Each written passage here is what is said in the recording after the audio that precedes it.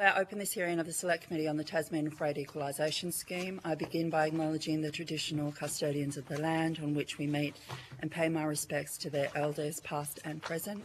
I extend that respect to Aboriginal and Torres Strait Islander people here today. These are public proceedings, being audio streamed live via the Parliament's website, and a Hansard script is being made. I remind all witnesses that in giving evidence to the committee, they are protected by parliamentary privilege. It is unlawful for anyone to threaten or disadvantage a witness on account of evidence given to a committee, and such action may be treated by the Senate as contempt. Witnesses before parliamentary committees cannot be sued or prosecuted for giving evidence or for the content of the evidence they give. It is also a contempt to give false or misleading evidence to a Senate committee. Witnesses also have a right to request to be heard in camera. If a witness objects to answering a question, they should state the ground upon which the objection is made, and the committee will determine whether it will insist on an answer, having regard to the ground which is claimed. If the committee determines to insist on an answer, a witness may request that the answer be given in camera. I now welcome representatives from the Freight Scheme experts. I understand that information on parliamentary privilege and the protection of witnesses giving evidence to Senate committees has been provided to you. For the Hansard record, will you please state your full name and the capacity in which you appear today? Lee Panton, the Director of the Freight Scheme Experts. I now invite you to make a short opening statement, and at the conclusion of any remarks, I will invite members of the committee to ask questions. Thank you, Senator. We would like to thank the committee for looking into the Tasmanian Freight Equalisation Scheme. It's been a long time coming, and as you will no doubt hear over the course of these sittings, that this review is appreciated by all businesses here in Tasmania. The TFES is a vital link between Tasmania, its businesses and the mainland of Australia markets, as well as overseas destinations where goods are shipped to and purchased from. It is very clear that if this scheme was not available to Tasmanians, we would be on a far greater back foot with regard to our ability to produce and sell our excellent food and wine, undertake small, medium and large enterprises in manufacturing, invest in diverse agriculture and forestry products, and dig the wealth from our state for use in much needed resources sector.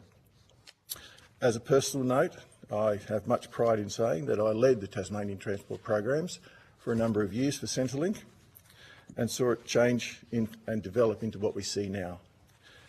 There I managed the TFES, the Tasmanian Freight Equalisation Scheme, the Bass Strait Passenger Vehicle Equalisation Scheme and the now defunct Tasmanian Wheat Freight Scheme. I was a subject matter expert for Centrelink within policy and development and communications when interacting with the Department of Infrastructure and Tasmanian businesses. I also played a major role in rewriting the ministerial directions and then also producing the ministerial directions document, ministerial guidelines document. I was also party to committees that communicated and coordinated the TFS effectiveness, both as a chair and a member of these. Now, leveraging that knowledge and experience with my own private business, the Freight Scheme Experts, we have for many years offered services as a claims agent under the TFS, where we assist many businesses in Tasmania to claim TFS assistance. This support gives businesses an opportunity to have someone on board who fully understands the TFS, how to interpret the TFES ministerial directions, and how to effectively claim assistance under TFES, giving them the time to do what they do best, and that is run their business the best way they can.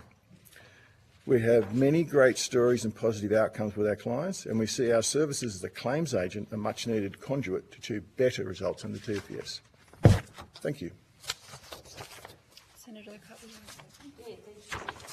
Thanks, Mr. Panton, and thank you for your submission. It was very, very good reading, I must say, with the areas that you've highlighted. Can I just confirm that you were the expert within Centrelink? Is that the sort of Services Australia banner now that deals with the Freight Equalisation Scheme? Yes, that's correct. Yep. It used to be Centrelink, yep, and then Department of Human Services, now Services yep. Australia. Yep, so we're talking the same sort of language. So I was particularly interested in part of your submission that talked about the construction materials that have been rejected, and then it talks about the ministerial direction in 2.9.3, and then you've got a list of various construction process or goods that are defined under that. Can you talk to me a little bit more about the importance of that and why that's left out? So why construction is left out? From your knowledge and history of sort of working through Yeah, the sure. scheme over the years.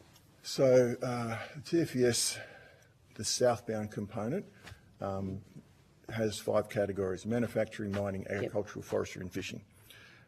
Construction has never been in that. I have asked that question many times to both senior management at Services Australia and also the Department of Infrastructure, and that has never had an appropriate answer. Right. We feel that it needs to be in there because, as you see, the 43 listed commodities are actually building and construction materials. Conversely, the TFES works within the ANZIC, Australian New Zealand Standards Industrial Classification Code, where it talks about some factors of manufacturing can be construction, and they have a definite link between the two. By expanding that into construction, we can see things that not only can happen at the ubiquitous workshop, but can also be undertaken at ground level. So one of the things we could talk about would be our new stadium, the bridge out here, any other major construction activity that could happen in the state, and that has an underlying effect where it can not only boost the economic fortunes of Tasmania, but it also you take on things like apprentices. You talk about upskilling workforces and those sorts of things. A case in point is where we had a construction firm, which we found out was a manufacturing company that were and that's in my submission. We're bringing over housing modules. Yep. They were the steel ones. Yeah. One. The modules came to Tasmania. Many more works were undertaken on those modules under the banner of manufacturing, but that wasn't allowed to be claimed. So you've got a company in Victoria. Sorry, do you know the rationale for that? What was the reason? Well, the reason is simply, in black and white, when you read the ministerial directions, building and construction materials and equipment are not eligible. Right, so it's as simple as that. It's as simple as that. We asked for a review, and it came back and said, we still think that building and construction is the main purpose of this activity. Yep. Yeah, okay. We didn't agree. Yeah. I'm interested in asking that question simply because of the issue around housing and that. So, oh, absolutely, yeah. That's a really important issue for not only Tasmania but particularly for here. And places like King Island, obviously, as well, because of the extra additional costs that it costs to get freight across to there. Yeah, well, these modules, they spend $27,000 in freight, Yeah. It's an enormous impost up front. So that gets put onto the top of the cost of the build, I guess. Yes, it does. Yeah. Just in your submission, you talk about the BITER does a great job at reviewing the TFES every 4 years. However, they are hamstrung by bureaucracy and the government of the day and its machinations. Can you talk to me a little bit more about your thoughts on that? What do you think that those are? Well, as we well know, the government of the day has a particular purvey that they'd like to express. BITRE, as I said, do a great job, but there seems to be the only interest is producing data. So when we talk about situational cases, we need to expand that data into something tangible. It's all well and good to say, that 3,000 cattle went to Flinders Island last financial year, and that's in their report. Yep.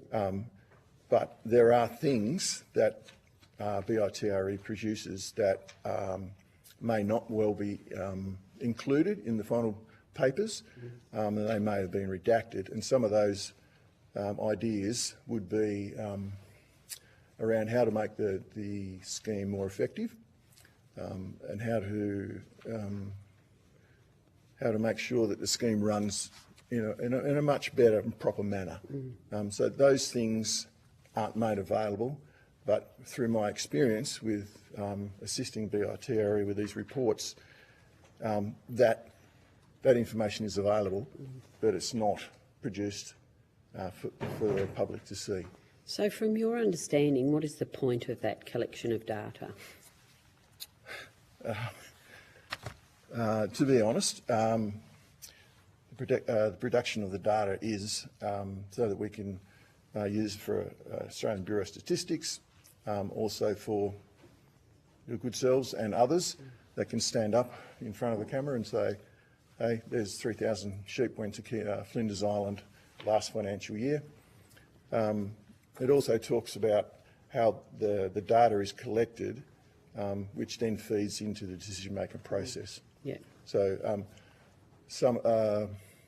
it's been widely asked for many years that this type of forum be made available to the public. So I think that also has fed into it. Yep. And just very finally, because I'm conscious of time, you operate your business and you provide assistance to businesses to complete the forms. Why do you do that? Like, is it onerous? Talk to me about the process of how businesses find filling in forms. So let's just say it's Lee's engineering business here in Tasmania. For me to claim the TFES, first I need to register the business, which is a form, and then I need to contact mainland suppliers of the goods that I use, so the sheets of steel, the gas, things like that.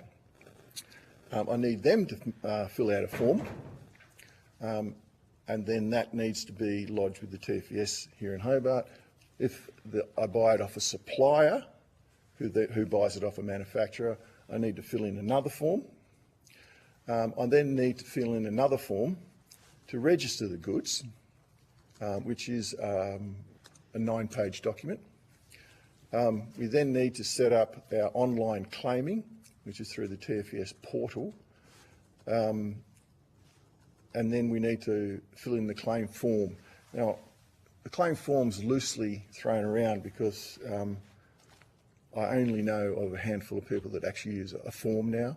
The TFES has what they call a T-bus. Yeah. So that's loaded up into a spreadsheet. So what we do, we're the ubiquitous accountant, and they go, here you go, Lee. Yep. Can you lodge this claim for me? So we sort through that. We contact the manufacturers. We register the business. If it's overseas goods that are purchased, we then have to collate all the bills of lading, the purchase documents and all that. We put that all together and we lodge it with the TFES people here in Hobart.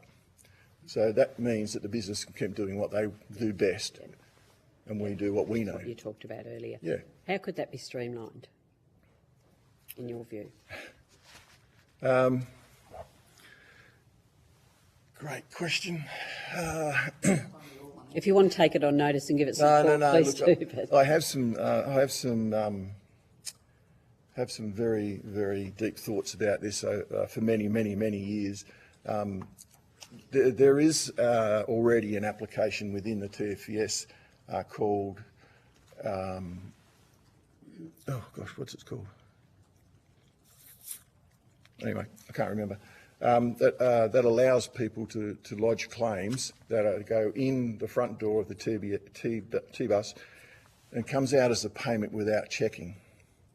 So I think that using the ATO model, that is what we need to do. You lodge the claim, the IT system picks it up and says, hey, you've got 30 lines of data, that equals X amount of dollars, you're paid, and then that should either two scenarios should happen. One is there should be an audit of that business every 12 months by third-party auditors to make sure that the claims are being lodged appropriately. or we use the tax office model where the TFES themselves randomly selects something and goes through it. If there's an overpayment or an underpayment, then that should be dealt with accordingly with the person. Great, thank you. Thanks, Chair. Thank you. Okay, I'll ask some questions, then we'll hand over to Senator Colbeck. Yes. You pointed out how laborious it is to do this, and businesses do what they do best, which is run their businesses. Yes. How many man hours would there be in setting up an account? Well, good question. That would depend on how many goods you bring into the state. Okay, so if you're a small IGA on Flinders Island, Small IGA on Flinders Island. I'm glad you brought that up because I've been thinking about this quite a lot. Anything on the northbound list is eligible under the King Island Inferno Group. Small IGA, well, even though it's a small IGA, they might have 10,000 things on their shelves. That would mean you need to lodge 10,000 applications. Mm-hmm. The TFES does allow a spreadsheet to accompany their claim form in some circumstances, but that's by permission first. Something like that in man hours, to register the business, to fill in the paperwork would probably take 4 hours. To contact individual suppliers for an IGA, that would take months and months to do it, considering you still have to run your business. There used to be a scheme called the B scheme, the bakery scheme, where goods were pre-listed, and once they were pre-listed and approved, another business didn't have to have that good pre-listed and approved. It was already sitting there approved. So anybody could claim, and that was called the bakery scheme. yep. When I was there, I wanted to expand that scheme to take the full scope of the TFES so that it was less onerous for people to claim. But that fell on deaf ears at the time. So basically what you're saying, there was a mechanism to make it easier, but it was removed. Correct. And now it's even more onerous for a small business, let alone a large business that would have, like, you said, tens of thousands of items on a small IGA? Yes, if we're talking about a small IGA, I would say there would be at least 10,000 items on their shelves. Yep.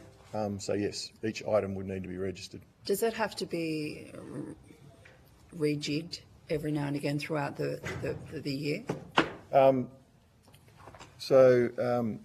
I should clarify what I've said. That would be for goods purchased from the mainland. Yep. Goods purchased from Tasmania. They would have to be registered as well. Can I have your question again? Yeah. So if you set it up in the first instance and you said it can take hours and months to do so, is there a process where you have to revisit that Yes. intermittently throughout the year? So yes and no. So if you purchase goods free into store, which means the cost of the freight is included in the cost of the goods, that freight cost needs to be identified separately. And then that would take another form to contact the manufacturer or the supplier to say, how much freight are you charging us per kilo, per tonne, per cubic metre? And that would need to be supplied to the TFES, and then you would, as a business, would have to apply that calculation method every time you put your claim in.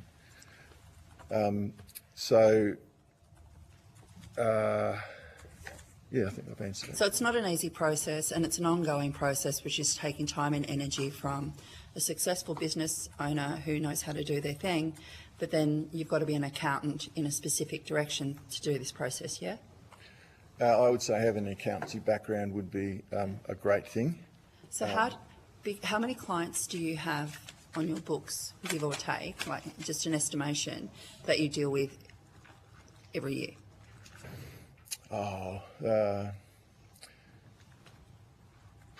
Probably 40. Yeah. And is it predominantly small businesses, medium businesses, or large?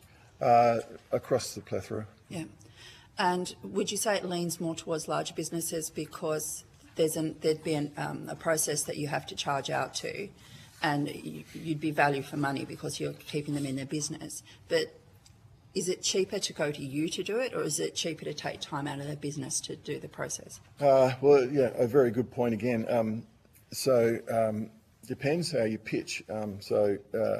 Being a consultant in a business, that's a 30% tax write-off immediately for the business.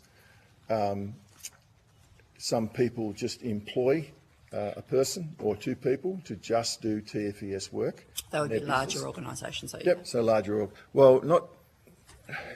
There are some medium businesses that also do that because they've got a lot of through flow. Okay. So it is onerous, and we like to think that we're taking that away from the business and let them do their business. If you're a small business, would you do it yourself, or would you go to an agent? Again, it depends how much the agent charges in commission or fee. How much is a good agent worth? Say again. How much is a good agent worth? Oh, it varies between 2% to 45%. Okay. That's not our figures, but that's what I know that is out there at the moment. You also mentioned indexing in your submission. How would that improve the scheme? Just let me find what I wrote. And then we'll go to you, Senator Colbert.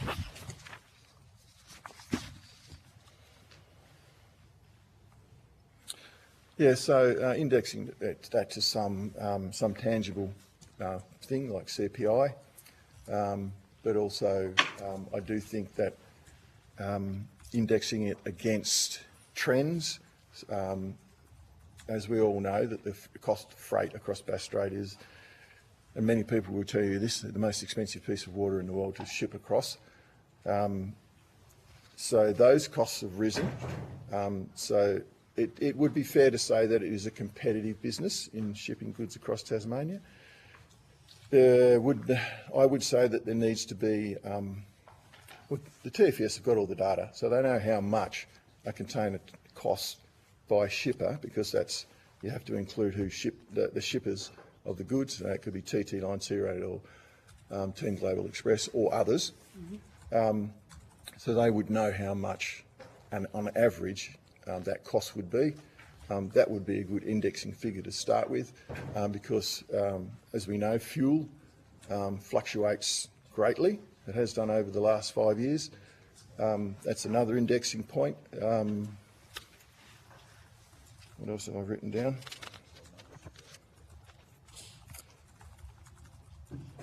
Yeah, I would say bringing industry on board would be a great catalyst for indexing something to either increase the amount the TFES gives at the moment, in line with what operational costs are for business. Okay. And we think that figure is at $1,200. Okay. Interesting. Senator Colbert? So it's directly off from Senator Tyrrell's question. What's the basis for your calculation of that? Okay.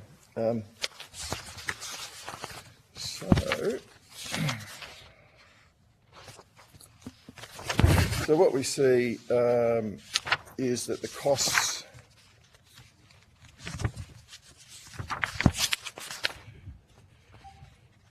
let's see what I've written here. So increased fuel costs, port and terminal access charges, global supply chain disruptions and distributions, third-party, fourth-party and fifth-party logistics operators, inflationary pressures, those sorts of things, both empirically and anecdotally. So that would make the increase would be leveraged against knowledge of business partners within the logistics arena here in Tasmania, and also knowledge of claiming patterns over the last 10 years of what people have claimed and how much it's cost.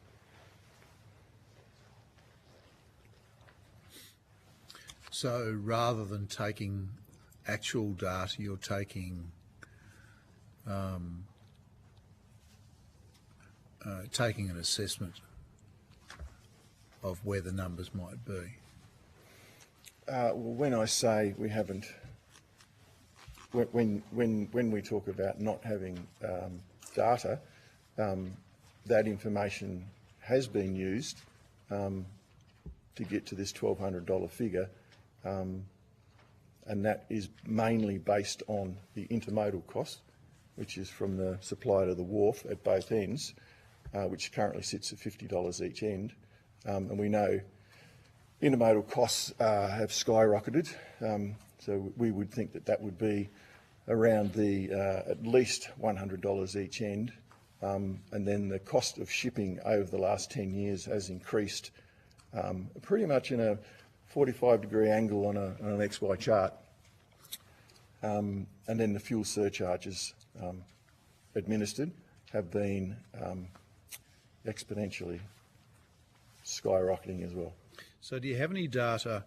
I mean, the concept of TFES is to compensate for the difference between road and sea. Mm-hmm. Do you have any specific data on that differentiation? You've mentioned the changes in the intermodal costs, which I think is probably a significant element of where additional costs are being driven. Mm-hmm. But do you have any data that gives us an indication as to where those differences have grown, or point us to where? I mean, a specific place where we would look. Well, it's littered through the submissions that have been put to this committee. There is some great data that's come from shipping companies and others that have put pen to paper and have supplied that information. But the actual data that I do not have that with me, but I'm happy to supply that notice. Okay, that'd be good. If you could do that, that'd be terrific. Yeah, sure. You've talked about the complexity. We've all talked about the complexity of the claims process. What is it that drives that? Is it the range of products that are eligible?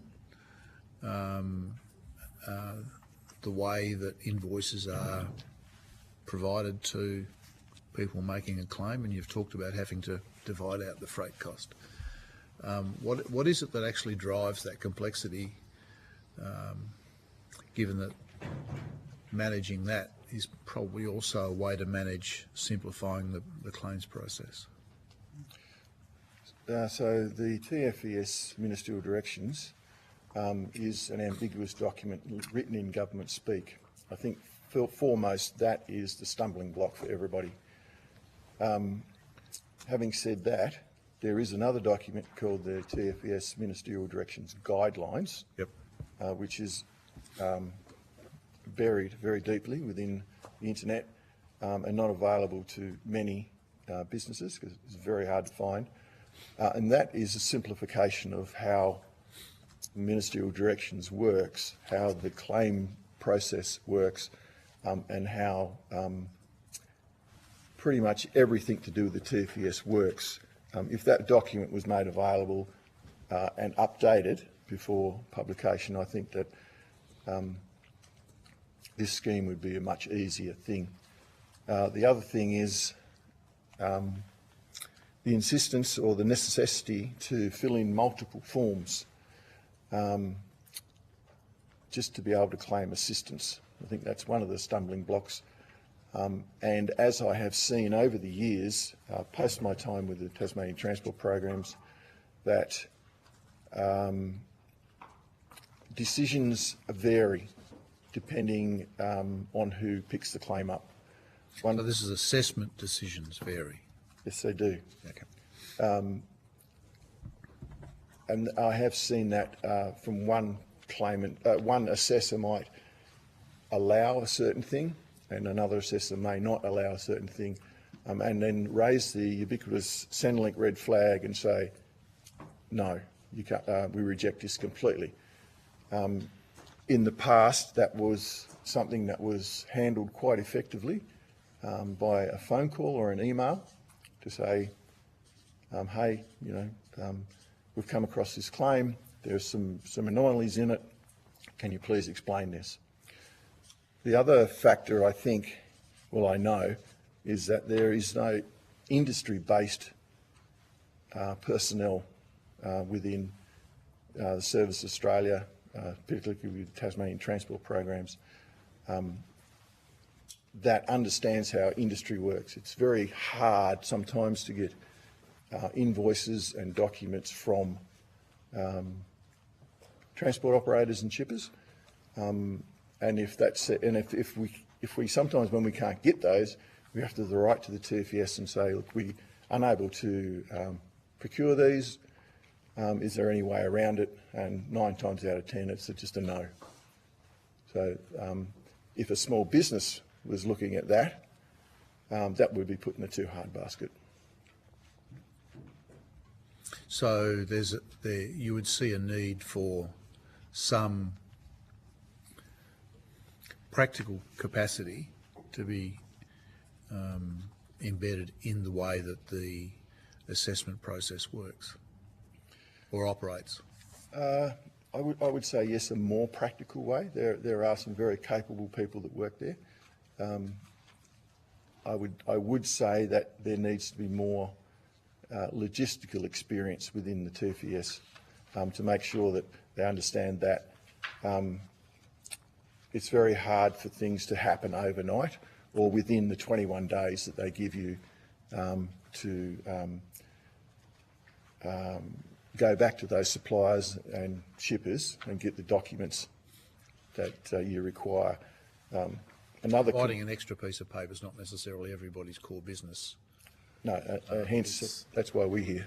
Yeah. Yeah. So and I can attest that that is quite onerous to get that information, and sometimes it's just not available. Okay. Senator McKim. Thanks, Chair. Thank you. Yeah, thank you. Thanks for coming in this morning. What percentage of your business is, if any, relates to clients who are exporting timber from Tasmania's native forests?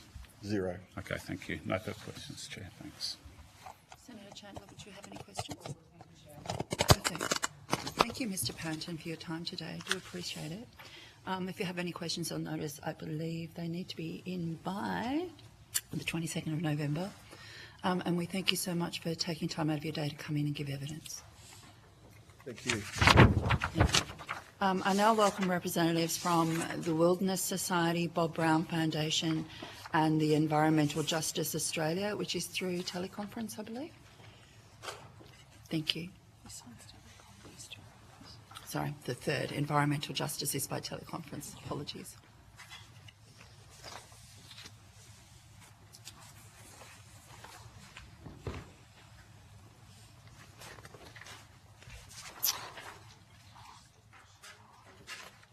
I believe that you do have an opening statement, but I understand that information parliamentary privilege, we'll run through this first and then I believe that we can table that. I understand that information parliamentary privilege and the protection of witnesses giving evidence to Senate committees has been provided to yourselves. For the Hansard record, will you please state your full names and the capacity in which you appear today? My name is Alice Hardinge and I'm the Tasmanian Campaigns Manager for the Wilderness Society. Thank you.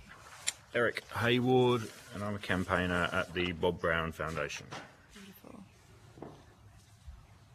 Ms. Hogan, are you there? Sorry, okay. So I now invite you to make a short opening statement, and at the conclusion of any remarks, we'll invite members of the committee to ask questions. Okay. So the Wilderness Society is powered by tens of thousands of Australians from all walks of life, and we work to support the living world that makes all life possible. The Wilderness Society began in 1976, and for almost 50 years we've been campaigning for nature. The basic objectives of our organisation are to protect, promote and restore wilderness and natural processes in Tasmania, to take action in Tasmania to protect, promote and restore wilderness and natural processes across Australia for the ongoing evolution of life on Earth, and to contribute to national initiatives to protect, promote and restore wilderness and natural processes across Australia for the ongoing evolution of life on Earth. The Wilderness Society will present concerns relating to the subsidies provided to the timber companies transporting native forest products from Lutruwita, Tasmania to the mainland. We understand that this is a limited aspect of a much broader scheme and that the committee will be reporting on a wide range of matters. We therefore really appreciate the opportunity to present today and be heard.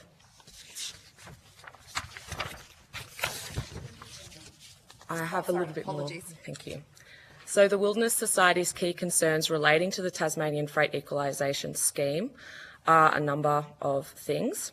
So we are specifically concerned of the scheme's application to the timber industry and the alarming large amount of subsidisation of native forest wood products from Lutruwita, Tasmania's forests being shipped across the Bass Strait. So specifically when it comes to the terms of reference, we are addressing A, the merits and weaknesses of the schemes and if it is currently fit for purpose, E, the eligibility criteria under the scheme, and H, any other related matters. Our first concern is the subsidies to native forest logging companies.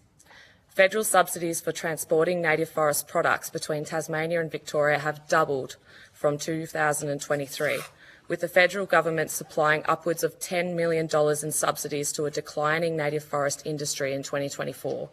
It raises issues of industry credibility to the use of taxpayer dollars to prop up this declining industry. Furthermore, the supply of Tasmanian native forest wood to Victorian mills is clearly undermining the transition to a sustainable plantation-based industry in Victoria. It is illogical and contradictory for federal funds to subsidise the continued supply of wood from native forest logging to Victoria, considering the Victorian state government's decision to end native forest logging from the 1st of January 2024. We also note that Western Australia has transitioned out of native forest logging and other states may be soon to follow.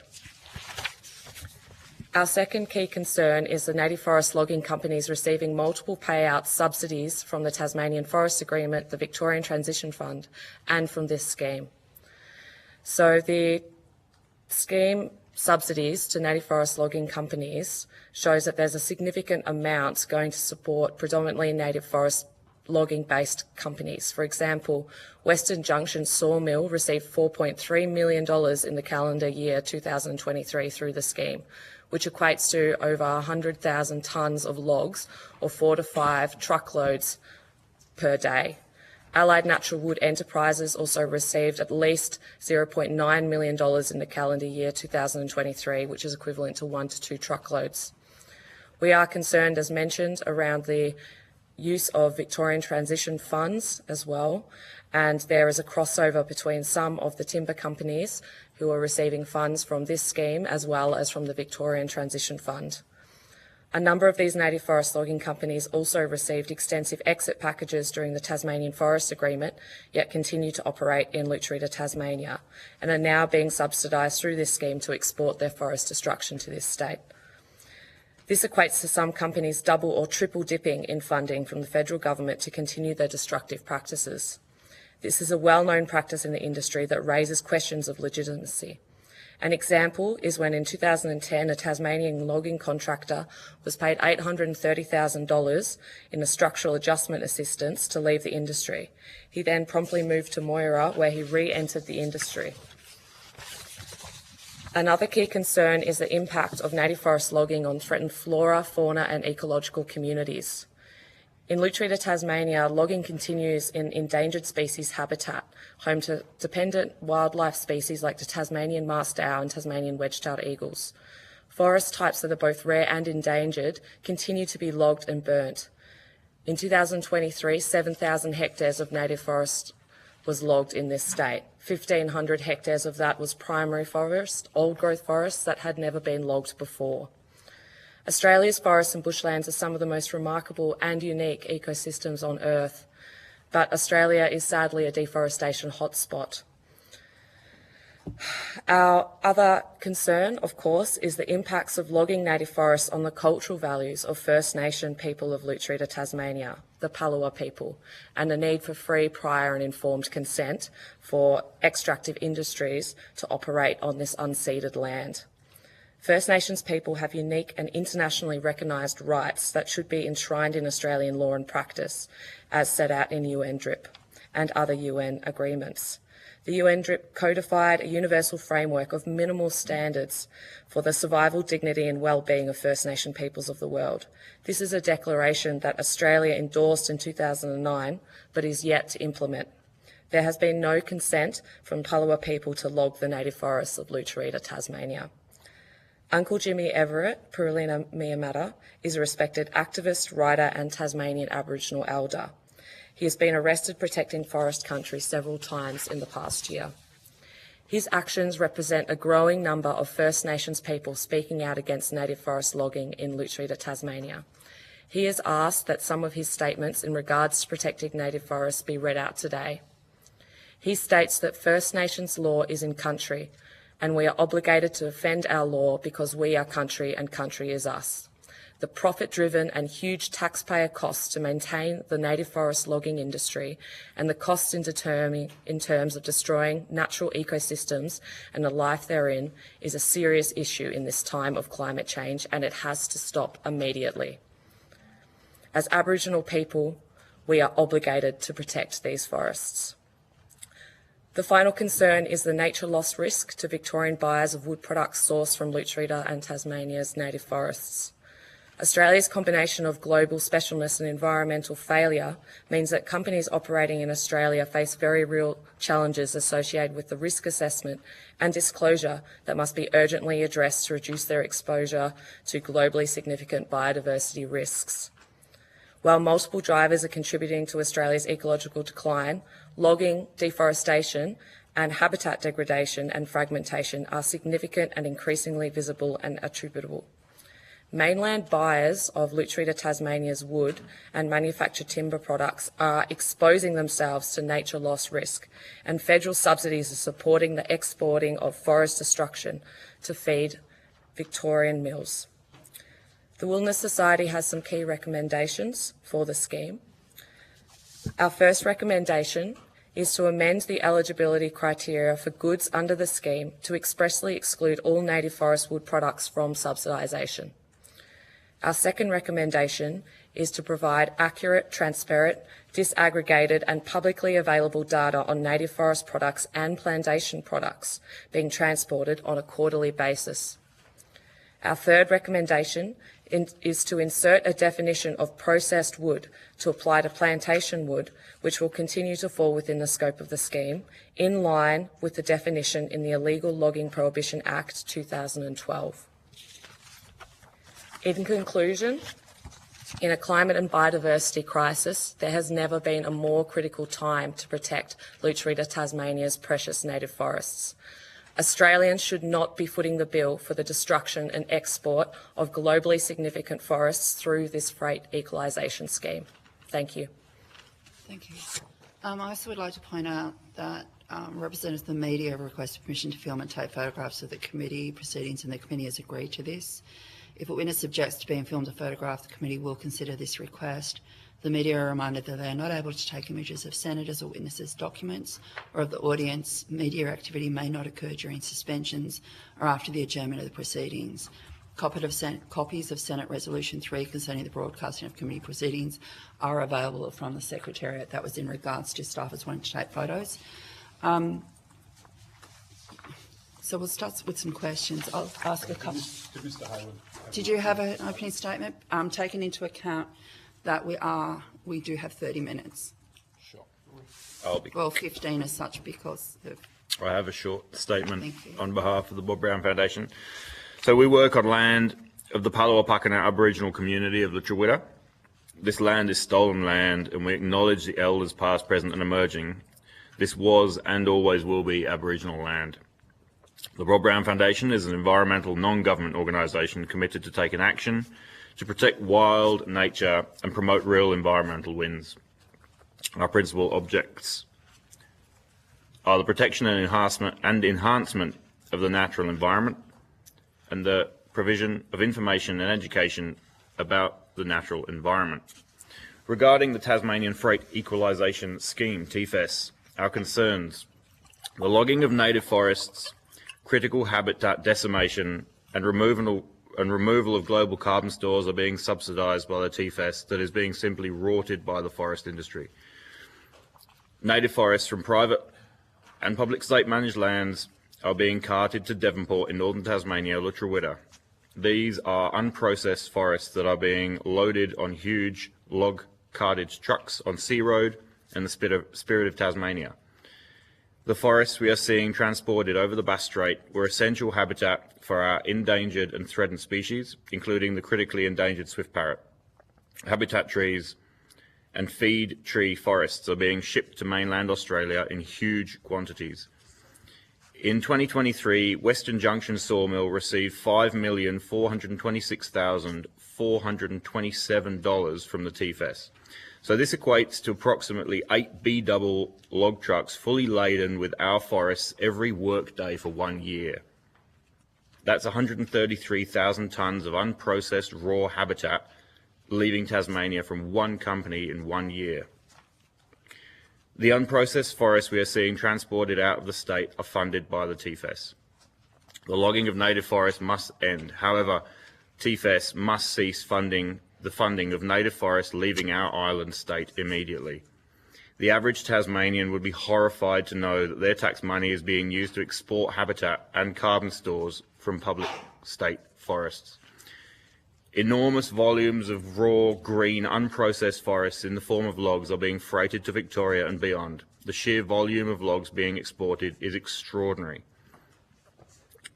One of the carted ships for these logs is the Spirit of Tasmania, and I remind you that that is the public passenger ferry. Given the limited space on the Spirit of Tasmania and its current capacity, tourism has been hindered by the funding of this scheme. Tourists are not able to get onto the ferry as there is limited space available. Interestingly, what we have seen in the last 2 weeks is a halt to the whole log export on the back of trucks at Devonport. And I wonder if that is part of this, due to this inquiry itself. The logging continues. Tourist dollars are going elsewhere as the TFES funds our ecological collapse. Forests that should be left in the ground are being carted away, paid for by the taxpayer. Subsidies from TFES should exclude the native forest logging industry. TFES is being abused. The native forest logging industry is misusing the scheme and is rorting the system. Thank you. Thank you. Okay, Environmental Justice Australia is online at the moment, I believe. Do you have an opening statement, Ms. Hogan? Thank you, Chair. Yes, I do, and I appear with my colleague, Mr. Luke Chamberlain. Thank you. I'll start by acknowledging the country that we're dialing in from in Melbourne. The traditional owners are the Wurundjeri people, and I'll acknowledge the Palawa people as the traditional owners in Tasmania, whose country we're talking about today, and we pay our respects to their elders past and present. Sorry to intrude. Environmental justice. Hogan, I'm sorry. Environmental justice. Sorry, I apologise to intrude. We do have a time frame at the moment, and if you read out the whole thing, it's going to cut into the whole time frame that we have to ask you questions. So could I please respectfully ask that you table your opening statement?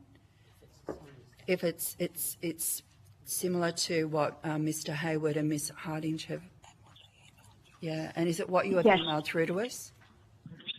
That's correct, Chair. Perhaps if I just highlight two main points. I'm happy with that, but if we could table the rest of it, that would be perfect. Certainly, Chair. Thank you so much.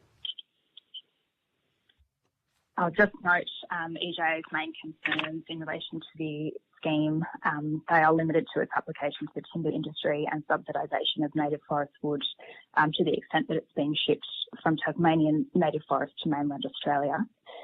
And our main recommendations in relation to the scheme are to amend the eligibility criteria for northbound goods to expressly exclude native forest wood, and that's processed and unprocessed wood, and to insert a definition of processed wood to apply to plantation wood, which would continue to fall within the scope of the scheme, and suggest that that definition should align with the definition in the Illegal Logging Prohibition Act 2012 Commonwealth.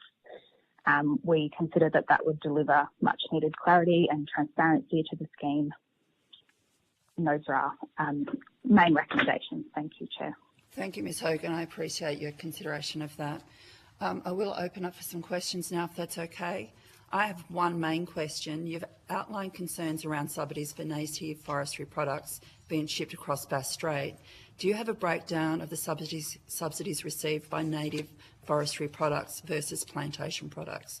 And can you table those figures if you have them? Chair, this is Luke Chamberlain from Environmental Justice Australia. We don't have those figures, and these are questions that we consider to be important for this committee to ask industry. Here in Victoria, we're seeing large volumes of activity of log trucks coming from Tasmania to Victoria. It's very difficult for us to ascertain exactly where they are coming from, but certainly the mills that they are coming to source from mills in Tasmania, where those mills source from both native forest and plantation areas. But we consider that a very, very good question, and a question for the industry to demonstrate the data that shows if they are in fact not taking from native forest, to actually demonstrate that and show the distinguishment between native forest and plantation wood. Okay, so it's basically the information is that you're observing this happening at the other end, yeah? If I may That's correct, and certainly the size of the logs on trucks are very considerable. The size of the logs look very similar to what we've seen over many decades of logs coming from native forests. But again, we are not the industry, so these are questions in particular for the owners of the Hayfield Mill in Victoria, Australia's largest native forest processor, who also owns timber assets and mills in Tasmania. We believe these are questions for that company and the owners, because we're not privy to that data.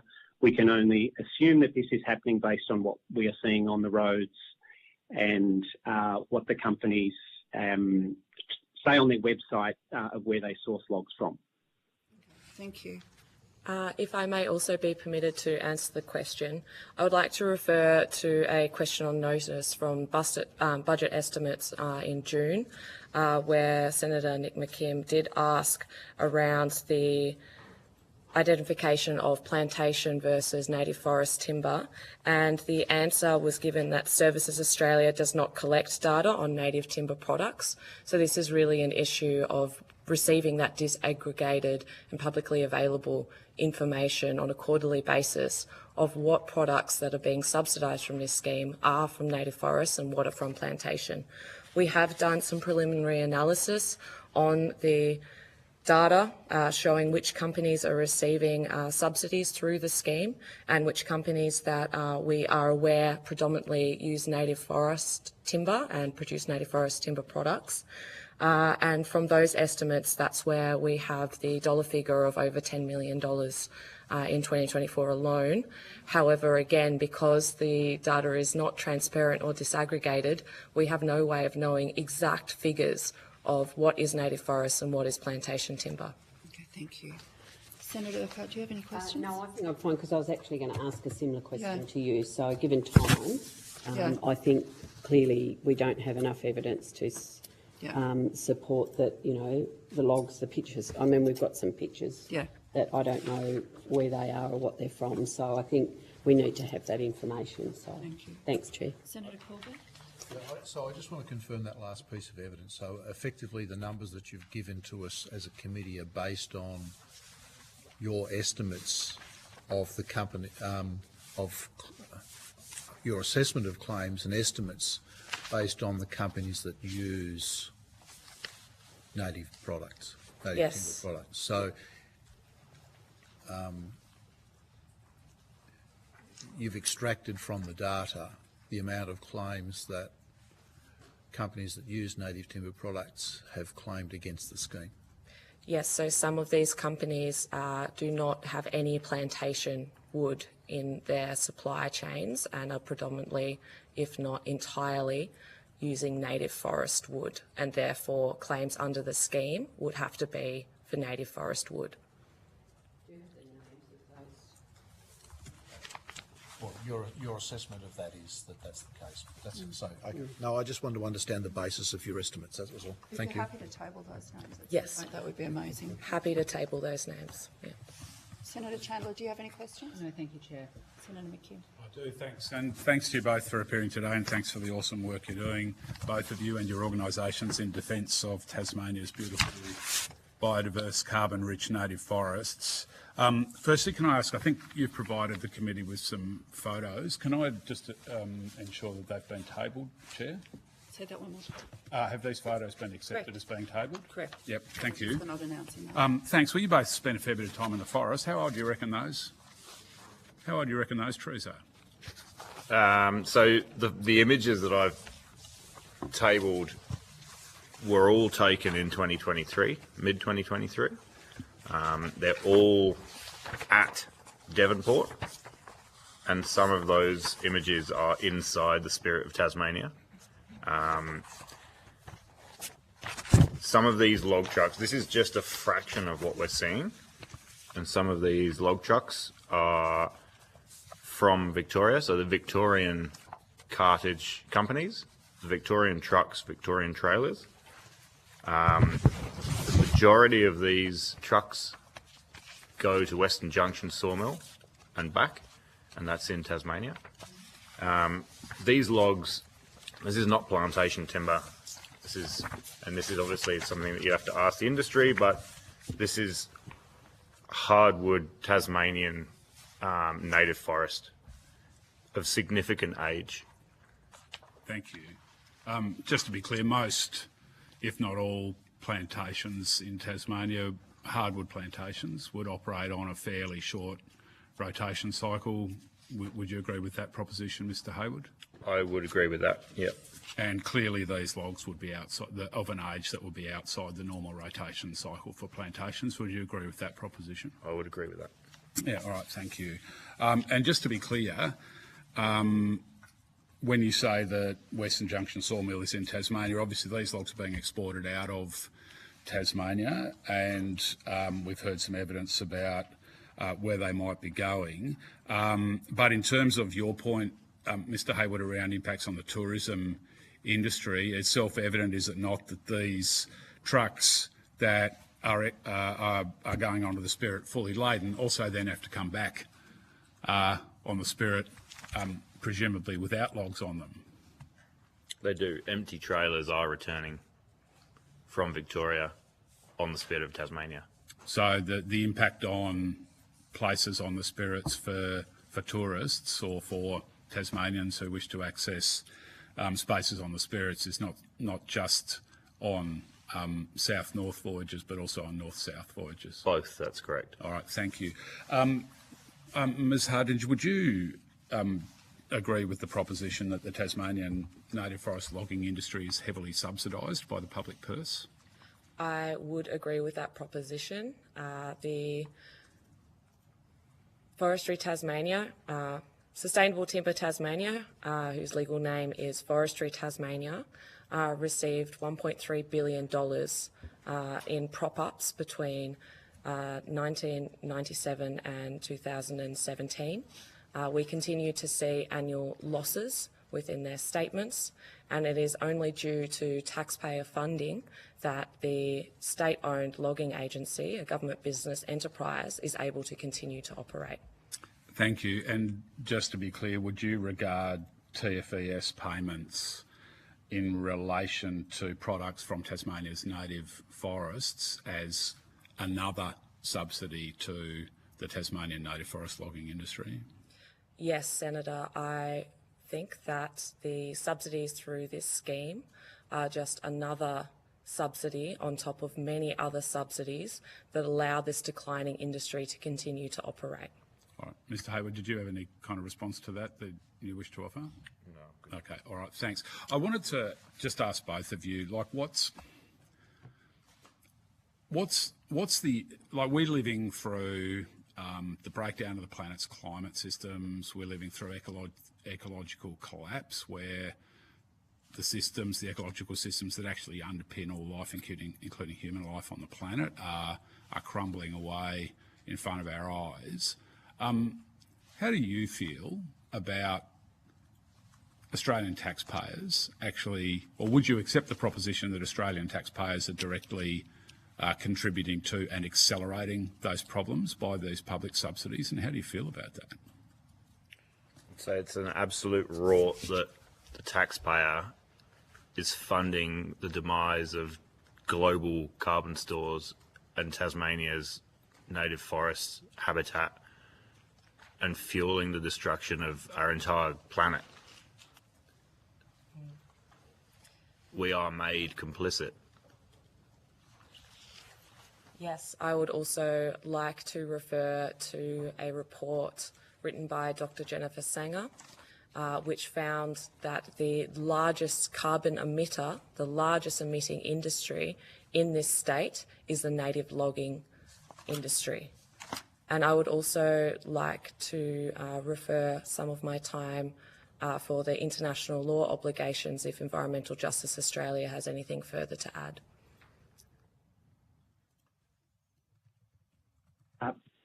Thank you. And look, a very, very good question. From Environmental Justice Australia's position, our organisation has 3 pillars of climate justice, nature justice and First Nations justice. And any taxpayer dollars, any policy that flies in the face of those pillars, we do not support. Australia has signed up to the Paris Agreement. It's signed up to international agreements on the conservation of biological diversity. And it is non-negotiable of the Paris Agreement that to reach our climate goals, we need to stop emitting fossil fuels and we need to protect the world's intact forests. Australia has the most carbon-dense forests on the planet, so it's just nonsensical to be using taxpayer funding at this time to undermine those international commitments, and particularly at a time where subsidies should be going into industries that are in their infancy. And Sustainable Timber Tasmania's recent resource outlook shows that the log supply in Tasmania is falling off a cliff. So why on earth are we accelerating that industry off the cliff rather than putting the brakes on it? And so we should not be further subsidising native forests that fly in the face of those commitments and common sense policy that can help industry transition into a plantation sector. Thank you. So just a couple of very short questions. I'm getting 5 minutes past is when. Yeah. All right. Thank you. I'll be as brief as possible and encourage the witnesses to do likewise. Look, firstly, just maybe this is one for you, Ms. Hardinge, but we just had a discussion about subsidies. Do you think that the Tasmanian native forest logging industry would be viable without the level of public subsidies that it receives? I do not think that the native forest logging industry in literally Tasmania would be viable without the substantial subsidies received from both the state government and the federal government. All right, thank you. Mr. Hayward, did you have an observation? No, happy. Thank you. And the last one was just on some of the evidence. I think this was you again, Ms. Hardinge, but in relation to Western Junction sawmill, perhaps you might have commented on this as well, Mr. Hayward, but in relation to Western Junction sawmill and a range of other industry players, timber industry players in Tasmania, would it be fair to say, based on the work that you've done, that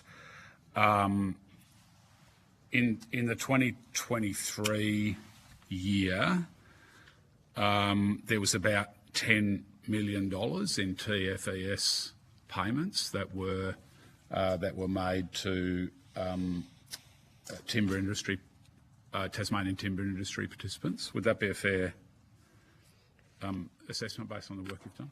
Yes, thank you for the question. Yes, that is a fair estimate of the amount received from timber industry players in 2023. And I note that that has increased dramatically this year. And this may or may not be due to the transition out of native forest logging in Victoria to a more sustainable plantation-based industry. So you think, last question, Chair, so Ms Hardinge, off the back of that, you think it's possible that what's happened here is the Victorian government have put in place a policy. I wouldn't argue that they're ending native forest logging there because there's still logging going on private land and under a range of other guises.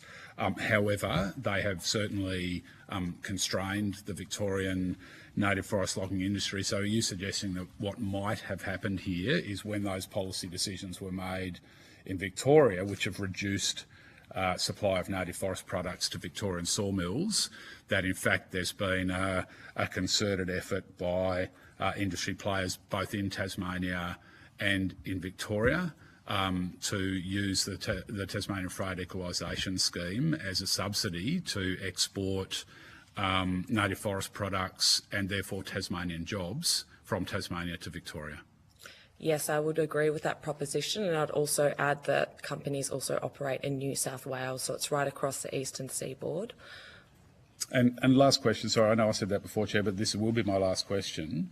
Western Junction Sawmill, are you aware of any ownership overlap between Western Junction, the ownership structures of Western Junction Sawmill and sawmills in Victoria, and does that include any stake by the Victorian government in any sawmills in Victoria? Yes, thank you for that question. Yes, Western Junction Sawmill and Australian Sustainable Hardwood, the Hayfield Mill, have substantial overlay in ownership and management. And the Hayfield Mill is 49% Victorian government owned, which does raise serious questions of legitimacy when it comes to the so-called transition out of native forest logging in Victoria. Thank you. Thank you. Thanks, Chair. Thank you so much for your evidence today. If you had any questions on notice, could you please provide your answers by the 22nd of this month? And we thank you so much for your time today. Thank you. We have our next witnesses present, which is the wine growers. No, apologies, fruit growers, Tasmania. I got excited. Wine Tasmania is up next. Yeah, it does. Mr. Peter Cornish.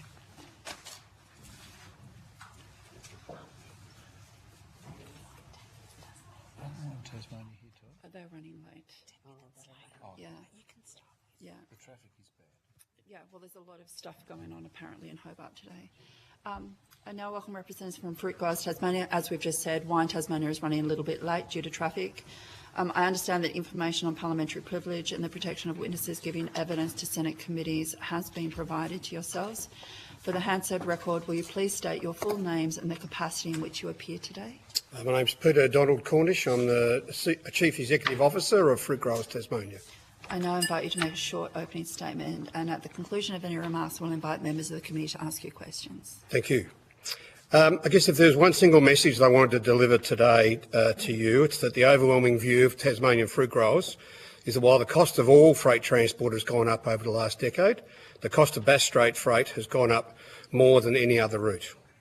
Our growers don't just send produce to Melbourne, they send it to all states. And as a result, they see firsthand the cost of sea freight versus the cost of road freight. Even more so, Tasmanian growers compete against growers who don't face the additional costs of getting their fruit across Bass Strait. And their customers make it abundantly clear that Tasmanian growers incur ever-increasing freight premiums in getting their fruit to market. It's well understood that using sea freight across small distances has cost disadvantages, which are over and above the road freight cost equivalent. The cost disadvantage is real and directly impacts the viability of Tasmanian businesses. The Tasmanian fruit industry is totally reliant on Bass Strait freight services and the Tasmanian Freight Equalisation Scheme. It is clearly evident that the scheme no longer offsets most of the sea freight cost disadvantage. And this was made abundantly clear in the Bureau of Infrastructure and Transport Research Economics report in November 2024. So in short, in the 4 years to 22-23, average Bass Strait freight rates after assistance increased by 59%. The index of equivalent road freight increased by 17%. That's a difference of 42 percentage points in the increase in sea freight compared to road freight. But what is more important than percentage changes and indexes are the actual dollars. Because there is something very important that gets lost unless you consider the actual dollars. Back in 2000-2001, the median sea freight rate was $671 per container, and the road freight equivalent was $281. So sea freight rates on average were more than twice as high as road freight, and the cost disadvantage between sea and road was $389 per container. Now fast forward to 22-23, the Bureau reports the average sea freight rate has more than doubled to $1,485, and the road freight equivalent has doubled to $567. This means that the cost disadvantage faced by those using sea freight across Bass Strait has increased. The cost disadvantage has increased from $389 per container to $918 per container. The cost disadvantage has increased 2.5 times. To be very clear, the sea freight disadvantage has got worse by $529 a container, and that's across 232,000 containers. So has assistance rates under the scheme increased over that time? No, because it's capped. It is true, however, that the average assistance payment under the scheme has increased, but not by enough. And this is where the class structure of the scheme hits our shippers once again. The increase in sea freight rates has meant that there has been bracket creep within the classes inside the scheme. Where in 2000-2001 there were 40% of claimants getting 100% of their freight disadvantage equalised, now there is only 3%. In 2000-2001 there was 80% of claimants getting at least 75% of their freight disadvantage equalised, now there is only 8%. Again, in 2000 and 2001, only 8% of claimants were in the least advantageous Class 4 of the scheme. By 22-23, not 8%, but 78% of all claimants sat in that least advantageous category. In short, neither the maximum assistance under the scheme nor the classes within the scheme have kept up with freight inflation. How could they? They haven't been changed. So when you're a state like Tasmania, whose fruit industry grows $325 million worth of fruit, employing 10,000 people each year, grows more than half of Australia's raspberries and blackberries, is the source of more than half of Australia's cherry exports, is the second largest producing state of blueberries, is still a significant grower and storer of apples, which is sent to market every month of the year, having a fit-for-purpose freight equalisation scheme is absolutely critical for our continued viability. With 80% of all the fruit we grow crossing Bass Strait, the scheme affects every one of our growers and every one of our 10,000 people employed in the industry. So to conclude, I would like to make 3 requests. Please recognise the absolute critical importance of the scheme. Secondly, please fix both the overall assistance provided by the scheme and the parameters within the scheme to reflect the current relativities between the cost of road and the cost of sea freight. And lastly, please adjust the scheme to put northbound domestic freight and export transshipments on a level playing field. There are no effective international shipping services from Tasmania, and hence no reason why all northbound freight shouldn't be treated in the same way. Thank you. Thank you, Mr. Cornish. So we'll open up the floor for some questions. I'll ask maybe 1 or 2 and then we'll pass on. Can your members make a claim for anything they ship from Tasmania and ship in for their business operations? Not everything inwards, but largely, in large part, yes, on the way out. What are the gaps within that, though, for your productivity? Yep, so one of the key gaps would be in terms of wooden apple crates, for example. Yep. So wooden apple crates are reusable, recyclable, 10, 15 years. Because of the way they're categorised, they are not open for support, equalisation, not subsidy. It's not a subsidy scheme. This is an equalisation scheme because we don't have a road and rail. Not subject to equalisation as other forms of packaging are, so it puts us at a cost disadvantage. Yep. So basically you're trying to be as eco-friendly as possible, but the system is not helping you do that. Correct. Because they're stuck on the other side and you've got to pay full amount. Correct. Cool. Have you done any analysis around the administration of doing those claims for TFS on how it could be made easier? I'm assuming that a lot of your growers use an agent. Look, a number do. Look, we haven't done a lot of work on that. We've really focused on the actual parameters of the scheme rather than the individual work by growers. But as I'm sure as it has been made clear and by those experts involved in the scheme, it's complex and it's challenging. The Department of Social Services say that it's easy, it can all be done online, but there's a lot of work to actually set up an account to do so, correct? Yeah, well, look, it's a complex scheme. It is highly administrative, and look, there needs to be some rules around that. But yeah, look, we are focusing certainly more on the dollar amounts within the scheme and whether or not it's keeping us competitive. Okay, perfect. Thank you. Senator Urquhart? Yeah, thank you. Thanks, Mr. Cornish, and hello. Can you just give me a little bit more detail about the wooden bins? Where do they come from? Yes, they're mainly manufactured in Victoria, or they're Yeah. stored in Victoria by the large graders and storers of apples in particular. Right. And then they're transshipped around in different locations. Okay. And so they're brought down here in front of before the season, and then filled and taken back Right. as bins of apples. Yeah, so we don't have the capacity to do them here. We've never done them here, the apples. No, but they also move around. They keep moving, so they keep moving in Right. So different depending spots. on where the end product ends up, they come back and... Yeah, correct. That's right. So they also use all throughout Southern Australia. Yep. But the issue is it's that cost of getting them out to somewhere, for example, in South Australia, is so much more cheaper than what it does to get it into Tasmania. Yeah, okay. Can you tell me, I don't know whether Fruit Growers Tasmania and your members send anything by air. Is there a percentage of what you send by air as opposed to, because I know some cherries and things go by air, but do you have a percentage of the breakdown of the product that you send by air versus the product you send by... We don't send anything interstate really by air. Oh, nothing. So even if Okay. we So it's exporting our international. cherries, Yep. goes across on one of the vessels, Oh, and then goes to goes Melbourne, from there. then goes by Right. air. Yeah, okay, gotcha. Thank you for your submission, and you have a number of recommendations to improve the scheme. There's a couple of things in there that I'd just like to query. So you talk about a 6-monthly period to lodge a claim, and that you're saying that should be extended, taking into consideration southbound shipping delays, etc. There is a process where you can request an extension at the moment, which you're obviously aware of.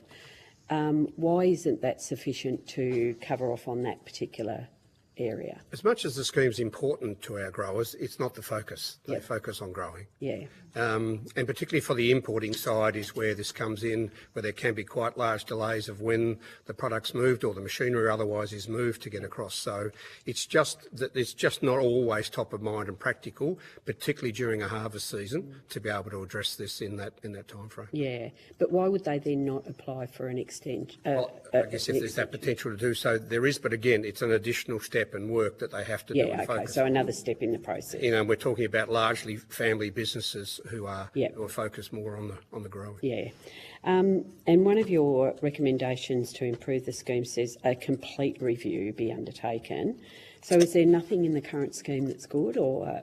No, I wouldn't say that at all, but Yeah. I mean a complete I'm just trying to get a picture of what a you're comprehensive, I guess. And Yeah. sure. So look, I think the work of the Bureau, and it says a consultation paper, but I'd like to see, apart from this, is great to see this consultation, Yep. but it'd be great to see some more consultation from the Bureau and the department to go through and look at some of the numbers they've come up with in terms of the sea freight disadvantage and the indexes and so on. Particularly when we look, and I'm confused about the last page of their report, it'd be nice to understand some of these aspects they're doing to truly bring out. And they've got all the information about the sea freight rates in the scheme. They have all that. Yep. Yes, they must make some estimation of the road freight equivalent. Yep. So that's okay, but they've got all this information about sea freight rates. And really, it's rather than putting that behind a veil, let's be open about that and look at how the cost disadvantage actually changed. And then I am confused about what they put on the last page and in what they've done when it compares to how much they show. As I mentioned, sea freight rates have increased over the journey. Yeah. So the 4-yearly review that's been happening since, I think, about 2018 or something, 2016, does that not address that particular issue that you're talking about? Not if there's no changes made to the No. scheme. Is there an opportunity within that review time, from your point of view, that can open up opportunities to review, or is it a limited sort of a review? Well, one, it's a limited, but two, there is no consultation. Yeah. So a report's done, that's the end of the journey. Right. So there is no consultation. Thankfully, we've got this process, but Yeah. generally speaking, there is no consultation or discussion about how the scheme is working and about how the changes are and whether or not And that's one of our challenges. Yep. Our growers are feeling this and seeing this, and they're becoming less and less competitive. Right. So that's the reality. Yep. So is that reflected? And finally, that's reflected in the Bureau's numbers. Yeah. I'm just a little bit confused about no consultation. I know just recently in September, I think it was, some of the departmental people travelled to King Island and Flinders Island in particular to talk about the review, and I don't know how they advertise that. I don't know how they get people to come along. But are you not aware of that, or no? And really, when you've got some 80% of it being northbound. Yes. But no, the only time we've had interaction with the department is when we've taken the initiative to try and talk to them and progress with them, so not vice versa, or with the Bureau. Oh, that's interesting. All right, thank you. Thanks, Chair. Thank you. I just want to ask one little question before I go to Senator Colbeck. Is because the process is quite arduous to claim TFS, and the goalposts seem to move even though they don't move. The growers are good at growing. They're good at, looking out for God and seeing what the weather patterns are and getting their produce in and out of the paddock or the growing areas as quick as possible. Should the system be made less arduous so that they can claim what they can? Because I know a lot of people are not claiming TFS because it's just in the too hard basket. Yeah, absolutely. We've run a couple of workshops over the last 2 years, just opening up, particularly including on the inbound as well as northbound, explaining and getting involved some of the support people or the people who could support the industry to explain what you can and can't. So no, there is more need for a better understanding of that, and that what can be helped. And it isn't their major focus. Correct. Thank you. Senator Colbeck. Thanks, Chair. You've incorporated into your submission the comparison of containers versus shipping, for road versus shipping, and you've made mention of that in your opening statement today. What about intermodal costs, which are also an important element of the structure of the scheme, but also my perception would be have grown fairly significantly as well. How is the scheme managing to keep up with that element? I think it's managing to keep up equally as it has with the general freight rate, and that's not at all. So that's not something, because it's a smaller component, it's enough to try and analyse the Bureau's information to try and work out how relevant that is and what's actually telling us. So we haven't focused on that, but undoubtedly that the fact that we have to switch modes twice, one on, one off, compared to what our other competitors is, and whether that keeps up is an important issue that I think that should be further looked at for sure. So BITRE would be collecting all of that data though, or would understand that data through the information they get from Services Australia? I guess it depends on the information and the way that claimants do it, whether they do it door to door, door to wharf, wharf to door, or just purely wharf to wharf. But I guess that's why it's set apart in terms of identifying not only there is that, and it's not just a pure cost, but it's the cost you have to do with inventory and planning and otherwise, and managing that. You just can't, roll up a truck and away it goes and it's going to be here. So there is that additional cost through that intermodal. So we've had some evidence in respect of how the scheme might be indexed to keep up with changing cost, and you've given us some pretty graphic information that details the growth of the gap, particularly over the last 4 or 5 years. You've got currently a 4-year cycle for review of the scheme. I think on King Island a lot of the evidence was indexed to CPI. Would it not be better to be indexed in accordance with the actual data of shipping costs, so the scheme maintains its imprimatur to actually compensate for the gap, or as much of the gap as possible? I mean, I think some of the officials would say to us it's not designed to compensate for the entire gap, but the scheme does have a conceptual basis, if you like, which is to compensate for the difference between shipping a product 240k by road or by sea, which is what we're experiencing. So would you see that as a better formula for indexation than CPI? Look, I would, and I wouldn't actually call it indexation, but I would talk about linked to actual costs, and that is, you're right. The scheme, the administration scheme must have all the information about sea freight rates. They must have all that because that's where the application comes in. Now, the converting a door-to-door to wharf isn't straightforward. And there's some work that really need to focus on that wharf to wharf, but it is about that cost disadvantage. They then make some estimates about the cost of road freight, and it is that can be used to update both the absolute level, but also those classes within the scheme. And that would be the way to do it. It's not a CPI because it is all about. And we're not asking for anything in terms of indexation. We're asking for adjustment based on the real cost of freight by road and sea. I suppose that's a good way to do it. Have you seen anything or had any information back in relation to port costs here in Tasmania? No, not directly, no. So you don't have any data on that? No. Okay, thanks, Chair. Thank you, Senator Corbeck. Senator Chandler. Thank you very much, Chair. Mr Cornish, when did Fruit Growers Tas begin to notice that the scheme wasn't really fit for purpose anymore? Could you just step us through some of the history there? Yeah, look, I certainly think, and I think that's where this last 4-year period and the data that the Bureau has shown has really come to the fore. But it was steadily happening over that period as well. And I think this is a really important point. Because road freight is half the price of sea freight, a 10% increase in road freight is not the same as a 10% increase in sea freight. It doesn't mean that the difference doesn't change. It actually means it grows, because one's $600 and one's $300.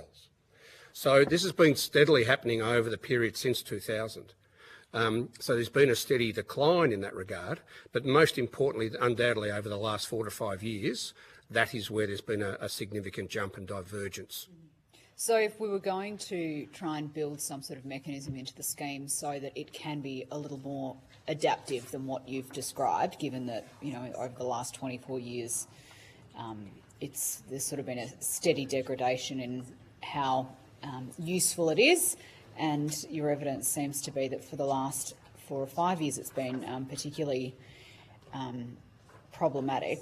What could that process look like? What would enable more adaptability in the scheme so that Tasmanian producers are still getting a fair go? Well, the department has the information about actual sea freights based on the claims that are there. They can do the estimate on road freight. There's no reason why that shouldn't be shared annually. Now, whether you wanted to have it annually or do some sort of moving average, because there are going to be some individual years that go up and down, that would make it somewhat challenging. So whether there was a trend review that took into account that, but the data's there. The data is shown in the paper by the Bureau is there, as it is about the nature of the scheme, where it was meant to be at least half would receive at least 75% of their difference. That's just no longer the case. They have all that data, it's there, share it, consult about it, and review, put some sort of, I think, slight trend or some moving average in place, so you take out the individual annual fluctuations that would pick this up over time. Do you have any view on what the hesitance is of the department to do this piece of work? No. Okay. Thank you, Chair. Apologies. All good. Apologies, we're just trying to wrangle the creatures in the room. Thank you so much for your time, Mr Cornish. I don't believe we have any more questions. If you had any questions on notice, the time frame for that is the 22nd of this month, if you could have them kindly in. Unfortunately, Wine Tasmania are having logistical problems, so we're going to incorporate them into the next patch and go to morning tea now, if that's okay. Cool. Thanks very much for the opportunity. Thank you so Thanks much. for your interest. Oh, look. Thank you so much. So the committee will suspend for a short break and resume at 10:45? Yeah, 10:45. Thank you so much.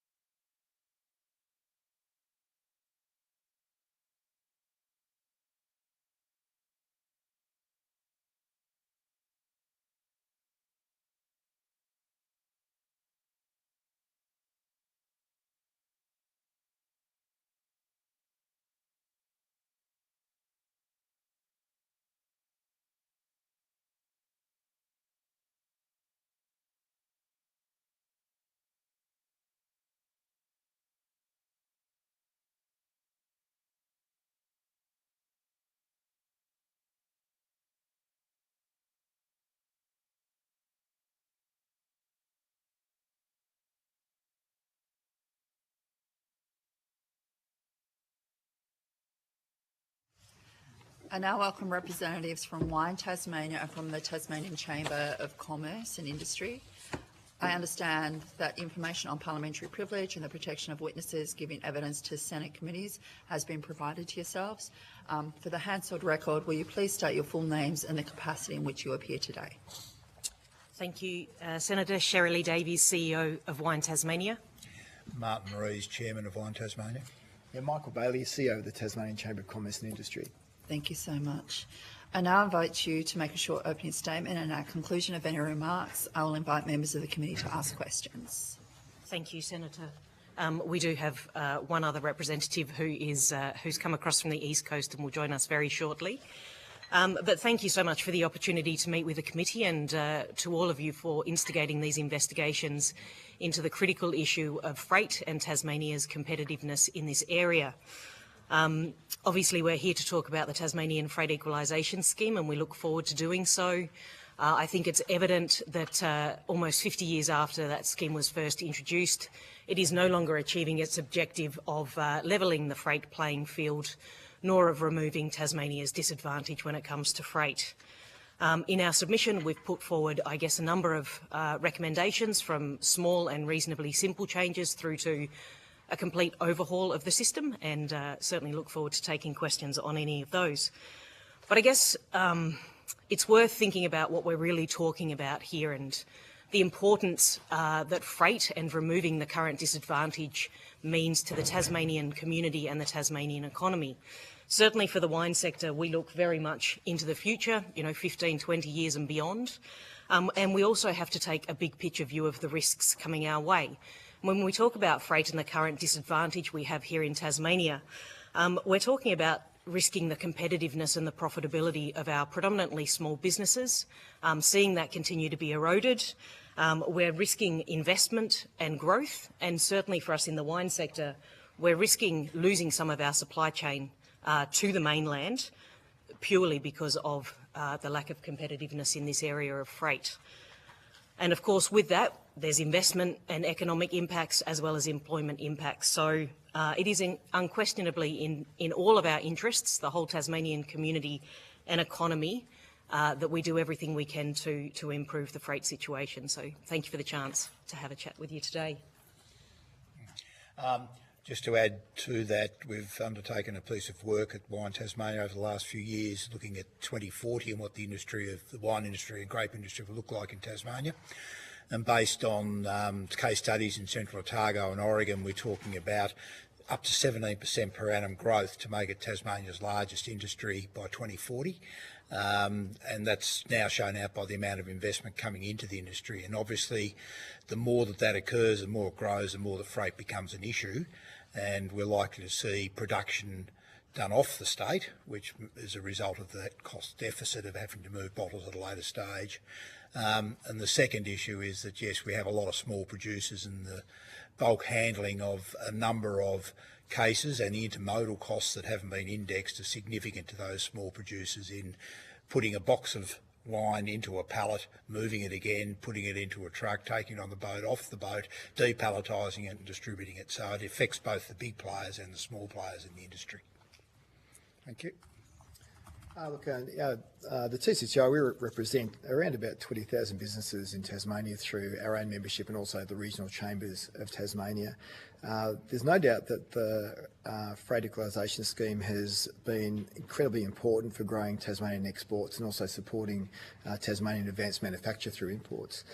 We saw when the federal government included international in the TFES, the growth in Tasmanian exports almost overnight by that, and also a range of unintended consequences of it not being included being alleviated, where we saw, for example, businesses sending products to Victoria to be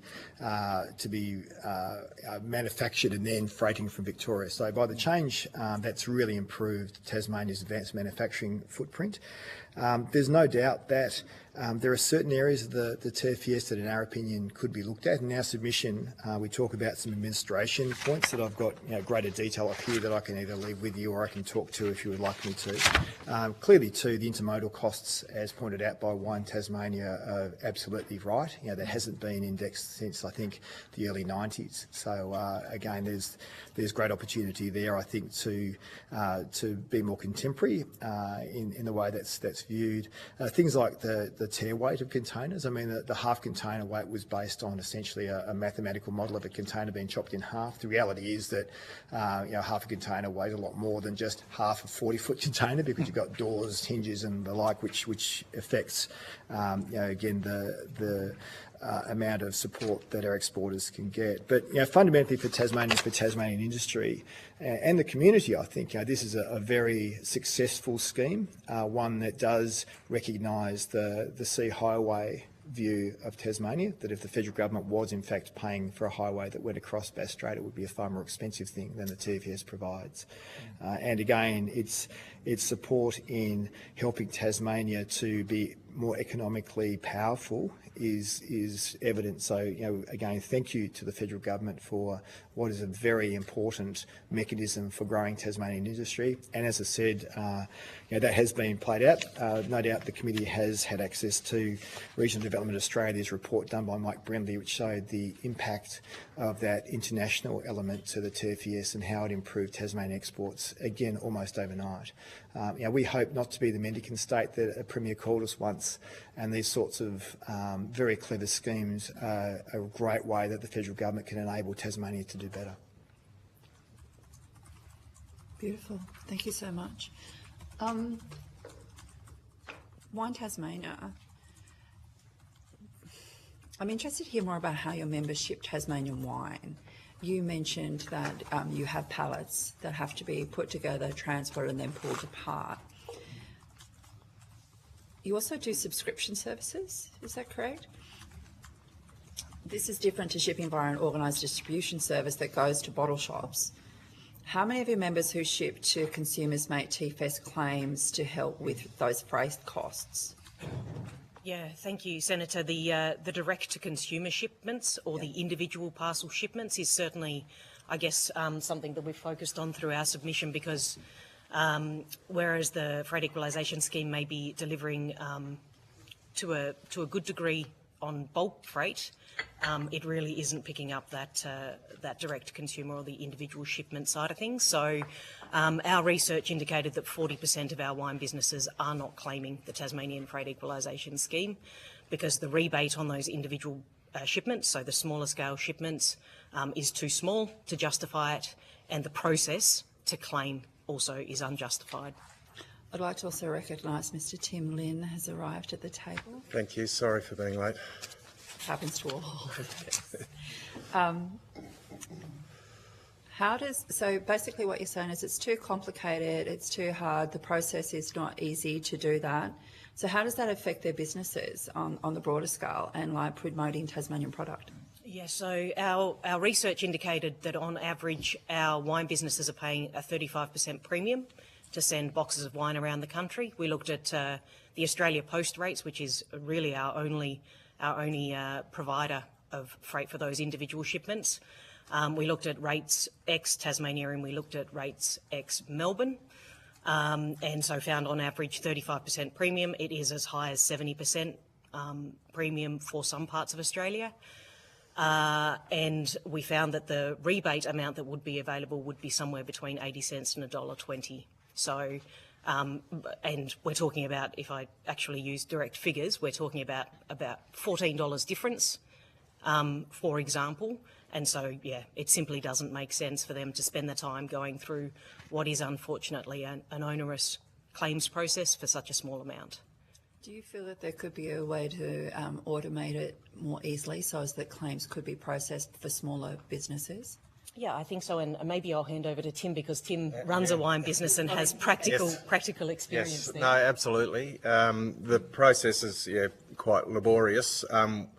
There has been an API that allows us for Australia Post to talk to our e-commerce systems. maybe that's a way to do it. But if there was a bulk way to export your manifest at each stage and import into the TFES system, then yeah, it would simplify it a lot. Otherwise, we literally have hundreds and hundreds to input separately. Yep. And yeah, it takes a long time. There's been a suggestion too that maybe it could be put through like an account system or maybe the ATO system. Would that streamline it at all? Because your claims would not change that much once you've had an initial claim, and your product lines don't change from month to month. No, they don't, but for the direct-to-consumer, you've got each separate parcel going to a different postcode, and so the starting point is the manifest from either Australia Post or another provider of the freight service, and then that manifest needs to import into a claim system of some way. Pain in the bottom. That would be the same. Can I ask a supplementary please do. question to yours? So when you're talking about bulk up your claims, are you talking about once I get to 100 cases moved, put in a claim for 100 cases moved, or is it? Is that what you're talking about? Sorry, no, or are you talking about bulking the shipment of your maximising the shipment of the physical shipment being bulked up, or the claims being bulked? The claim itself. Yeah. I think it's a term probably that's used in our e-commerce suites where you bulk load your items into, and the Australia Post then does its little 5-minute process where it assigns the consignment number, and that's just a bulk processing system. But each one of those line items needs to be added separately into the freight scheme As a claim. As a claim. So it's multiple Yeah. shipments being able to be claimed at a single time rather than one by one.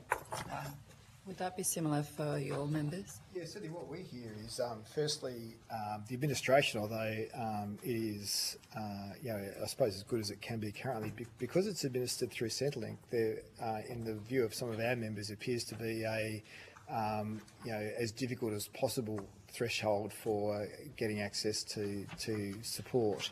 Centrelink is designed, I think, to make sure every T is crossed and every I is dotted to the absolute nth degree. And for a lot of smaller businesses, that can become a bit of a problematic interaction. Also, the way that, for example, imported goods work is that if I'm importing something that might be able to be claimed TFES on from, well, it doesn't really matter, somewhere, trying to get that component across Bass Strait can be really difficult for the smaller business to actually understand. So claiming the TFES component can be difficult. So I think a more automated model would certainly make that easier. Also about what's been in the country for a 6-month period. That absolutely too. I was going to actually add that. That's a very good point. That for a lot of products, for example, aluminium sheet isn't manufactured in Australia. So if I'm bringing aluminium sheet into the country, if I'm not moving that on within 6 months, then I can't claim TFES on it. So I would think that extending that to maybe even 1 or 2 years would make more sense for those products that aren't perishable, or that you want a manufacturer to bring bulk amounts in. But again, if you're not expending it within 6 months, you're in trouble. Do you feel like it's geared more towards the big players versus the niche industries that you probably represent? I'm not sure about that, Senator. I think perhaps it's a scheme that probably hasn't been tweaked as much across the years as it probably could have been, as the market and the exporter market has changed. And certainly adding TFES to export goods is probably going to take a little bit of time for us to bed down as a nation to understand what that means and how it can work better. So hence I think this is such an important inquiry to be able to look at that in an open way. I think that the evidence that the price difference for the larger commodities that are applying to TFES versus the road standard rate is only relatively small in some submissions, like 9 to 15%, whereas for the small operators, as Cheryl Lee pointed out, we can be up to 35 or 40%. So I think it is absolutely designed to bulk container loads, bulk shipments, and not to the small end, because of the complexity of the bringing all the packages together, taking them off, there's extra charges, and you don't get anywhere near that rebate back for the intermodal costs Mr. Lynn's nodding madly. Yeah, I think it absolutely, the evidence is there. And I guess, Senator, to that, it affects, for us, large and small businesses alike. Yeah. It's the actual shipment size that's impacted, and we have some of our largest wine businesses that are still sending individual boxes of wine that are equally affected. So it's more the scale of what's being shipped and how it's being shipped as opposed to the size of the business. And that plays out in some other strange ways. I mean, for example, you can't claim TFS on reusable crates. So you might have a member who sends stuff to the mainland. They want to get those crates back to reuse them. If they were getting brand new crates, they could claim those to come back. So those sorts of things are probably in the modern world a bit of a distortion to what the Australian public would see as being logical, I would think. Thank you. Senator Urquhart?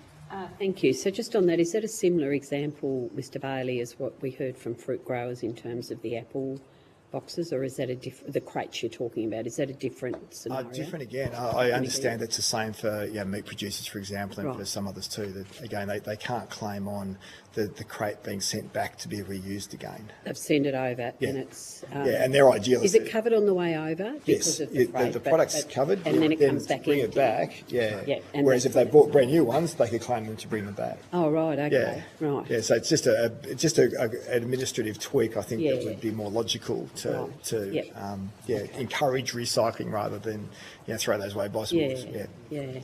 I think you've both mentioned the intermodal costs. Yeah. So can you just expand a little bit on that?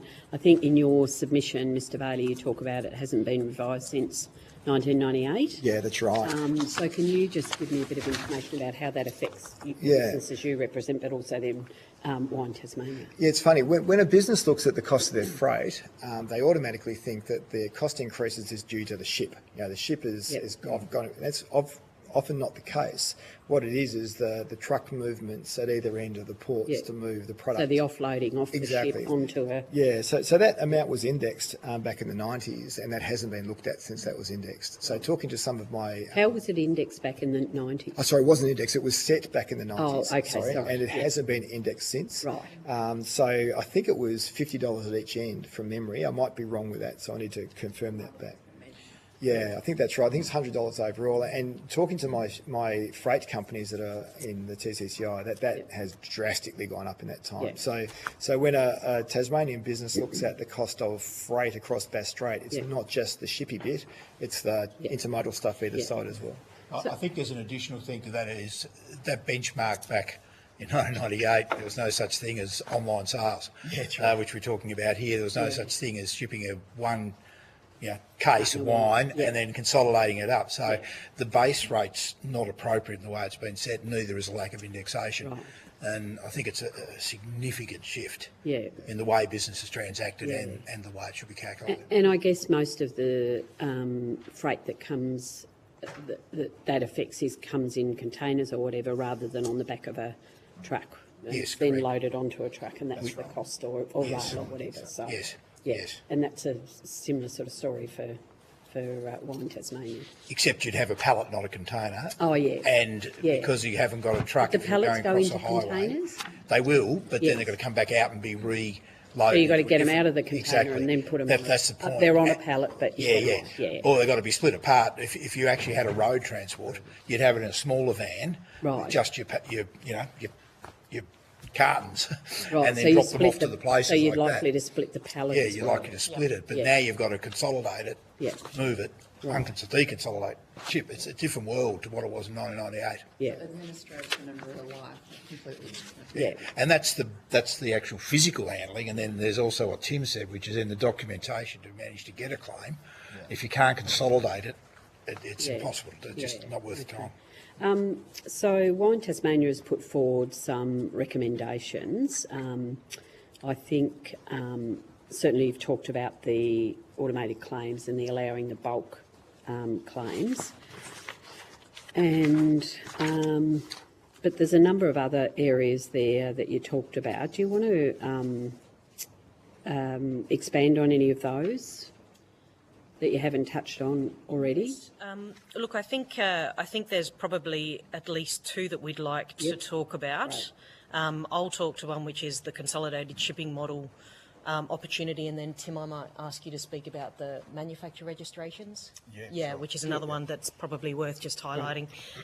So we've got the second dot point there is to progress a business case for a consolidated freight shipping model, and I guess our investigations over the past 5 or so years basically led us to the conclusion that it was going to be very difficult for the Tasmanian Freight Equalisation Scheme to respond appropriately and in a timely manner to this direct consumer opportunity, those individual shipments that we've been talking about.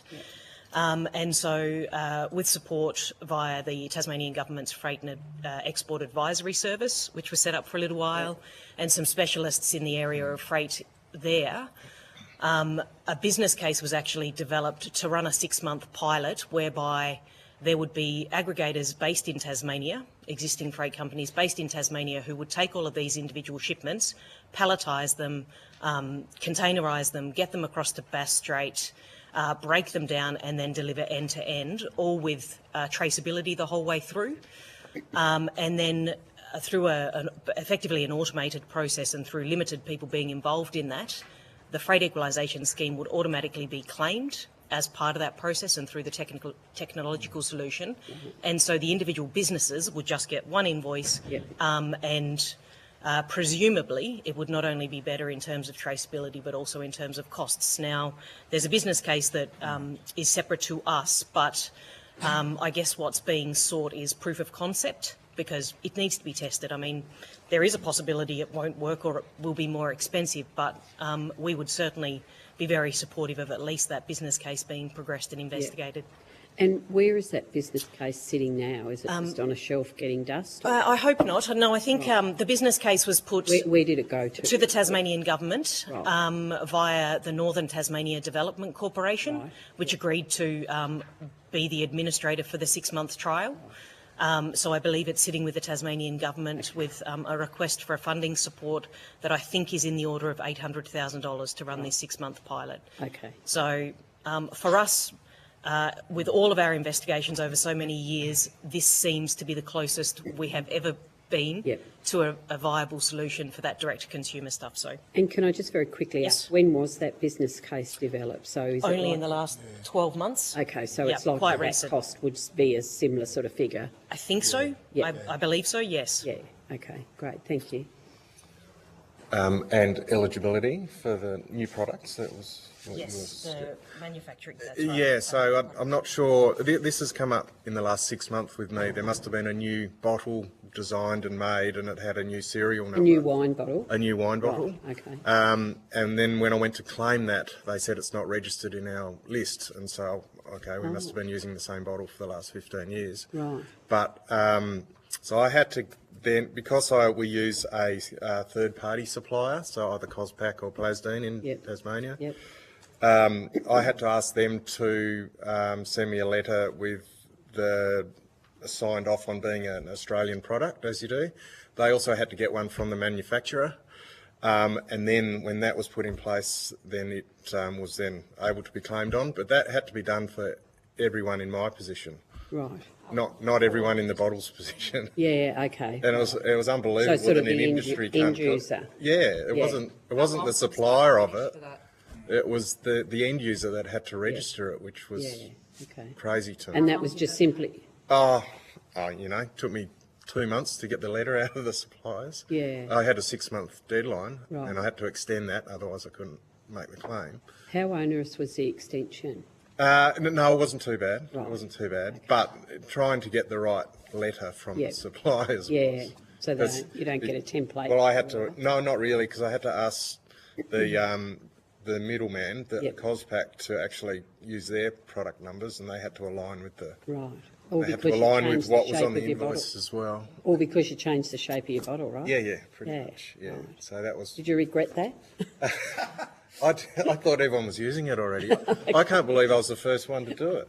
Well, actually, everyone has to do it. So. Yeah, right. Okay. Yeah. We would certainly argue that there needs to be an expansion of the eligibility of some southbound shipped items. I mean, at the moment, if you're expending something in the manufacture process, you can claim it. So food ingredients is an example. But if I'm bringing in door handles, drawer runners, those sorts of things, I can't claim that. But if I'm a cabinet maker, they're clearly an important part of the manufacturing process. Yeah. So our view is, that's another easy administrative a review that could really help Tasmanian industry. So broadening the scope so it's like any product. Absolutely, yeah. Again, and the wine is a great example. I mean, why would it make a difference? The same as if I'm a cabinet maker needing drawer runners. Why would it be different?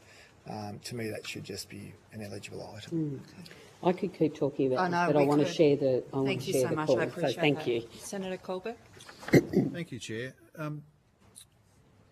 Mr. Bailey, do you have any information or data on the intermodal cost? You've talked about that, fruit growers have talked about it as well, but do you have any data on the increase in costs Senator, of intermodals? I can certainly get that to you. I've spoken to many of my trucking members who have some indicative costs of what that may well be. So if I can take that on notice and provide a report back to the committee. Does that differ based on port of access? Certainly what I've been speaking to my members about is from Burnie to Port of Melbourne or to Geelong. So I haven't got any other port information other than that, but I can certainly find out from them. And I asked that question because of the recent publicity about port charges, for example, in Burnie, which are to go up significantly.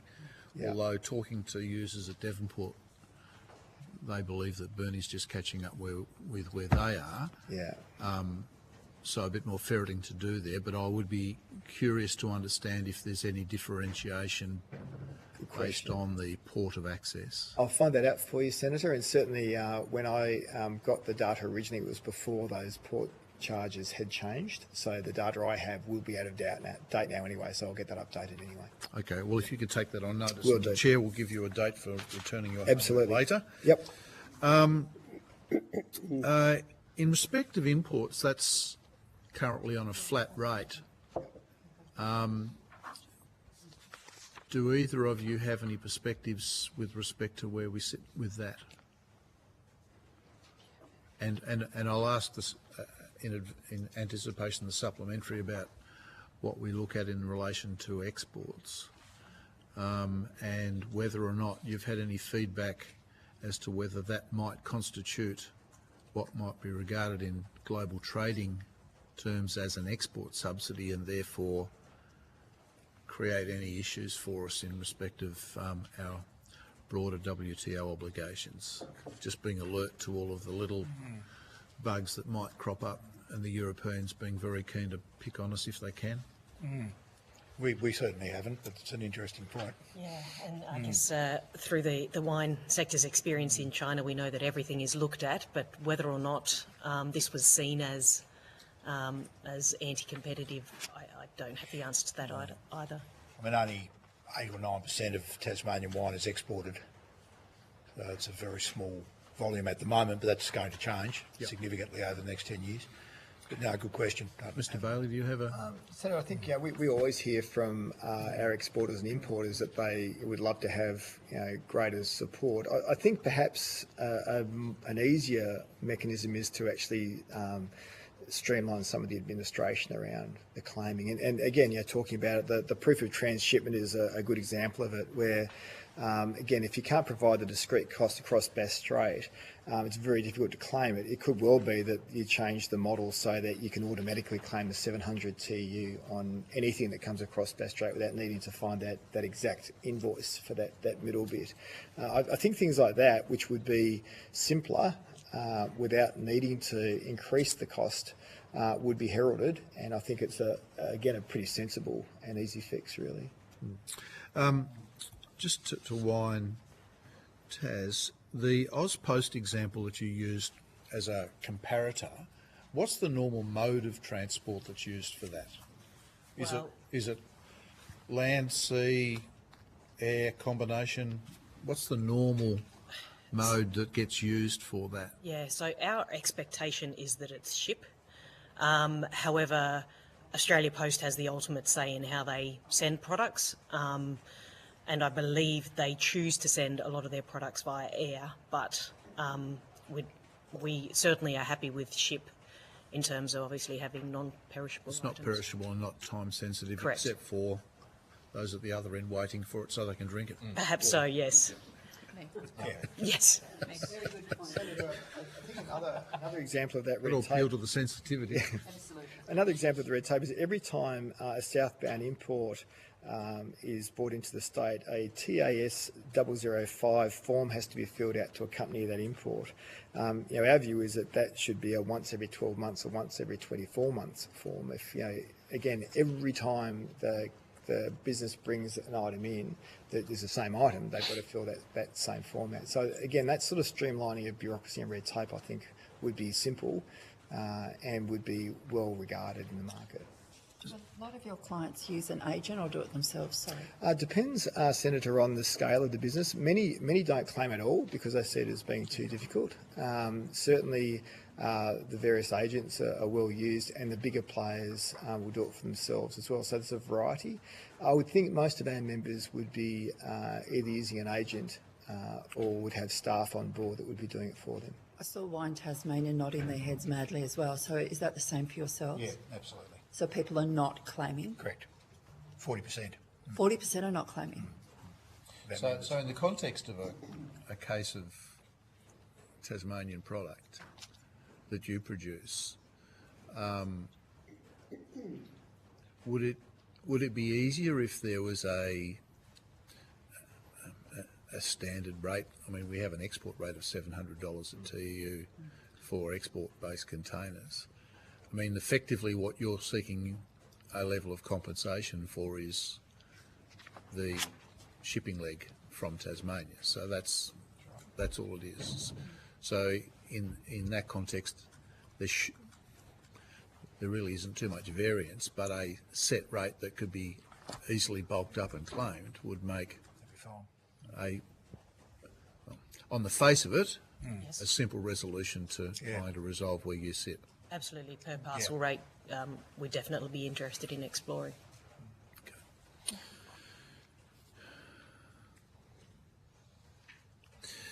Just one question to you, Mr. Bailey. I mean, we're talking about this scheme and the role it plays more generally in the economy. In the context of Tasmania achieving some of its productivity goals, agricultural growth goals, and I suppose that goes across the wine industry as well. But in terms of it being able to, or the scheme facilitating it to achieve those goals, how important would you see it being? We see it as being critical. And again, if you look at the Brindley report, you see the growth in Tasmanian exports straight away by the inclusion of TFES on export goods. So there's no doubt that selling to mainland Australia and the rest of the world, the TFES plays a very important part in that. And we would argue too, from the federal government's point of view, it's probably a pretty cheap option compared to what a national highway of that distance would cost the country to be building and maintaining across that period of time too. It is, in our view, critical. The evidence of the Brindley report, I think, supports that strongly. So, as I said in my prelude, congratulations to the federal government on what is a phenomenal piece of enabling support that I think is not just deserved by a state that doesn't have the luxury of that national highway, but also is helping to grow our economy that in a place that needs it. You have some spare Mr. time, Bailey, so do you have any members who you represent on King or Flinders Island? We have members, and we also have two very good chambers of commerce on King and Flinders Island. Can you just maybe just very briefly, I mean, we've had a hearing on King Island, we've got Flinders a little bit later, I think today, sometime anyway. Can you just maybe talk a little bit about, because I know that's an extra sort of burden, so do you have that sort of information that you hear from businesses on either of the islands? Oh, look, certainly for them, cost of freight is a critical consideration and a limitation for business activity on those two amazing places. we stand beside our chambers on both of those islands who are seeking to have access to support for growing their communities too. So different sort of issues than what we see from mainland Tasmania. Yeah, look, I think exacerbated, so. I suppose. Without a doubt, it's absolutely exacerbated. There's no doubt there are additional costs with living on those two islands that, as mainland Tasmanians, we find hard to understand. Yeah. Different, but again, we would hope that this certainly this review will take that into consideration. Okay, thank you. Thanks, Chair. Thank you so much. Thank you so much for your time today. I think that's all the questions we have. If you have questions on notice or information you want to provide, 22nd of November is the end date. And we thank you so much for your time today. Thank you all. And we love your wine, just off or on the record, by the way. Where is it? Did we get some? No, we have nothing to declare, no bribes were taken. I didn't get any. No. I think I did have a couple last night, though. Thank you so much. It was definitely Tasmanian. Okay, I would now like to call Sustainable Timber Tasmania and Tasmanian Forest Products Association. Yes, we are doing a little bit early, gentlemen, sorry. Yeah, I don't know if Sustainable Timber is actually in the room, but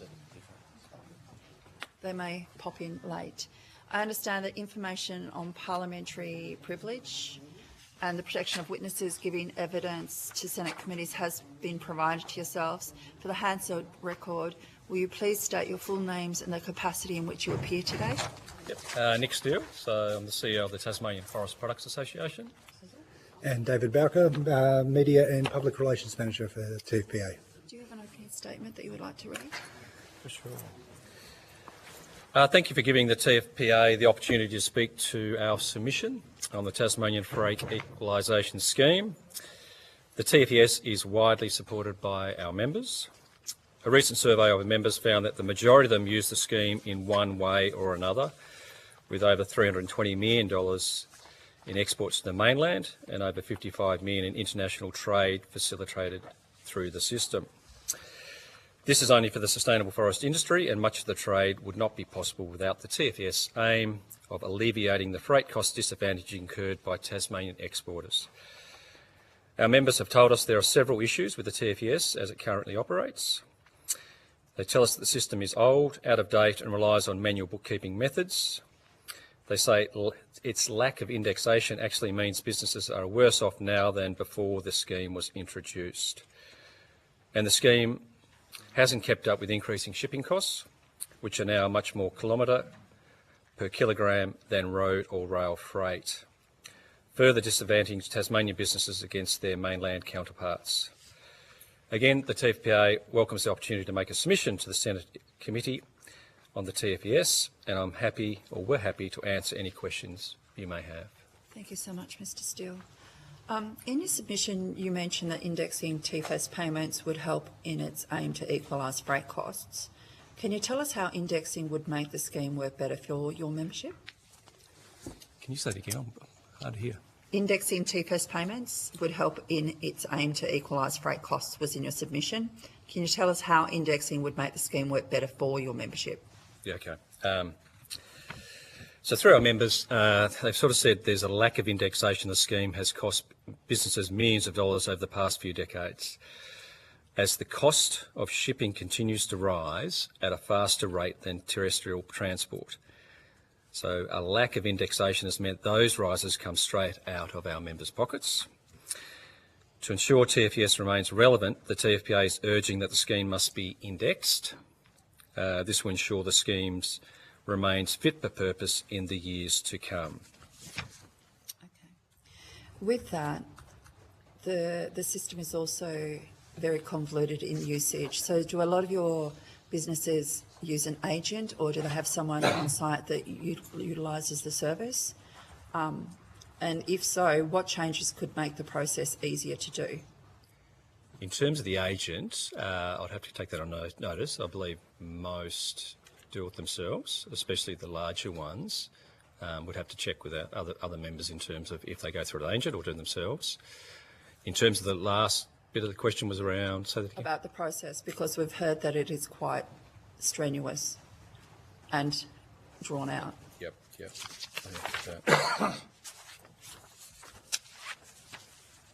Lost it. Is that one? So I suppose that goes back to the summary in terms of what we're saying about it's sort of out of date, the system, so the administration of it. So it's changed from Centrelink now to Services Australia. So there is an online system through Services Australia, but it seems to be very complex and time consuming, so it's not user friendly. The other aspect, I suppose, if we're going to look at a ground-up reform, let's make it fit for purpose, so it's easier to use, quicker to use, and therefore we can get quicker rebates through the scheme as well. That's another timely issue because it does take time to get those rebates. Do you find that your line products change much when it comes to the claims that you're doing? Like if you're a supermarket, etc., you would have hundreds, if not thousands, of lines. How complicated is it for a forestry organisation to make a claim? Again, it's best to go through individual members to it. We can ask that. Right. But for most, it would stay the same. Okay. Yep. I would love to know a little bit more about that if I could. Yep. Senator Urquhart? Thank you. Just following on from that, hello, Mr Steele, how are you? What would be the sort of an average number of the different products that your members would send and be eligible for TFES? I know you said you had to go back to members, but, you know, there must be a ballpark figure of... So for some of the large ones, again, it's going to be different to the smaller ones. Can you give me an example? Yeah, thanks. Well, I'm just going to say that probably a good example is the one coming forward after me, which is Norski Skog. Yep. To ask them directly. Right. Because you actually get first-hand knowledge from them. Yep. But we can find that information out. Yeah. Because it is very much a specific question around those inputs. Yeah. And product lines. That's a broad thing. Would wood chip versus logs be separate lines, do you think? Very much so. We're talking about TEUs. So, yeah.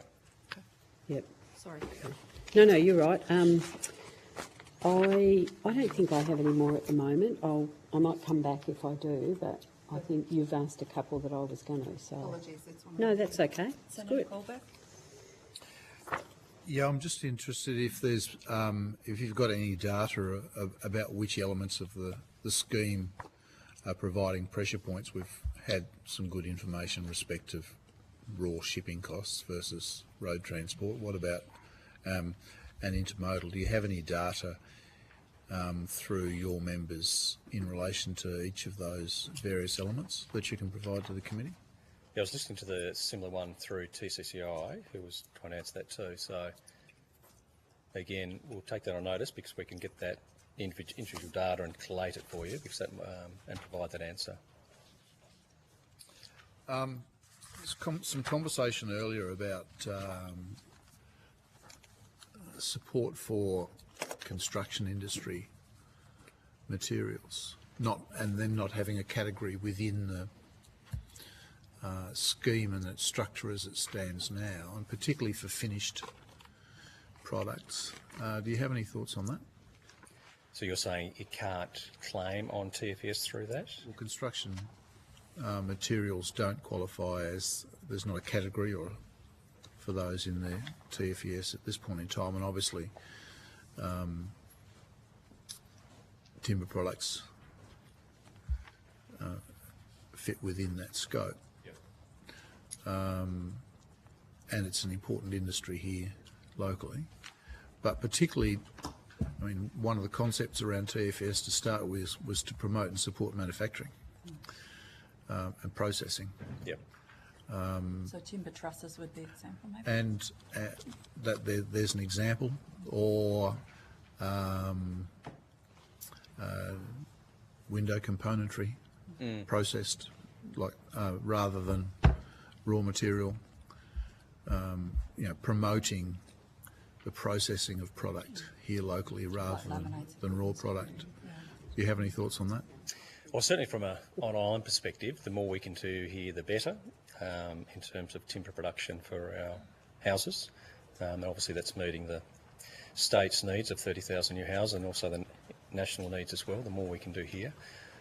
In terms of getting a new category, it's certainly something we can look at, definitely around that, because the more we can do here and getting those inputs here, not so much the timber side, the better, because we want a stronger forestry industry, and that's a diverse industry, and that's across the board in terms of plantations, native and regrowth. So I agree, we have a bigger opportunity in Tasmania to do more here, and the TFES certainly can assist in that. Do you have anything to add, David? Speaking with members, many of those that do process timber for construction and for the construction industry are actually utilising TFES already. I know that some of the ones that do trusses, for example, are using the TFES, similar to your laminates are using the TFES system. So there doesn't seem to be any impediments on that side, but maybe with some of the more advanced work, with the more finished work of timber products, there may be an opportunity there to look at new categories in TFES. Okay, thanks. Thank you. Chandler? Oh, sure. Thank you very much, Chair. I'm not sure if you were in the room when we were having this conversation with the fruit growers earlier today, but I guess over the history of the TFES, we recognise that it's probably no longer fit for purpose. And I was interested in your views as to what's kind of been the driver or lack thereof for the TFES being more adaptable over time, and is there any sort of process or improvement that you think should be made to it so that we can, so that we don't have to reconstitute this committee in another 5 or 10 years' time to keep re-examining the problems with it? Yeah. I think one of the key ones, certainly from the committee perspective, they can look at, certainly in the short term, is the intermodal costs. So that's a set fee at the moment of $100, and that's that changeover from when you're going from road to port, and port obviously on there, then port to road. So that's obviously a big disadvantage comparing that to the mainland. So you're going rail straight through to the destination, or road straight through the destination. So that intermodal gives some benefit, or some assistance I should say, in terms of alleviating that. Again, that hasn't been indexed over time. So that's something potentially it should be reviewed to consider if that $100 is enough. We would say it's not, to look to increase that. And that's something that can happen, I would have thought, quite quickly, to provide more assistance to Tasmanian businesses, because TFES is certainly one of those assistant measures that maintains a lot of businesses in Tasmania. Without it, some of those businesses wouldn't be here because they need that assistance. I think that's... Yeah, probably indexation and the method of indexation I think is probably key as well. At the moment, there hasn't been that level of indexation at all, so that's probably where it falls out of fit for purpose completely. Yeah. The method of indexation is really the make or break in this scheme. CPI is good. Indexation directly against the shipping costs would be a much better outcome. Yeah.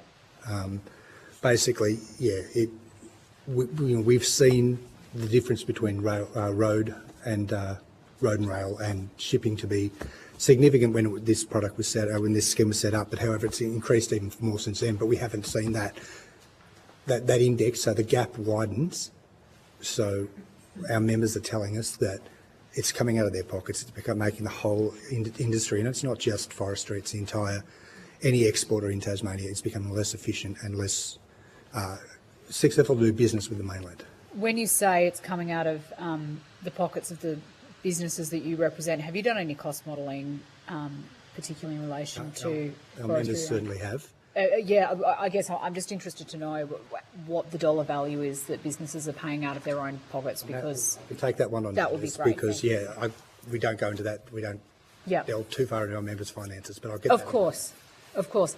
And I don't want to verbal Mr Cornish too much, who provided evidence earlier, but I said to him, you know, do you think that the department has the capacity to be able to do some of this modelling? Do they have the data to figure out a better equation to do the indexation piece? And he said, yes, they do. Would it be your view that government should be... We're not asking the world here, that what we're asking government to do is actually relatively straightforward? Well, that's part of their job, but also part of their job is to consult around it, yeah, to make sure we get the right model. Mm-hmm. And obviously there's some bigger businesses that use it very often, and I would have thought that would be the first step to actually work with them. Mm. When was the last time the department reached out to you to see if the scheme was working well? Not directly, but then again, from our point of view, we're an association representing members. Sure. The members themselves are the ones probably the best to ask that question. Okay, but off the top of your head, you're not aware of the last time that the department conducted some sort of consultation with local Tasmanian forestry businesses? Not directly, no. Yep. Thank you. That's all from me, Chair. Thank you so much. Senator McKim. Thanks for coming in today. Do you have sawmills as members? You do. Are you aware of concerns amongst some Tasmanian sawmillers that Victorian sawmills are plundering and pillaging wood from Tasmania's native forests and using the Tasmanian Freight Equalisation Scheme as a subsidy to export them and the associated jobs to Victorian sawmills? I think there's certainly concern in terms of when they close the native side of the industry down in Victoria, that there may be Victorian businesses coming in Tasmania. Is Western Junction Sawmill a member of yours? They are. They are? Are you aware that they share ownership with the Hayfield Mill in Victoria? Yes. That's correct, is it? Yep. Yep.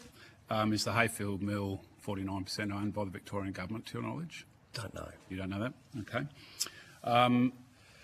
So do you have a position on... so Western Junction have received in the 23 year just under $5.5 million from the Tasmanian Freight Equalisation Scheme. Do you have a position on whether that's an appropriate use of public funds?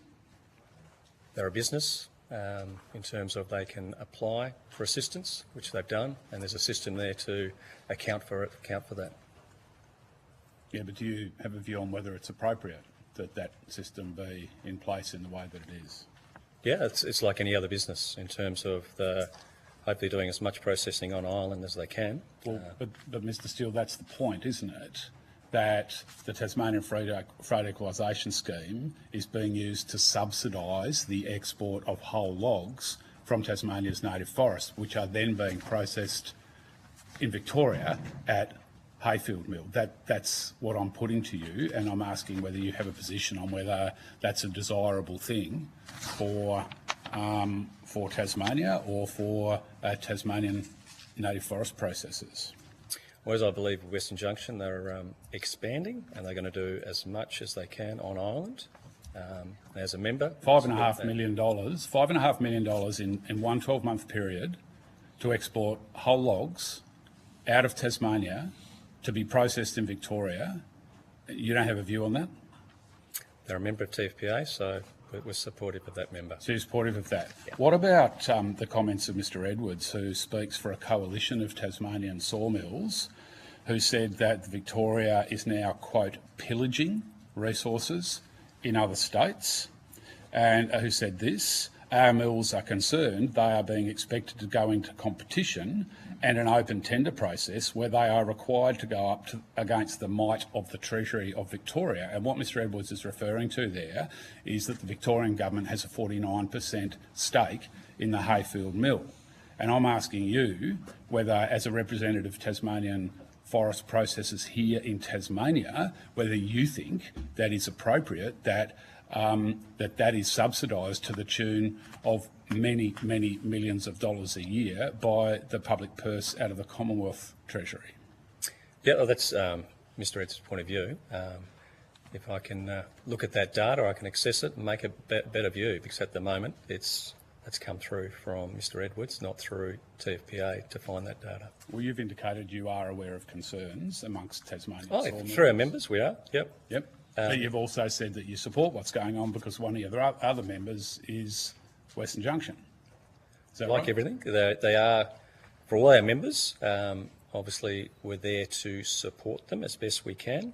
But which members are you going to support here? Because some think this is a good thing and others think it's a terrible thing. That's a membership organisation. That's what we have to balance and juggle. And you've juggled that, and you've come down on the side of Western Junction. Is that right? No, we're coming down for all members to make sure, to try and help them to do as much on island as we can. That's the key here, because I think Tasmania's got a big opportunity in terms of all our products, so from a native through to plantation. And we need to realise too, from a plantation point of view, it's going to increase in volume over time. So in terms of our native estate, our volumes are reducing. So we're in a position from a TFPA perspective whereby we want to help our members transition and transform into that plantation product. And hopefully through that we can do more on island. That's the key here. Well, you say you want more done on island. Would you accept that the Freight Equalisation Scheme, as it is currently structured, provides an incentive to export whole logs out of Tasmania to Victoria, and therefore results in less on-island processing than otherwise would be the case? Do you accept that proposition? That's an incentive. It's a scheme there to assist. $5.5 million for one participant in 1 year, Mr. Steele. Are you going to seriously try and argue that's not an incentive to export whole logs? It's an assistance to do it. It's an incentive, isn't it? Yep. It's an incentive. There's an assistance to do it. It's an incentive, isn't it? So it's up to them if they want to do that. Understood. But it sends a price signal, doesn't it, Mr. Steele? Surely we can agree on that. Say it again? It sends a price signal, does it not? It's there to provide an opportunity through that, because it's our national highway. We have to go through water. It's great we have this assistance there, and it's up to businesses to assess that if they use it or not. Mr. Edwards has asserted that up to 40 truckloads of wood per week are now crossing Bass Strait, assisted by, and I'm going to add to that, assisted by the TFES. Are you aware of that? No. Not that number, no. Would you have concerns if that was the case? I mean, this is you say you support on-island processing. I'm giving you a chance to make a stand here and say that this incentive that is being provided to people up to the tune of $5.5 million to one participant in 1 year, that incentive should end, and that if it did happen, would actually encourage more on-island processing of forest products. So would you agree that incentive should end? I would agree. If we can do more on island, that's a fantastic thing, and that's what we want. So if we can get less logs going across the water in terms of going to the mainland, in saying that, exports are there for a reason, because sometimes there's a market there for that. But from a Tasmanian perspective, I was just thinking from a Tasmanian Inc. point of view, the more we can do here, the better. That's good for communities, it's good for jobs, it's good for Tasmania. If it's the case that the more we do in Tasmania, the better, would you support ending the availability through the Tasmanian Freight Equalisation Scheme for whole logs to be exported to Victoria? Yeah. No, I wouldn't, no. You wouldn't? No. So you support that incentive remaining in place?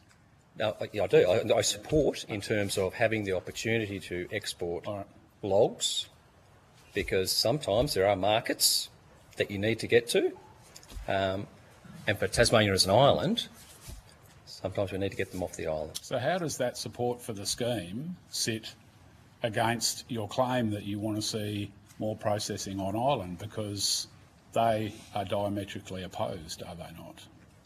Like, it's an export of jobs, and it's an export of whole logs that are now going to be processed in Victoria because of this price signal and this subsidy that is being provided through the Commonwealth. surely, if you are serious about more jobs on island and more forest processing on island, surely you should oppose that. So my point is in terms of not taking away a certain aspect of the TFES.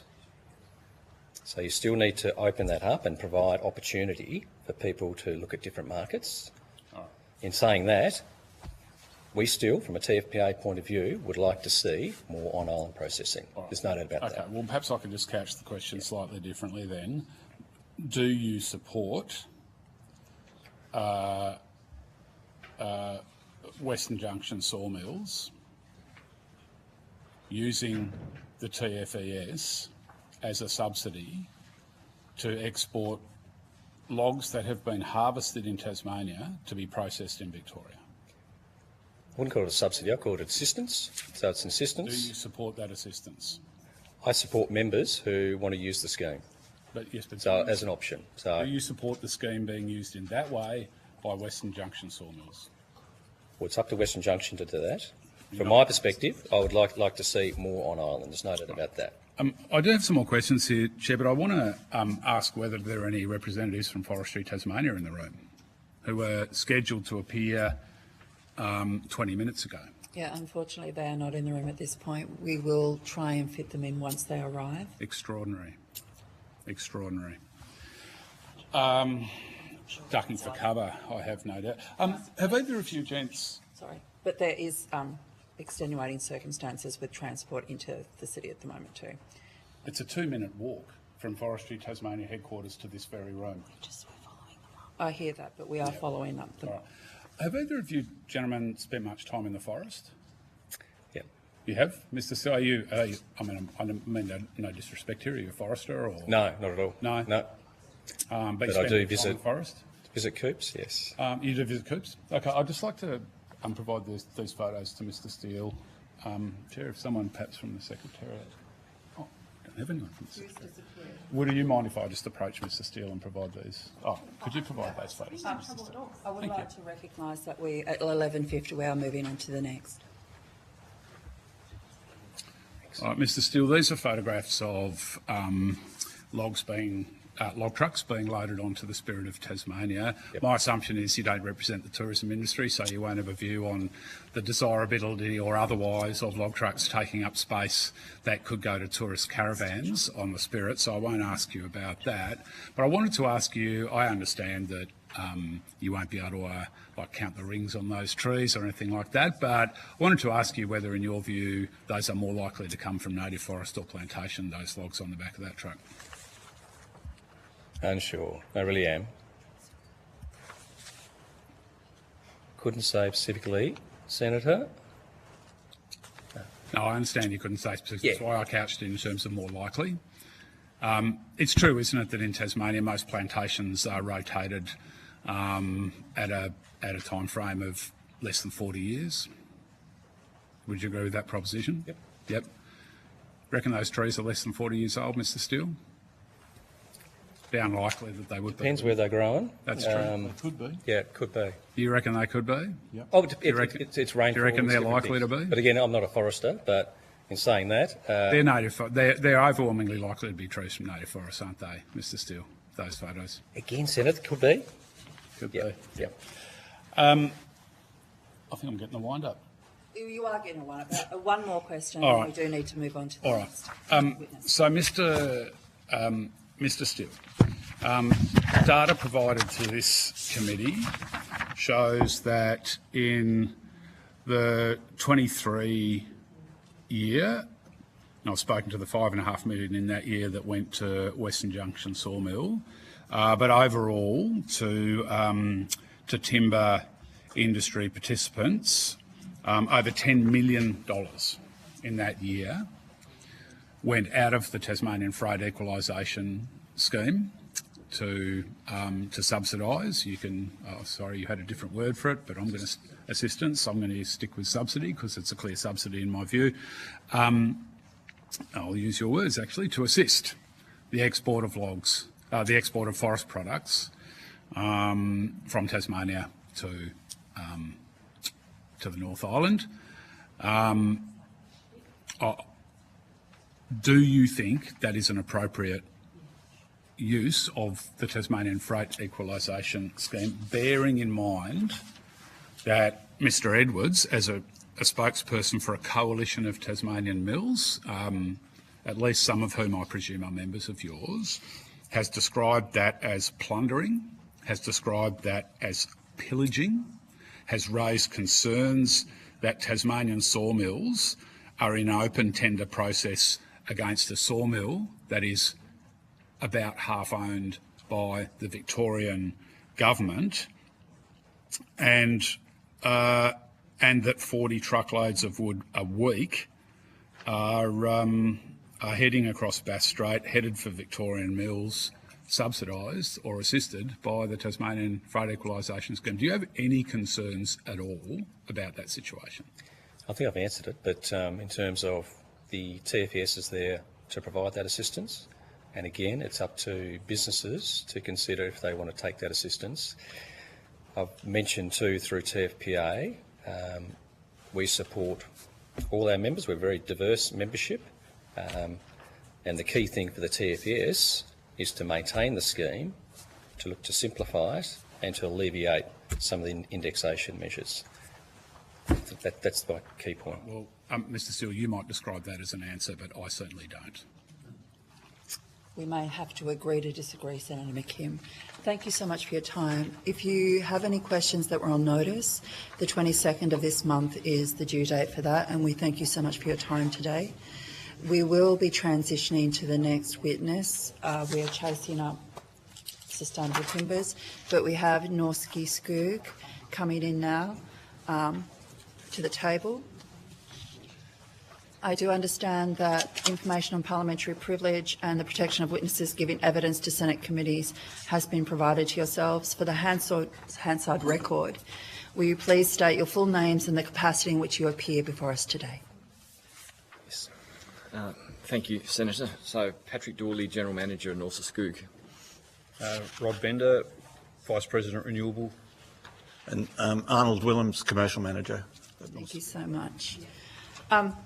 I've spoken with you extensively about Norske Skog's use of TFAS and how important the scheme is in helping to keep your business operating in Tasmania.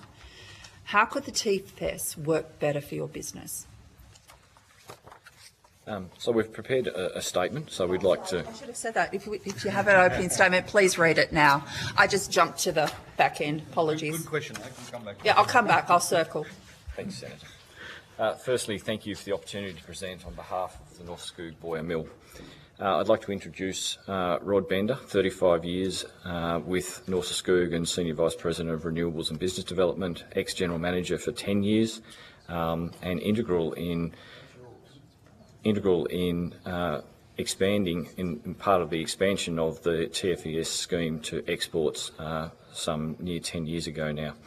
Arnold Willems, our Commercial Manager, 40 years plus experience at the mill, and is our industry expert on TFES and has had numerous exchanges with BITRE regarding the scheme. Firstly, let me please extend an open invitation to the Select Committee members here today and any others in Federal Parliament who would like to visit our mill. We're very proud to have continuously operated in Tasmania, specifically in the Derwent Valley, for over 83 years, and now since 2009 as a fully certified sustainable plantation radiata pine user, which is fully processed in Tasmania.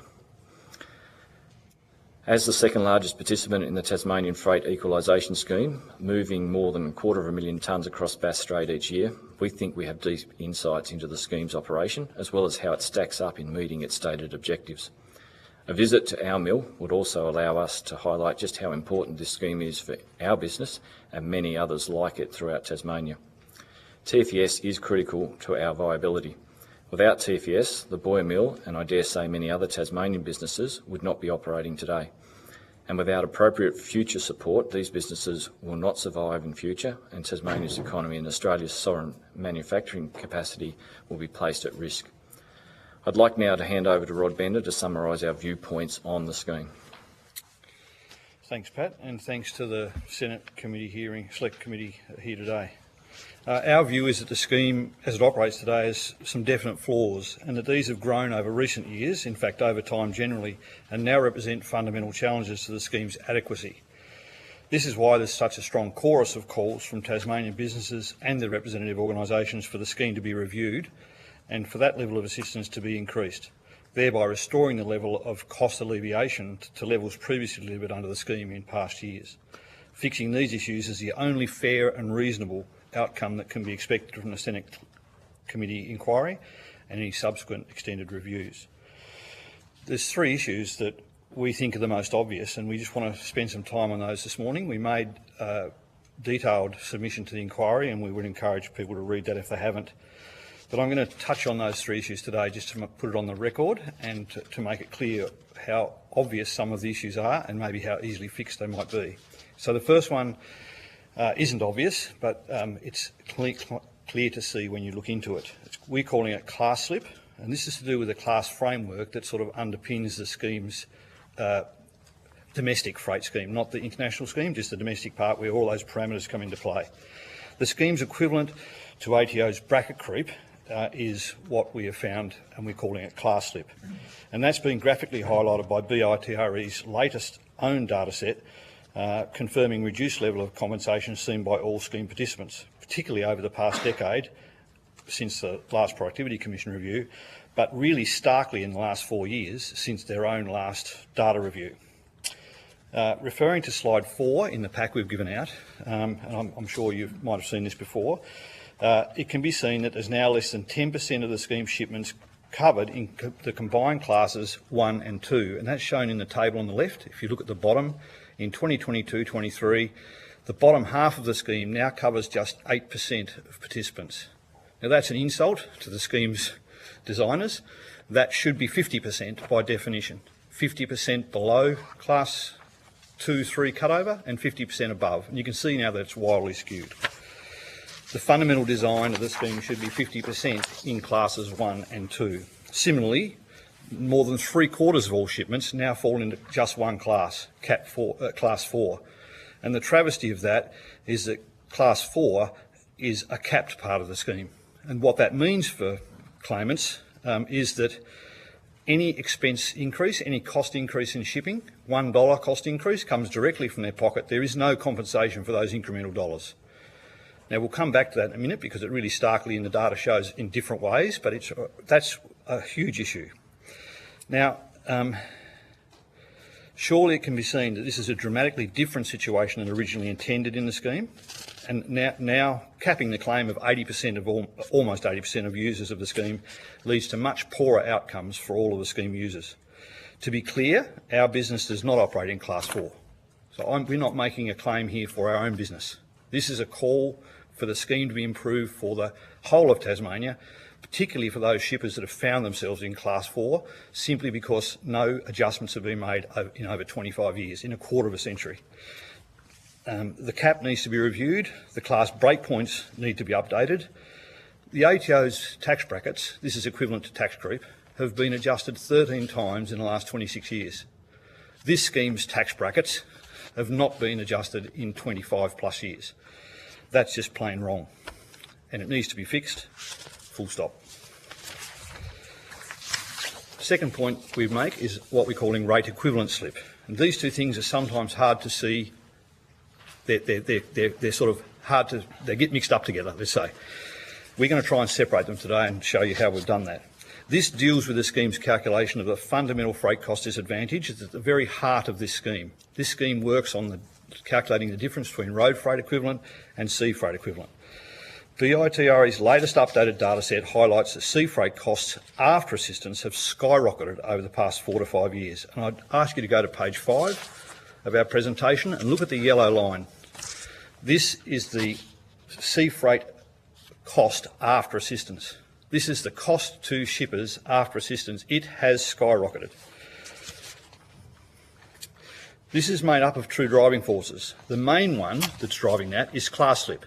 And the reason it's going up at such a rate is because now if $1 comes into their costs, they pay the full $1 and that goes directly to the yellow line. So there's no compensation for any extra dollars of cost in class 4.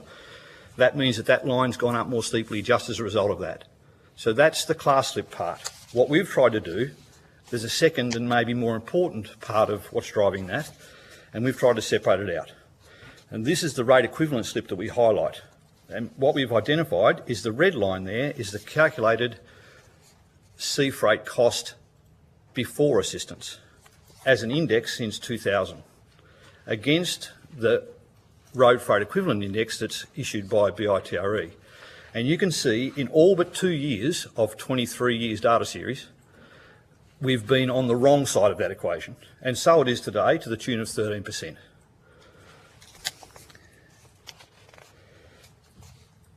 And we think that highlights the level of disadvantage today in the underlying rates, and that should be fixed, full stop. So far I've finished 2 out of the 3 points, and I've come to the point where I've said full stop at the end of each of them. We think it's obvious. Now finally, the third one is we're calling inadequate intermodal cost compensation. This one's been talked about already this morning. I'll go quickly. This issue is the simplest to explain, but it's also the most disappointing. Norsa Skoog has pointed out in every formal review of the scheme since at least 2006 that intermodal allowance of $100 per TEU, $50 at each end, has not been indexed since 1998, has fallen further and further behind the actual intermodal costs borne by Tasmanian producers. Unlike other parts of the scheme that cover the blue water costs of freight, where compensation is based on this difference in two rates, this is not the difference between two rates. These are real additional costs, standalone costs, and they have no equivalent in a road freight task on the mainland. That means that they should be indexed. They have never been indexed. As standalone costs, they deserve to be indexed. Zero indexation has been applied in 25 plus years, and like most other things in our daily lives, cost over a quarter of a century have almost doubled. Norsa Skoog's own calculation highlights that its intermodal costs are now $197 per TEU, while the scheme's compensation for that part remains steadfastly stuck at $100. Has there ever been a clearer example of a fundamental inadequacy of the scheme than this? We think not. On that basis, we would go so far as to suggest that this should be addressed immediately by the Minister responsible. We sometimes have to live with the fact this is not a legislated scheme. This is a regulated scheme. We always see that as a downside. I'm seeing a positive in that. In this regard, the Minister could, with a single swipe of a pen, grant this adjustment to all Tasmanian shippers. It should also be noted that any change to this allowance should also apply directly to the international export trade out of Tasmania. This would mean a commensurate rise in the $700 flat rate for international. So if it goes from 100 to 200, which is what we would suggest, then the 700 would get $100 on top of it as well. That's fairly simple. And what I would draw your attention to, and it goes to some of the questions we've heard in earlier sessions, if you go to page 8, Norsa Skoog has looked deeply into this. We've done 3 periodic reviews of our intermodal allowance.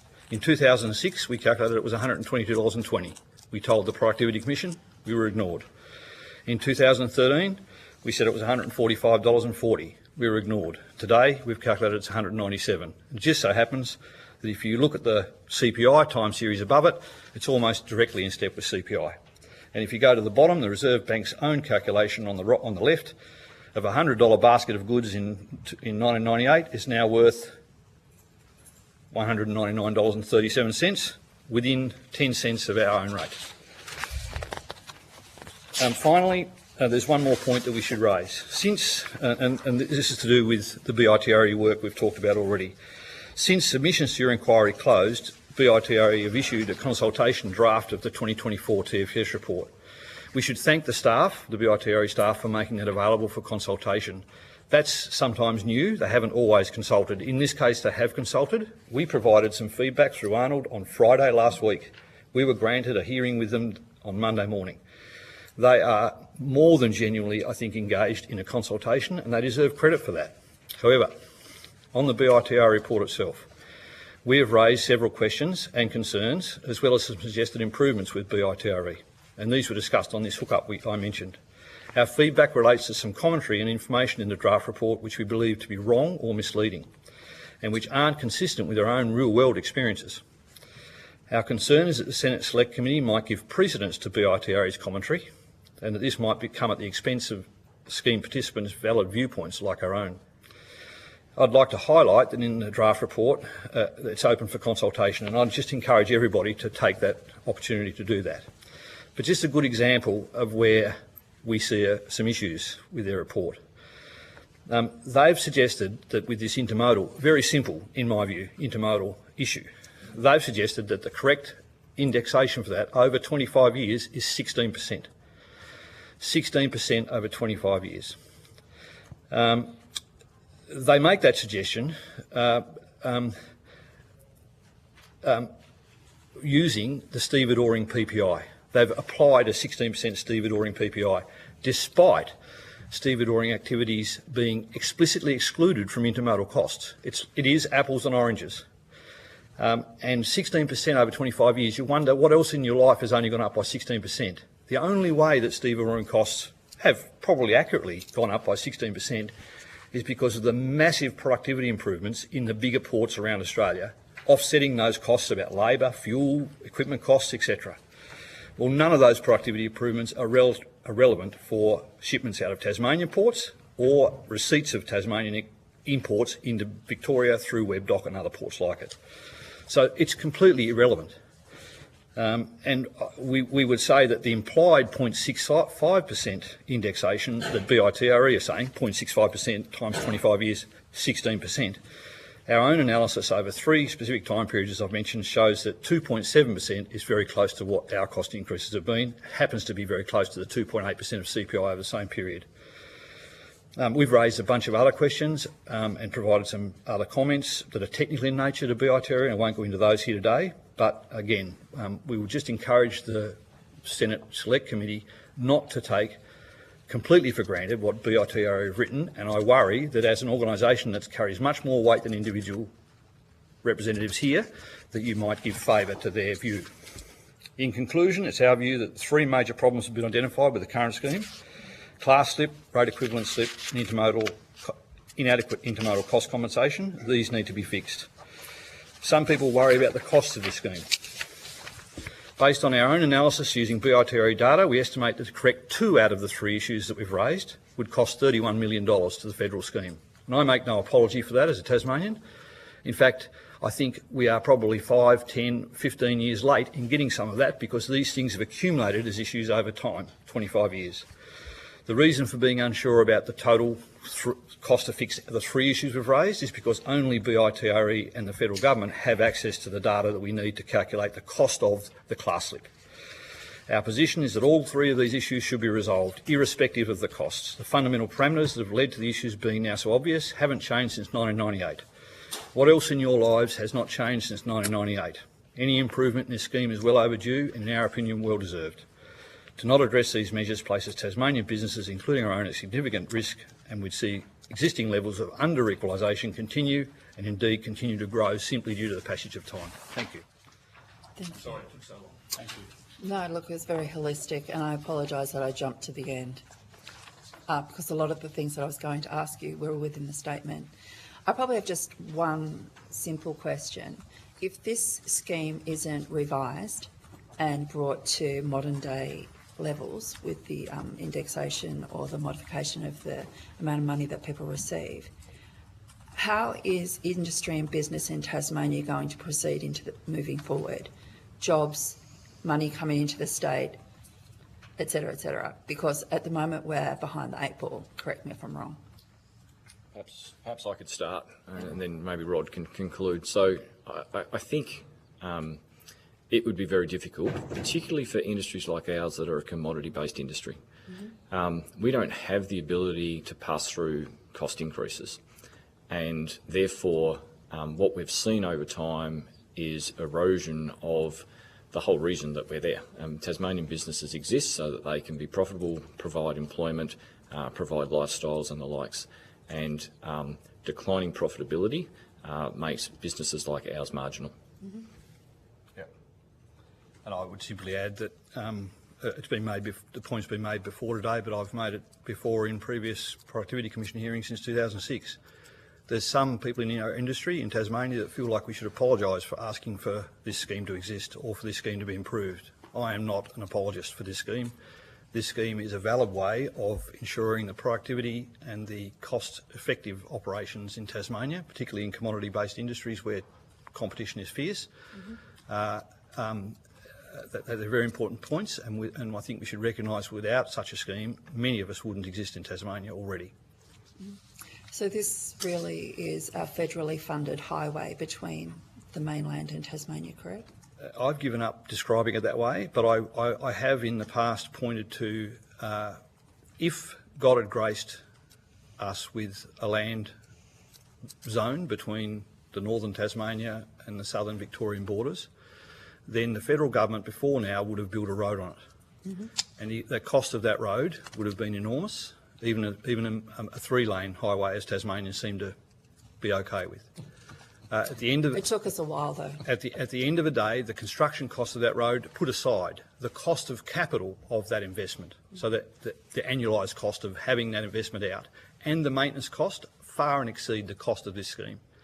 So anyone worried about $30, $40 million increase in the scheme needs to reflect on what the actual cost would be. There'd be no question if there was a land bridge between Tasmania and Victoria that there'd be a road there. Yeah. We wouldn't even talk about it. This thing wouldn't exist. This committee wouldn't exist. It exists for a good reason. I'm fundamentally a true believer in that, and I think the cost of it should be reflected in that way. So, but I don't compare it to a highway. I think it's problematic. You know, most people don't understand they think you're trying to support a bridge or something. You know. Which we're never going to get. No, it blurs the argument. How would you encourage new business to come to Tasmania and grow and expand here and provide income and jobs for families if we don't review this and make it more equitable? I think there's no doubt that it's definitely more challenging while the levels of compensation have declined to the point where they're at. Freight out of Tasmania is a real cost of business. I think the Wine Tasmania guy made some fantastic points. We talk about the percentage of differences, the changing those two rates we talked about. Think about the dollars first. The BITRE will always take you to the rates, the indexes. They're real dollars. For businesses, they're dollars. And to try and attract new businesses that are going to rely on the scheme to Tasmania, while the scheme is sort of wounded, like it is, in my view, is a big ask. You referred to the BITRE report and the consultation phase for the report. What feedback would you like us to consider in regards to that relevant to Tas businesses? I think what we would offer is to make our comments that we've given to BITRE available to the committee so you can see the type of comments we've made. That might be the best way to have that. But basically, some of them are very technical in nature, and I really don't think it helps to get into that today. No. But again, I would challenge you just to keep an open mind about BITRE's report. And I think BITRE, if they were fair in representing what we talked to them on Monday, they would say that our questions have raised some questions for them in terms of how they present their data. Thank you. Senator Urquhart. Thanks very much. Look, I was going to ask you to go through exactly what you've delivered, so thank you very much. It's broken down really easily and understandable. I guess the only other question that I think I've got at the moment is, in terms of the cost increases, because we've heard that, how costs have increased, is there any way that you've actually broken them down into, say, whether they're direct shipping costs? I mean, we've heard about the intermodal costs. What about things like, port costs, a whole range of things? Do you have a breakdown of the effect of those over a period of time and what the differential percentage is? Well, I think people got to understand that the port costs are actually in the wharf-to-wharf sea freight costs. So they're captured within. Yeah, they're captured in one. So we obviously can look at what our sea freight costs are directly. Yes. We're a large customer of one shipping line, so we know implicitly what that is and that's how that's changed over time. But the actual port costs are actually within within that structure. So when it goes up, it just goes up, and that's all incorporated. So the intermodal costs for us are mainly related to the fact that we've got to containerise our paper. So we need more people at the Boyer Mill, we need larger equipment, whereas if we were on the mainland, we wouldn't have to containerise. We would just put them into a taut line truck and deliver straight to our customer. Right. So that's the biggest difference. And Mr Bender, you spoke specifically, and on this page, on page 8, it talks about the Productivity Commission reviews in 2006 and 2013, and basically I think you said you'd been ignored. Not even feedback given on our... No. Not even feedback. Right, yeah. And we've approached the Productivity Commissioner, Darryl Quinn, living at the time. Yep. Still, I mean, we had some nice letters exchanged, but no real direct feedback. Right. But in terms of the issues from 2006 to 2013, did they vary at all, or was it just really about that, the CPI and the recognition of that? The issues don't change. They It's don't a passage of time here. This is what's so disappointing in it. It's like a slow-moving train crash. Yep. It's simply indexations that occur in those intermodal costs over time. We look back now in I was angry in 2006. I was nearly in tears in 2004, 13-14 review. I'm almost apoplectic now about it. It's doubled for us. And the scheme has remained stuck in $100 flat rate. It's just not right. There's no debate, I think, One thing that has changed since 2016 is a clear view of the class slip, what we call the class slip. So the number of people that now are in the cap section has changed dramatically over the last 4 years, whereas that wasn't as evident back in 2016. It was happening, but now it's really, really clear. And that's because costs have gone up. But and the brackets haven't changed. If we had 1998 tax brackets today, the federal government would be rolling around in tax revenue. That's an unintended consequence of the federal government changes things. They've done it 13 times in 26 years. This is the same. It's just that we're not rolling around in compensation for those costs that have increased. We're not seeing any compensation. Okay. So, again, in terms of those two productivity reviews, you've had no feedback, no changes in any of this. I guess your sort of proposals to both of those is exactly the same as what you're putting here today. Just a different number because of different in time. Yeah, and we have heard from, and in some of our submissions, it talks about how it needs to be completely overhauled. Is that your view, or is it more really about the indexation and addressing those three issues that you've raised? I think there's arguments for both. People have often talked about a flat rate. I think the current scheme is overly complex, my personal view. And I think the international export scheme with a flat rate is something that has much less complexity. There's some weaknesses with adopting that across the board, there's no doubt. So it's not a straight, otherwise I'd just suggest we do that and everyone would agree. But the current scheme is complex, and you can't hide from that. The fact that the parameters haven't been reviewed is an additional problem, but it's just complex in nature. I'd make that point. And just finally, as I think I said to a previous witness, that there's a bit of a travelling roadshow prior to the reviews every 4 years. Have you been involved in any of those at all? Our involvement with BITRE and the Productivity Commission have come off the back of us engaging with them. Having said that, we've always found them that they'll reply and they'll take a call. We were particularly impressed this time. It's just unfortunate that the timing of your inquiry and their periodic data review that's determined by ministerial direction have overlapped. But I must say, we sent them an email on Friday. We had a phone call with them at 9:30 on Monday. You can't ask for better than that, and I think they deserve recognition for that. Okay, that's good. And we talked to the acting bureau head. I mean, it was we're not talking just to the people doing the number crunching.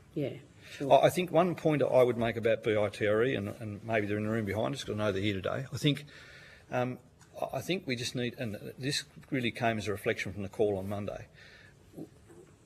As a participant in the scheme whose business relies on this is critical for us, and the level of under-equalisation that we're now seeing compared to what we feel would be appropriate is starting to be, too significant to ignore, let's say it that way. BITRE have got a difficult task. It's a complex scheme. It's probably one of very many things they look after. I think they need to understand that when they make assumptions like the use of the stevedoring PPI that makes sense to them, makes no sense to us, they need to be careful, because they are playing with livelihoods of the people that work at these businesses. They're playing with businesses' decisions that might arrive in Tasmania on the back of, the support that's available. I think there's a much bigger outcomes at stake here than a report. And I sometimes wonder whether, and I use the word internally at the mill, so I won't feel bad about using it here. Please, no one take disrespect. The propeller heads, the number crunchers, that they have a definite role in business and in BITRE, but someone needs to sit on top of that and say these are these are jobs at the end of the day. These are real people's incomes, and not that they're dismissive of our points. It's just that sometimes they make general assumptions that aren't consistent with real world experience. Let's say.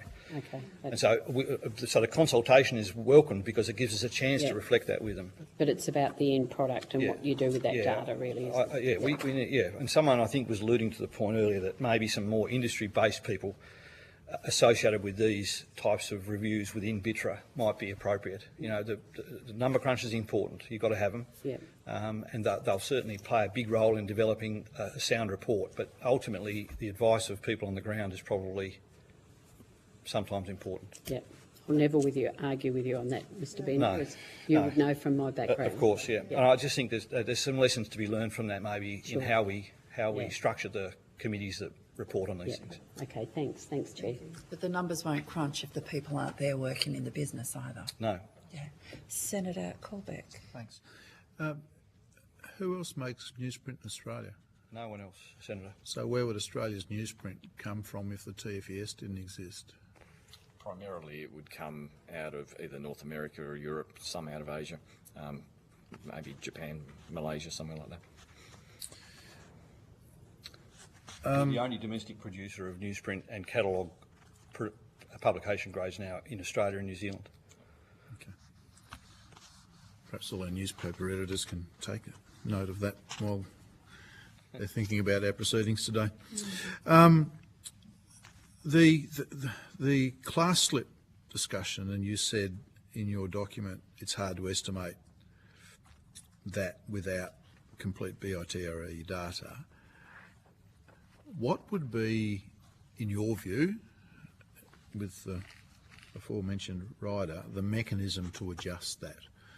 I mean, if it's happening incrementally and cyclically, you've talked about the compensation for the intermodal costs effectively following CPI, and you know, you've given us some great examples of how that's within a few cents either way.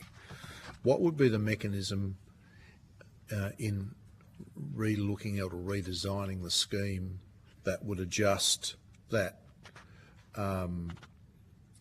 to manage the class slip issue? Good question, Senator. So the scheme was originally designed, as we understand it, from the Nixon report, so that 50% of claims were below class 2-3 cutover and 50% were above. And so if we could see all the data, we would simply say that those classes need to be shifted on the table you can see on one of the pages. So to put what used to be 952, is it? I can't remember my glasses. 952 used to be the median shipment cost. Whatever the median shipment cost today is, I would suggest that needs to be where that class 2-3 cutover needs to move to. The next question that would come is how wide are the bands? Well, bands used to be between 616 and 952 and 1287. They probably need to be reviewed, because you could argue they should say fixed as width, dollars value, or you could say they should be a percentage. If it moves up, they should get wider. But certainly I think a view that the scheme used to be balanced so that half of the shipments used to be in the bottom half of the scheme, where the incentives are higher, the compensation is higher, and half of the scheme participants used to be in the classes 3 and 4, where the scheme was less generous and ultimately capped, to try and provide an incentive to shippers, to producers, to reduce their costs. This is all about providing an incentive structure for businesses to keep the cost down, so as the federal government can benefit from having a scheme that doesn't run away, the costs don't run away. So there's a valid reason for the class structure, but I think the principle that 50% above and 50% below is where I'd start. Okay. And so effectively the distance between each of the bands would grow proportionally is one way with a calculation that was done on a regular basis using the data that the system is already receiving to adjust those class levels to ensure that 50-50 balance is retained as a core calculator within the scheme. And we would suggest that that's done every 4 years as part of the periodic BITRE review. This is data that BITRE have. We don't have it. So we don't think it should be done annually. We think it should be done periodically, but probably between 2 and 4 years. You don't want to be doing it every 6 months. No, I wouldn't have suggested that. But if you look at what's happened in 4 years, And the last 4 years is, when you look at the graphs Yes. that are within a lot of the submissions. That's because of class slip, though. So this, you're trying to fix that. Moving the classes once will fix that. Yeah, okay. You see what I mean? You've got to fix the problem you've got, and then it should settle back down again. The increase is only because more and more people are ending in class 4. Because the system hasn't moved with cost over time. So it's a matter of settling on what is a reasonable period for the reassessment of the class allocation. Correct. And what we've just described is dealing with this axis on the chart, the x-axis. Yes. What we should also say is that the cap needs to be reviewed as part of this review. The 855 cap is currently inadequate. It needs to go up by $100 a tonne just for the intermodal cost increase. So 855, in my view, should become 955 with a stroke of the minister's pen overnight. Now, well, next month. Let's be reasonable. I think, but after that, then there's a 13% under equalisation generally in the scheme. It should be lifted for that. I mean, other people are arguing for 1,200, 1,000. I think that's not out of the ballpark. I don't know what it is. It's not my job to know. Yeah. I simply talk about the principle of the scheme. The x-axis needs to be reviewed, and it should start at 50-50, and the y-axis should be reviewed, and the cap is clearly too low. In our discussion with ABITRA on Monday, became evident that the median wharf-to-wharf cost has gone from 952 to 1427. So that's not clear in their report, but so it's gone up considerably since 98 when it was set. The other comment I'd like to make about BITRA's information is that they don't have any information with regard to the relative freight equivalent costs. All right, so participants don't provide that to them. So they don't have it. They're using a PPI index that covers all transport, so both short delivery transport and obviously interstate or longer delivery transport. And certainly our view is that PPI doesn't adequately, isn't a very good proxy for the rate road freight equivalent change over time. So that's our view. Which tends to be a longer distance because we're talking about 420 kilometres. You know, it's not a short. It's not a short trip.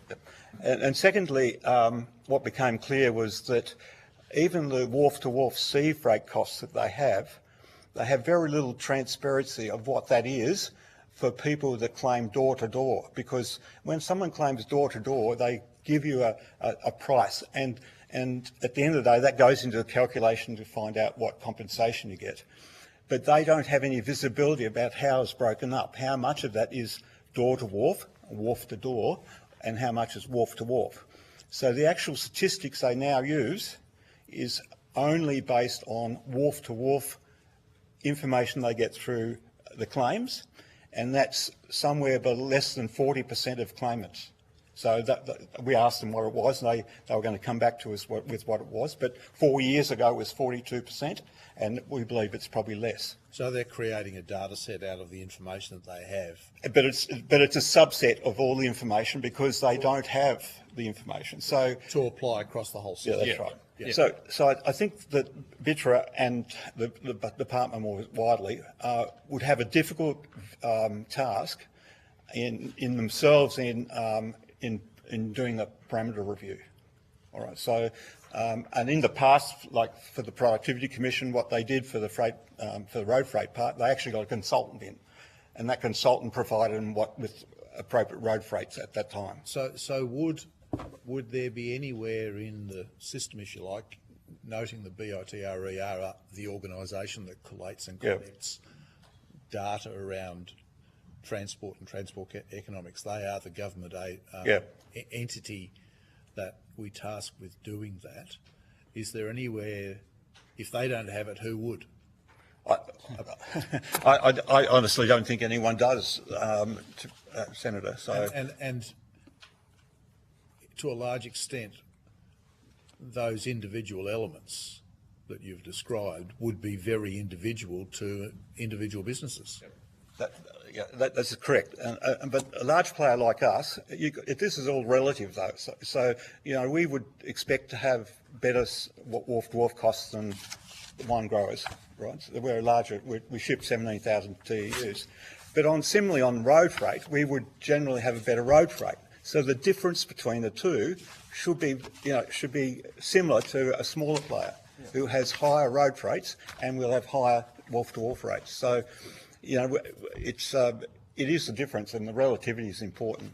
So we've always been sure that our observation based on the size of our business means that we're at the bottom end of some of the shipping rates. We can negotiate good rates. But if you can't get a good deal, who can? Right, but the difference between the road freight equivalent and our sea freight rate would probably be similar to the difference in percentage terms between a smaller shipper, sea freight and road freight equivalent, because they've got equally lower negotiating rate on road, if they're a mainland-based company, as they have in Tasmania with a sea freight company.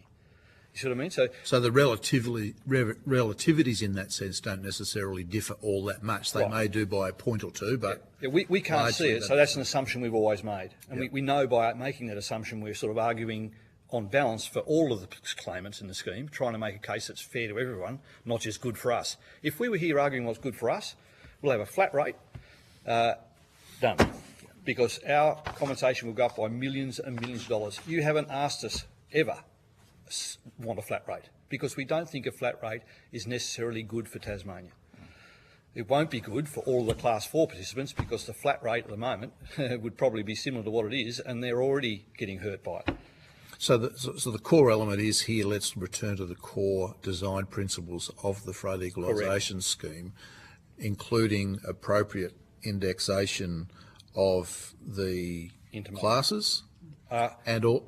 Yep. Well, yeah. Indexation, I think, is a little bit dangerous. Reassessment. Yes. Of the classes. Yes.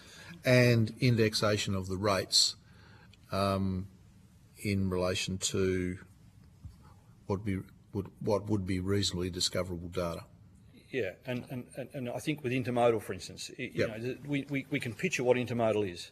You know, it's picking containers up, putting them down, storing them for a while, picking them up and putting them, stevedoring then starts and puts them on the ship. But that bit where you take them off rail, in our case, and onto the deck, there's loaders involved, there's fuel involved, there's maintenance of loaders involved, and there's labour. Why not make up an index for that? All those things, there's indexes for all those things. Yeah. So the information and costs in your submission, is that before or after the recent announcements with respect to port costs in Burnie? Before. All of this is before, because the increased costs in Burnie haven't yet eventuated. Yeah, but it's a risk. Yep. Thank you, Chair. Thank you so much for your time today. If you have any questions that we've asked for you to provide information, 22nd of this month is the time frame. And we thank you so much for your time today. And we're going to close until 1 o'clock when we will return. Suspend until 1 o'clock. We should just say we appreciate you've run over on our behalf. So thank you to the Secretariat and the members here. It's important. Thank you so much for your time today, gentlemen.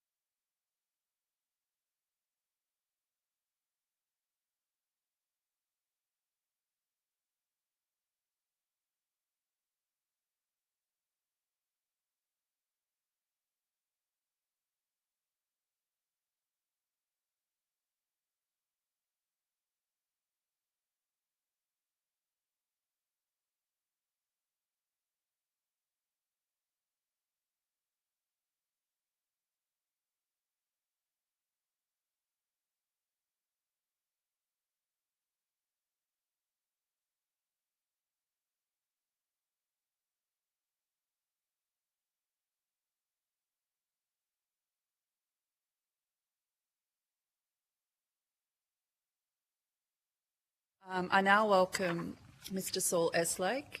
I understand that information on parliamentary privilege and the protection of witnesses giving evidence to Senate committees has been provided to yourself. For the Hansard record, will you please state your full name and the capacity in which you appear today? My name's Saul Eslake, and I'm appearing in a private capacity, not representing any particular organisation. Do you have an opening statement? Yeah, just briefly, if I could, Chair. Your committee is following a very long tradition. The first Senate Select Committee of the Australian Parliament in July 1901 was given the task of investigating the need for the newly established Commonwealth of Australia to improve the steamship service between Tasmania and the mainland. It concluded that an improved service was indeed required and that the Commonwealth Government should consider acquiring ships required to operate it. 25 years later, the Lockyer report on Tasmania's financial position observed that the maintenance of an adequate and economical means for the transport of products to the mainland is a matter of vital importance to Tasmania. And Lockyer's report noted that Tasmania carried more than a fair and proper share of the burden imposed by the then recently imposed Navigation Act, which required that all coastal shipping be undertaken by Australian-owned and crewed vessels. 50 years further on again, the Nimmo Commission report noted that the comparative interstate freight disadvantage suffered by Tasmania is not simply a consequence of the fact that the state is an island, rather it is the practical result of policies which increased freight rates of coastal sea transport and reduced land transport freight rates, particularly those applying to rail transport. The Nimmo Commission, of course, led to the establishment of the Tasmanian Freight Equalisation Scheme, which was grounded in a recognition that as a sovereign founding member of the Australian Federation, Tasmania has been disadvantaged not simply by its physical separation from the rest of Australia, but by the policies which successive Australian governments have for many years pursued in order to maintain a national coastal shipping industry and the working conditions of those employed in it. Those disadvantages have been recognised by numerous inquiries, national and state, over the past 120 years.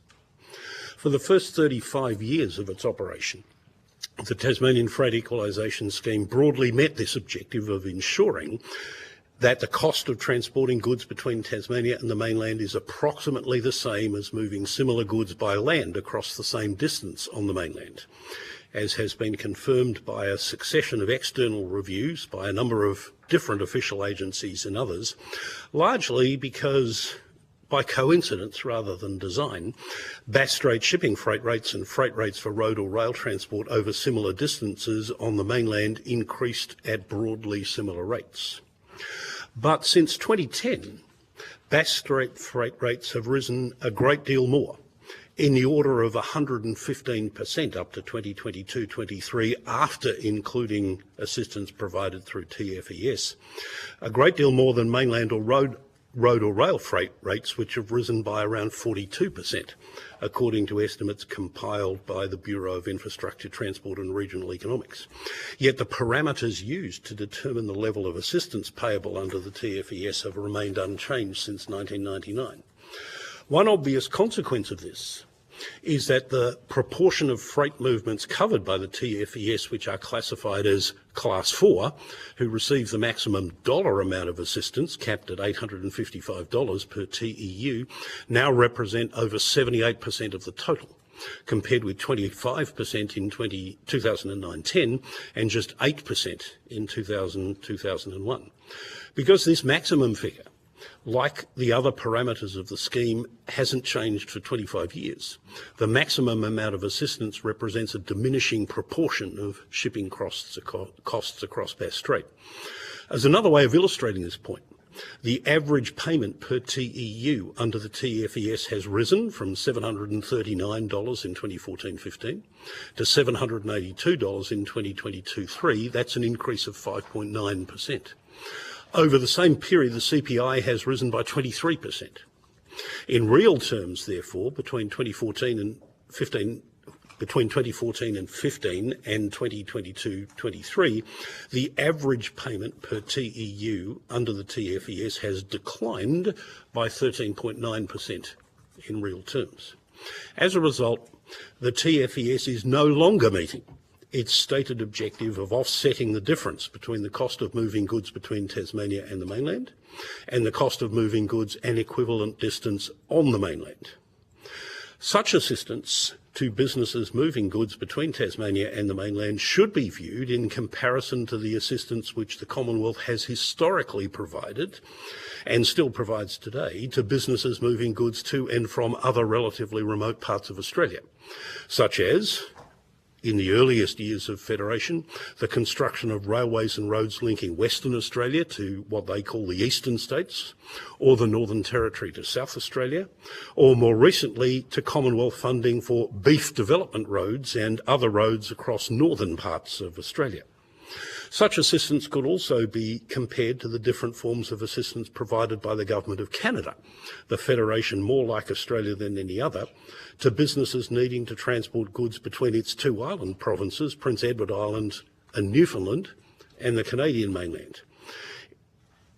In 1988, the Canadian government and the government of the province of Newfoundland and Labrador formally agreed that freight rates for intermodal traffic to, from and on the island of Newfoundland, charged by Canadian National, the Canadian government-owned railway operator, would be based on the principles set out in Clause 32 of the Newfoundland Act of 1948, under which Newfoundland became part of Canada for the first time.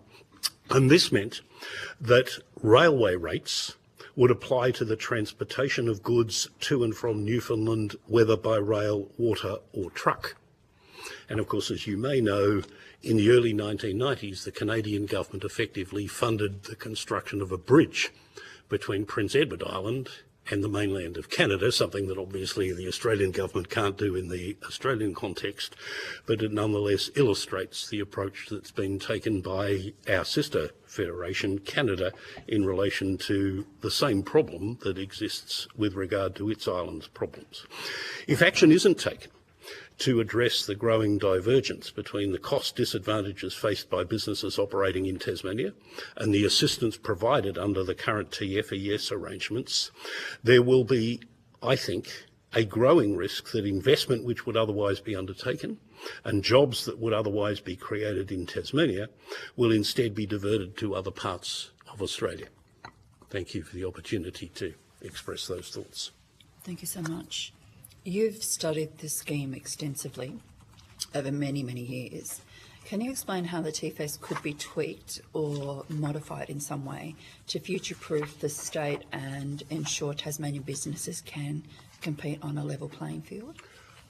Well, first, Chair, I'd say that the parameters for determining amounts of assistance payable under the scheme should be reviewed much more regularly than they have been. As I said, and I think other submissions have made to you, the parameters haven't changed for 25 years, since 1999.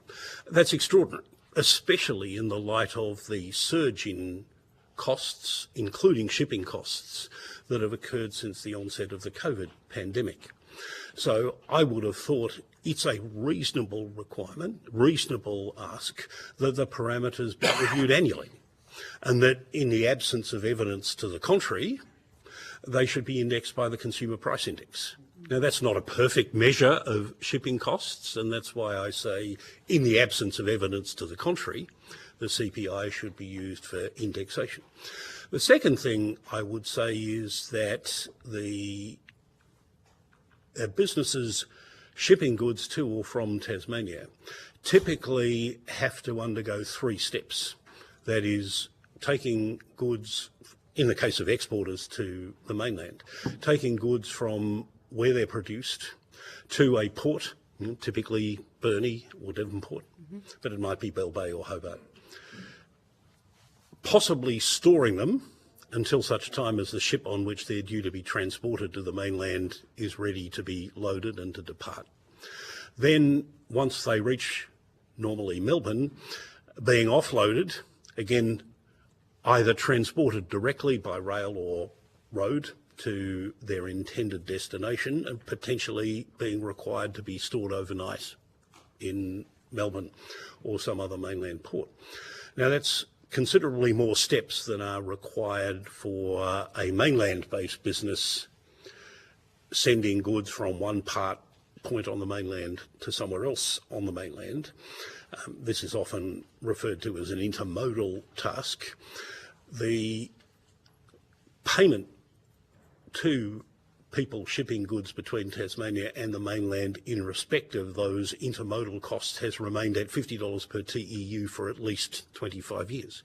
And again, it's incomprehensible that the true cost of that stage of the shipping process can have remained unchanged for that period. So in addition to providing for regular indexation or adjustment to the parameters for intermodal costs, I think there's an argument for a probably once-off review to see whether the $50 indexed for inflation up to this point represents an appropriate compensation for that, recognising, as I say, that these typically two, maybe on some occasions more frequent changes of transport mode, which people shipping goods to and from Tasmania have to undertake, is properly considered in ensuring that the costs of transporting goods between Tasmania and the mainland is no different from the cost of transporting the same goods and equivalent distance on the mainland, which was the original purpose of the TFES when it was established in 1976. Beautiful. As you mentioned, it's been a long time since this was instigated and the general reviews that have happened. Given there are no road or rail alternatives here, what factors have led to this scheme becoming less fit for purpose, which you've sort of highlighted already, but... Well, it's simply the absence of any adjustment to reflect what's happening in the real world. And, you know, I'm struggling to think of many other Commonwealth government programs where regular adjustments for changes in prices or costs don't happen either automatically, as in the case, for example, of the age pension, which is adjusted for changes in the pensioner cost of living index every 6 months. And most payments to states are reviewed annually or at 5-year intervals, and adjustments are made typically for the funds provided to state and territory governments by the Commonwealth under national partnership agreements for changes in costs or changes in demand over the intervening period. So why that's so, I can't begin to speculate. I would like to think it's not deliberate discrimination against Tasmania on the part of ministers and politicians who come from other states and territories. I'm aware, as I'm sure you are, that there are bodies such as the Productivity Commission that don't like the Tasmanian Freight Equalisation Scheme and have recommended that it be abolished. To be as fair as I can to the Productivity Commission, that's because they've said that the first best solution would be to get rid of the things that cause some of the disadvantages that Tasmanians suffer, such as the Navigation Act, and other requirements that coastal shipping be undertaken in Australian-owned or Australian-crewed vessels. I have some sympathy with that view, but given that as a practical matter, the Navigation Act and measures like it are not going to be repealed, then it might be what economists call a second best solution to have something like the TFES, but that's a form of assistance that should, as I say, be regularly reviewed and updated so that it is meeting its stated objectives, which it hasn't been since at least 2010. So generally, refresh, review, renew. That's a very good way of putting it. Senator Urquhart? Thanks very much. Thanks, Mr. Eastlag. You talked about the Canadian example there, and I didn't quite catch whether you thought that was maybe a good model or whatever. So can you just expand on, how, if you think that's a good model and whether or not, you think that we could, tweak ours or whatever we need to do to sort of come up to that sort of model? Well, in the case of Prince Edward Island, the problem has been, quote, solved by the construction of what they call the Confederation Bridge, which, to be fair, having been to Prince Edward Island and crossed it myself, there was some opposition from some people living on Prince Edward Island that the construction of a bridge destroyed or undermined their sense of... I think some Tasmanians might think that if we build a bridge... Indeed, but clearly that's not a practical That's right. Nor would it ever be possible to build a bridge across Cabot Strait between the northern tip of Nova Scotia and Port aux Basques, which is the port in the southwest corner of Newfoundland that most ferries go to. And incidentally, the ferries that carry passengers were built in Tasmania by Incat, yes. So having spent about 10 days on Newfoundland in 2000, it was a sort of pleasure to see that. Historically, when Newfoundland became part of Canada in 1948, the Canadian government agreed to something similar to what the Whitlam and Fraser government spelled out in 1975-76, that were the origins of the Tasmanian Freight Equalisation Scheme. But in particular, both the railway operator, Canadian National, and the shipping operator, which went through a few name changes but today is known as Marine Atlantic, are both owned by the Canadian government. Right.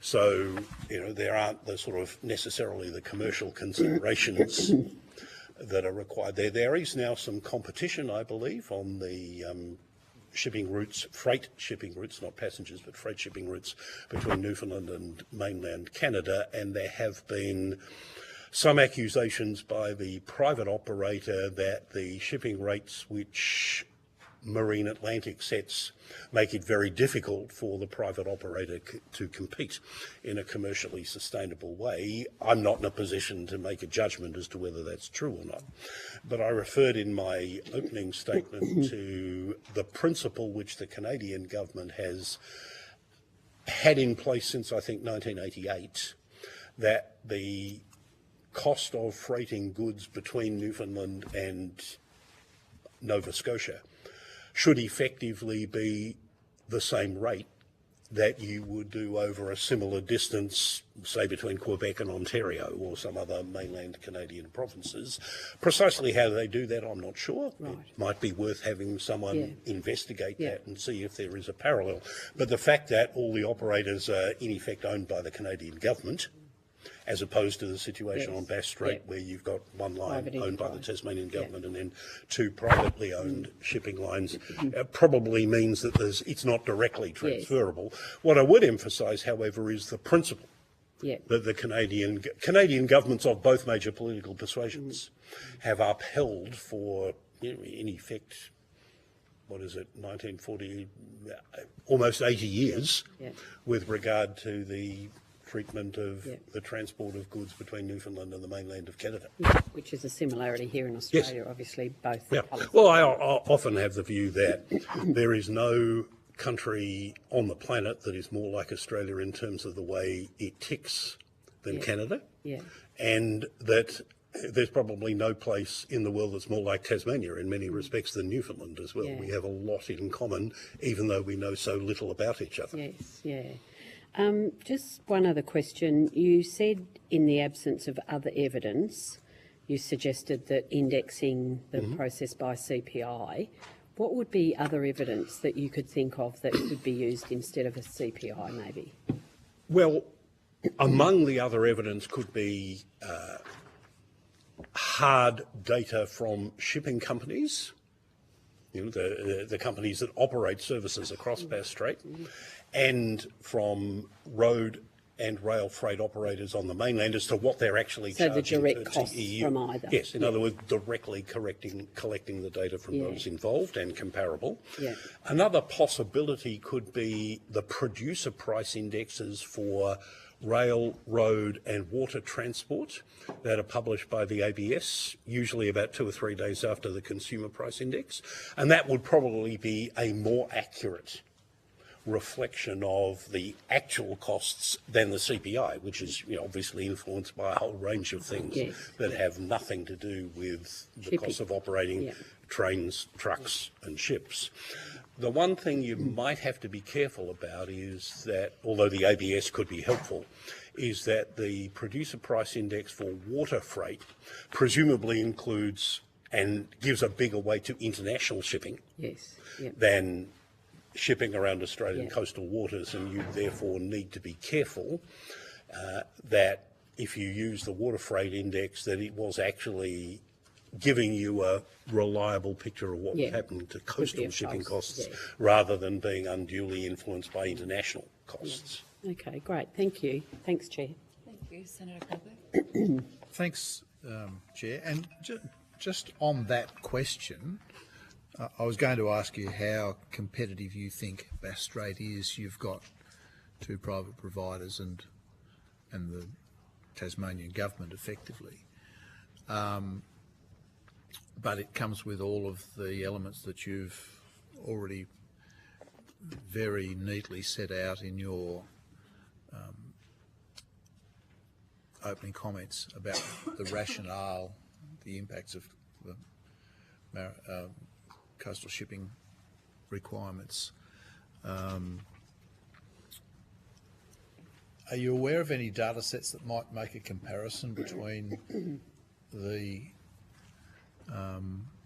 water costs that you've talked about in an international sense, or other similar things that we could look at to get an assessment of how competitive we think that is? Well, I mean, we talk often about it being the most expensive stretch of water on the planet.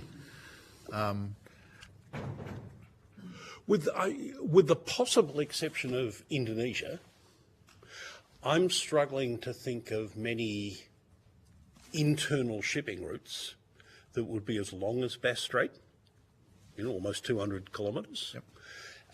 Certainly Cook Strait between the two islands of New Zealand isn't that long. Cabot Strait between Newfoundland and the north tip of Nova Scotia isn't that long. I don't think that there is any similar length, say, between some of the islands that make up Denmark and mainland Denmark. Maybe Bornholm is, but it's pretty small.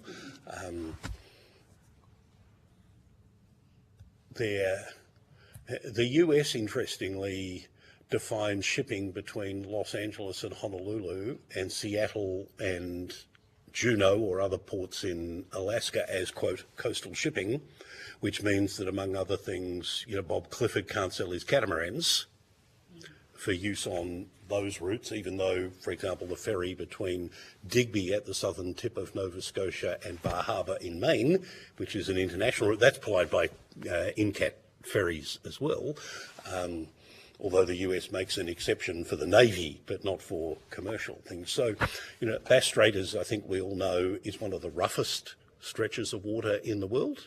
So it needs to be served by ships with very strong steel hulls, not aluminium ones. It's longer than most other comparable routes, and it's probably, I'm saying this as supposition on my part rather than having investigated it, it's probably not surprising that the cost to shipping operators per measure of freight, TEU or tonne or whatever you want to call it, is more expensive than other routes between other constituent parts of individual countries. And there's probably not a lot that can be done about that. But again, I'd sort of offer the observation that there aren't many places in the world where you build a sealed highway and a railway through such empty territory as Australia has done between Tarcoola and Perth. Maybe it's Port Augusta and Perth, or Tarcoola and Alice Springs, and then Alice Springs all the way up to Darwin. That again, these are unusual features of the Australian landscape that Australian governments have dealt with since the foundation of the country, and very few people question the fact that every year the Commonwealth government allocates tens of millions of dollars to the maintenance and upgrading of the national highway network, that's not considered a subsidy to businesses in Western Australia, Queensland, South Australia, New South Wales or Victoria or the Northern Territory, but somehow doing something that provides the equivalent to Tasmania is considered by people in mainland states as a, quote, subsidy, unquote.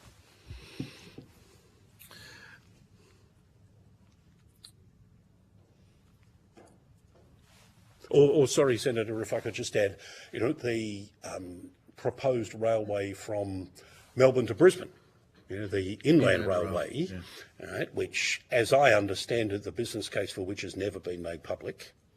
But suspicions are that the reason it's never been made public is because it would never earn a return on the capital taxpayers' money that would be put into it.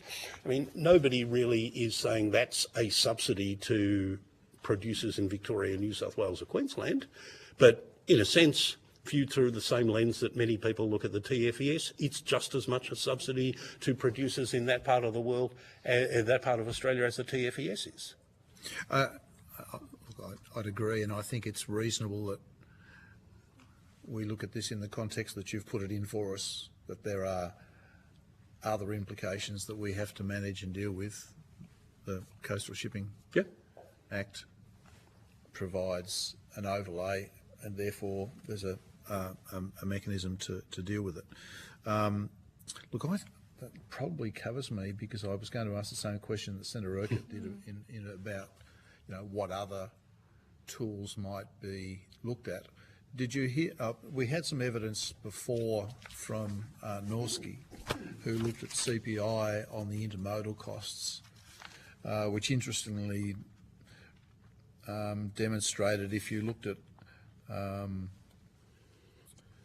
direct CPI versus what they've calculated their actual cost to be, it's within about 30 cents. Yeah. So, in context of that element of the scheme, CPI would seem to be work, and that would be a simple calculation on a regular basis.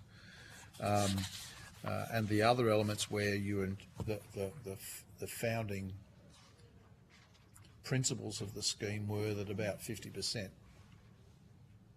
sit above and below the line in respect of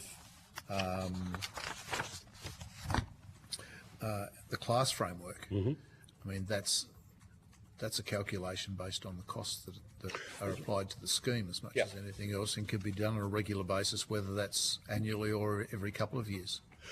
Indeed, and perhaps to go back to one of the questions that the Chair put to me at the beginning about other things that could be reviewed in this context, I probably should have said, but I'm prompted to say this now by your question, is that the system of classes for payments of different level of assistance perhaps ought to be evaluated as well. My understanding is that that was put in the scheme from the outset in order to incentivise shippers to negotiate toughly with shipping operators rather than have, as often happens with subsidy schemes, and we've seen this, for example, with relation to childcare and the Commonwealth Rent Assistance recently, the subsidy goes up and then the producers or providers put their prices up, and so the benefits end up being in the pockets of the producers rather than the people who they're intended to assist.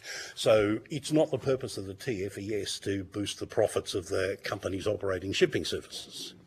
And my understanding is that that system of differential payments to 4 different classes of shippers was meant to prevent that happening. So something else that might be worth investigating is whether that has actually had the result intended. It might have done originally, but when you've got 78% of people now in Class 4 getting the maximum rate of assistance, but that assistance representing a diminishing percentage of the total cost.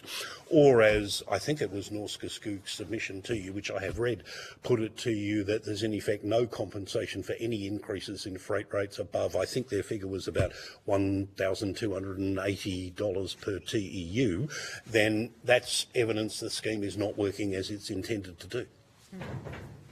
Which goes back to the point, I suppose, about the competitiveness of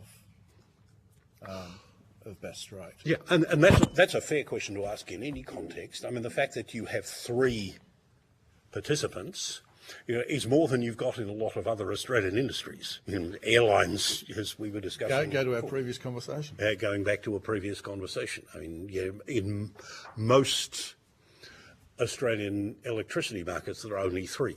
So, there's little ones, but 3 serious competitors. So, it's hard to imagine that you could have 4 or 5 companies operating services, but 3 is probably enough to ensure reasonable levels of competition. One last question. The breadth of the scheme and the items that it covers, going back to your original discussion about the rationale for us having it in the first place, it applies to certain things, not others. Do you have a view on that and how that might or might not impact on certain elements of the Tasmanian economy? Well, you'll recall that originally the scheme was only intended to cover Tasmanian exports to the mainland. And in 2015, I think it was extended to include Tasmanian exports to the mainland that had to be transshipped. And that was a response to the withdrawal of direct international services, I think particularly from Bell Bay to Singapore, and there might have been some others. So that was appropriate because Tasmanian exporters were, as a result of the withdrawal of direct international shipping services, at a competitive disadvantage relative to competitors in other Australian states, let alone competitors from other countries.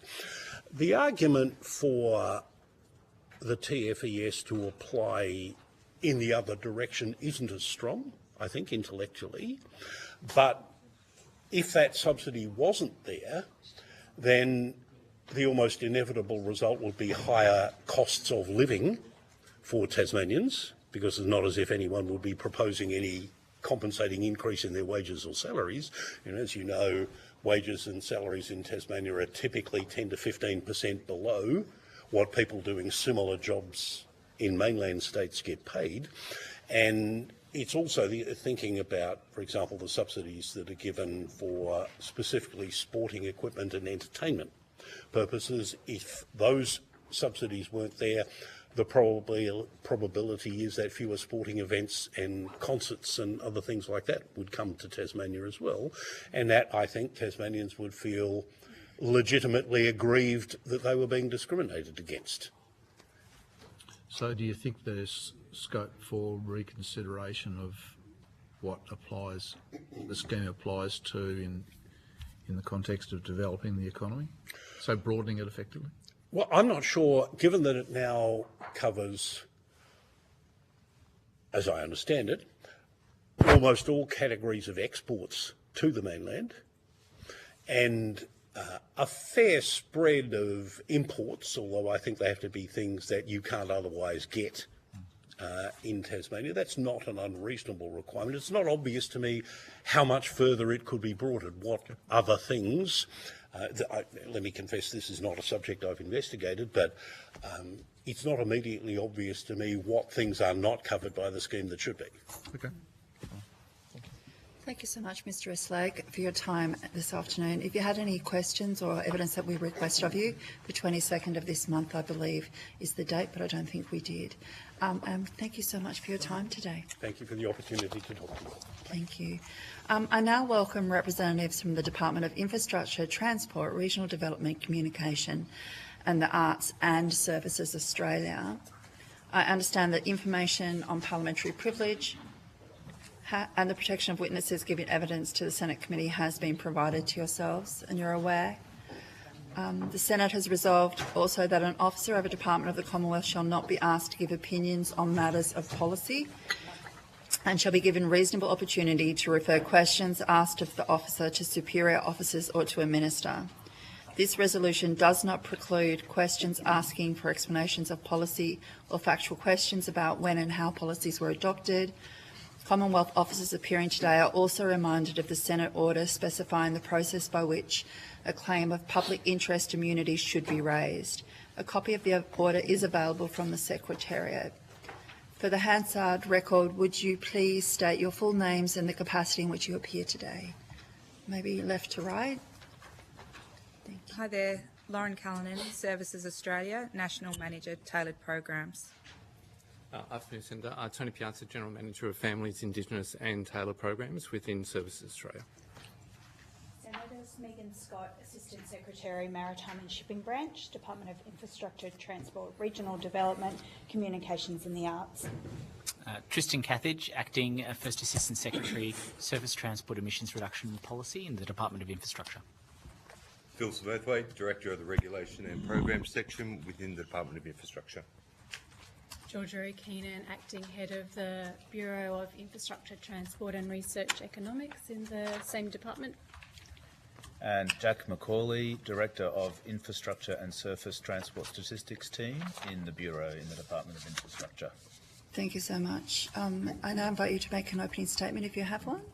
We don't have an opening statement. Thank you, Senator. Perfect, thank you. Neither Service Australia. Thank you, Senator. Thank you so much. I'll ask a couple of quick-ish questions. Last week during supplementary budget estimates, I asked if there was a way the scheme could be simplified so more Tasmanian businesses can be reimbursed. Tasmanian businesses have told me the administration involved in claiming reimbursements via the TFES costs them more time than what they get in return. While other businesses told me they don't bother with the TFES because of the time it takes to complete the claims. Can it be simplified or made more efficient? Thank you, Senator. It would be open to the government to consider making amendments to the ministerial directions as they currently stand to simplify the process or to simplify the parameters of the scheme. Has there been any research or internal reflection on how that could be done? Nothing substantive, Senator. The Bureau of Infrastructure and Transport Research Economics reviewed the TFES parameters regularly until 2013, but this has not happened since 2016, when the Australian government decided these parameters and rates of assistance would not change any further. I also asked about this last week too, but there wasn't an answer then, but I'm hoping you have one now. What was the reason behind the decision to leave the TFES parameters and the rates the same, considering costs of freight, sea and road, fuel, living expenses, etc., have all gone up over the last period? So, Senator, as you stated, it was a decision of government at that time, but I will just ask Ms O'Kiernan if there's anything else around the parameters that she wanted to add, but it was very much just a decision of government at the time. Okay. Yeah, I would say going directly to your question, there's nothing else that Bittree would add. We have some background on the different focus of the Bittree reports which flowed from the ministerial directive, but that doesn't go directly to your question. Would there have been any validation from previous governments as to why? Because as somebody gave evidence earlier in the day, CPI taxation, it's changed 13 times in the last 25 years, but the rates have not as such, or the assessment with bitter. Well, I mean, fundamentally, Senator, the rates are a matter for government. Okay. And as specified by the ministerial direction. Okay, thank you. Senator Urquhart? Thanks very much.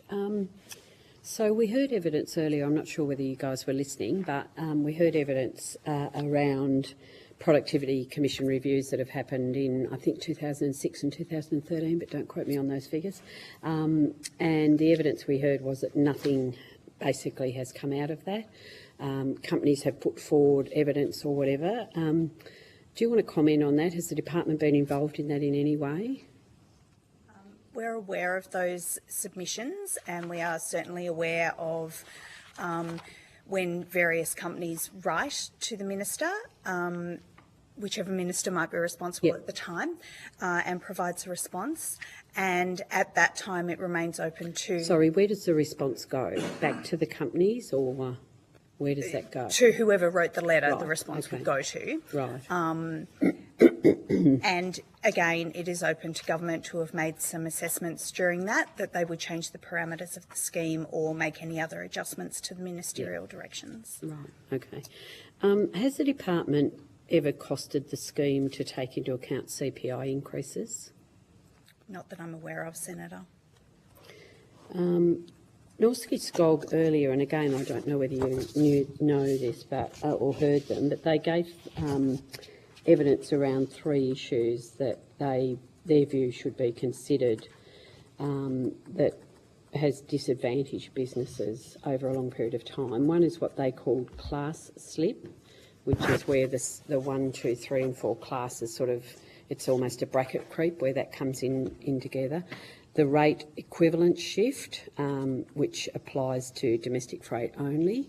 I'm not sure whether you're aware of these terms or whether these are Norski Skog terms. And inadequate intermodal modal cost compensation, where that hasn't increased over a long period of time. I think we know that's correct. Do you want to comment on the other, well, all of 3 of those, if you could, please? In terms of what's been termed the class slip, Yep. we are aware that has changed, and indeed that is highlighted in Bittre's draft monitoring report. I'll just ask Mr Smurthwaite whether there was anything specific around that. Around the class. The class. As per our submission and as per the Bitra monitoring report, it's become clear that in the last 2 to 3 years, there's an obvious increase in the sea freight rates. Yep. That has been now identified through the monitoring report, Senator. Okay, so has the department, the obvious increase rate, and obviously the bracket creep has become fundamental, has the department done any work to provide to government about how to overcome and deal with that issue that you're aware of? So the primary tool we use, Senator, is the... I'm only a senator. At this time. So the primary advice is the 4-yearly monitoring report, and so the one prior to this wouldn't have picked up that data that is now becoming more obvious. And COVID's caused a lot of that increase. Would that be a fair assumption, or is It's it certainly a post-COVID event that we can see. I'm not sure I would attribute it solely to COVID, but across the board, more generally in this country, we've seen an increase in cost pretty much everywhere, Senator. And I think I'm correct in the Bittru report has a lot of figures and data. What actually happens to that data? Is it just reported in a report, or is anything, does it go back to the department? Is there any sort of, follow on from that data that shows a body of evidence and any, maybe any recommendations that should come out of that data? So the report, the next steps for the report are set out quite clearly. So we'll take on board any feedback from the consultation, and then we're required to have the final report to the Secretary by the end of the year. Then there is, I think, in the ministerial directions, government will respond to the report, and then that's a matter for government how they respond, whether they want to seek more policy-driven type advice or extra information. Right. So just take me through that that consultative process that you undertake. How does that occur? How do people know about it? How do people who use the scheme, or because we have also heard evidence today that there's a lot of smaller companies particularly, but maybe some larger ones too, who just simply do not even use it, even though they would be eligible for it, because what they view as the onerous nature of the administration of it. So I think, I'm not sure whether you were the same team that were on King and Flinders Island in about September. You're not that group that does that. Okay, so can you step me through your process then, because it's different from the others. Absolutely. So the Bittry report is a statistical report, like a lot of our other work, or what the Australian Bureau of Statistics would do. So it's designed that we take the data that is collected under the scheme and polish that up, make sure it's kind of consistent and clear, and then release it in a statistical report, which you've seen.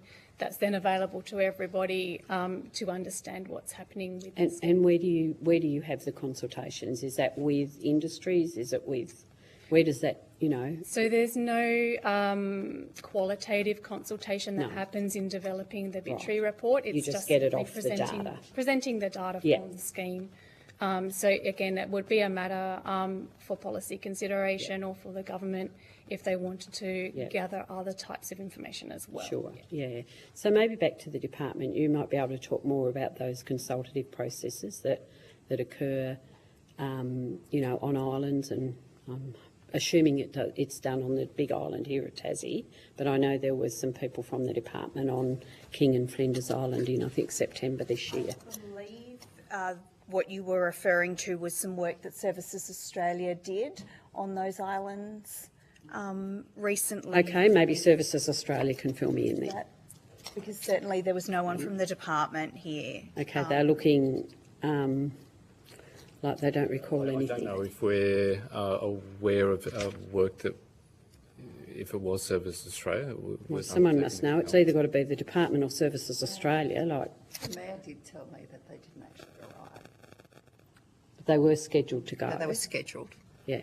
Is it the case, Senator, that you're sort of asking about two different things? The first one is the way in which the BITRE process... No, I don't think this has got anything to do with BITRE. I think it's purely about, like, we're coming up to next year where there's a report on the scheme or whatever, a review. Prior to that, there are a group of people from one department, whether it's Services Australia or Infrastructure, that were due to be travel to King and Flinders Island. I don't know who they were going to meet with. I don't know what the consultative process is. I don't know how people knew about it. I knew about it because I sat with the Mayor of King Island and Flinders Island in a ministerial office in Canberra, and we were advised at that time by departmental people that they were heading to the islands, and both the mayors were quite elated about that and wanted to be involved. So somebody must know something about it. It may be we might have to take that on notice, Senator, and come back to you about the details of that consultation. Okay, if you can take that on notice, that would be good. I'd like to know, you know, if they didn't turn up, were they scheduled to go? How do they actually get that information out to people for consultation? Who's invited, and what is the process of how people get to know about it? Thank you. Thanks, Chair. Just on that, our agency do conduct remote servicing. Yep. And it may be that we had a team scheduled to go to Flinders Island at that time. And King Island. It was in September. Potentially, yes, I'd need to check that. There were 2 visits scheduled, yep. Okay, I'll take that on notice, but we do routinely do remote servicing to the islands. Yep. Whether that was directly related to this scheme or other general business that conducted across Services Australia. The information I have is it was directly related to TFES, so I'll check I'd that. be really interested if you can take that on notice and then provide what they do and what sort of information they get, but also how do they disseminate the fact that they're coming out, you know, they're going to visit a place, and then if they don't turn up, why don't they turn up? Yeah, and report. Yep. I think generally, Senator, in terms of some of the servicing we do on the mainland, you may be aware we have our mobile services set up. Yep. I can certainly talk in terms of there's quite a communication campaign that's done through local media, advising when Services Australia will be in town. Yeah, no, so I know what you're talking about. What I'm saying is, if you did go to King Island Flinders and it was ourselves, I imagine we would follow a similar process in terms of informing people. Well, maybe if you can lay it out on notice, that would be appreciated. Yes, Thanks, Mr Piazza. Thanks, Chair. Senator Colbert. Thanks. I just want to go back to some of the data sets that are used, and there was some evidence, I'm not sure whether you heard it from Norski earlier in the day, in relation to the indexation of intermodal costs was assessed in the draft report that's just been done at 16%. They thought that number was inadequate because it was based on a stevedoring index that had been picked up. How does the process reflect that sort of feedback that comes back from organisations that are pretty experienced, got their finger on their costs pretty well, and you know, the costing that they've given to us which I'm sure they've given to you after the consultation that you had very quickly after talking to them last week, aligns almost dead eye with CPI rather than the index that's been utilised in the draft report. Is that second question as part of that, is that a long-standing index that you've been using? Is it a habitual one, if you want to put it in those terms? I think this is about the table 15 at the end of the report. Yeah. Yeah, so I think a couple of sort of overarching things I might just clarify. So that table is some kind of indicative estimates that we've put in there to help inform discussion. So we certainly welcome all that type of feedback on those numbers. So for that table, we've just tried to put, some indicative examples using kind of transparent assumptions to get those discussions started. So it's absolutely not a recommendation or a suggestion, that table. So when we have taken the 1998 methodology, just to see how that would play out. So look, I think if, again, decision makers, so policy and government were considering changes, all of those issues and these different options would need to be carefully looked at. That takes me back to the data sets that you use to do your work, which is basically pure assessment, cleaning up of and manipulation of the data to put it into a form that can be utilised for the review process. Is there any information that in that data that would provide you, the department and therefore government, with an assessment of things like those intermodal costs? I mean, are they, is that work effectively, the government set the rate at $50 each end, so $100 per TEU. That's the data. Is there any data that's collected that would give you, us, insights into what the real costs are? No. As far as I'm aware, there's no data in the data set that we receive that would allow information about the intermodal costs directly. What about actual shipping costs? I mean, you're the agency that oversights information in respect of transport data and economics. What about some of the real numbers that are impacting the economy in terms of assessment of what advice might go to government as to what the real costs are? So in terms of the data that we hold for the scheme specifically, that does have actual costs for the wharf-to-wharf and door-to-wharf and door-to-door costs. So for the claims that are specifically wharf-to-wharf, we know that those are shipping costs. For the claims that are door-to-wharf or door-to-door, we can't break that down into shipping or the road component costs.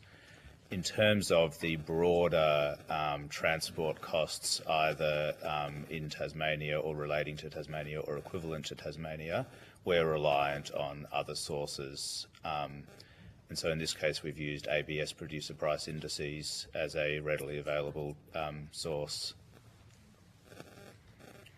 So when you're doing your broader analyses, you use data from other data sources to input those into the assessments that you're making. Do you mean is that right? Outside of this report in general for the Bureau? Or? Yeah, well, I mean, part of the concept of the scheme is to compare 240 k's of sea freight to road freight and make a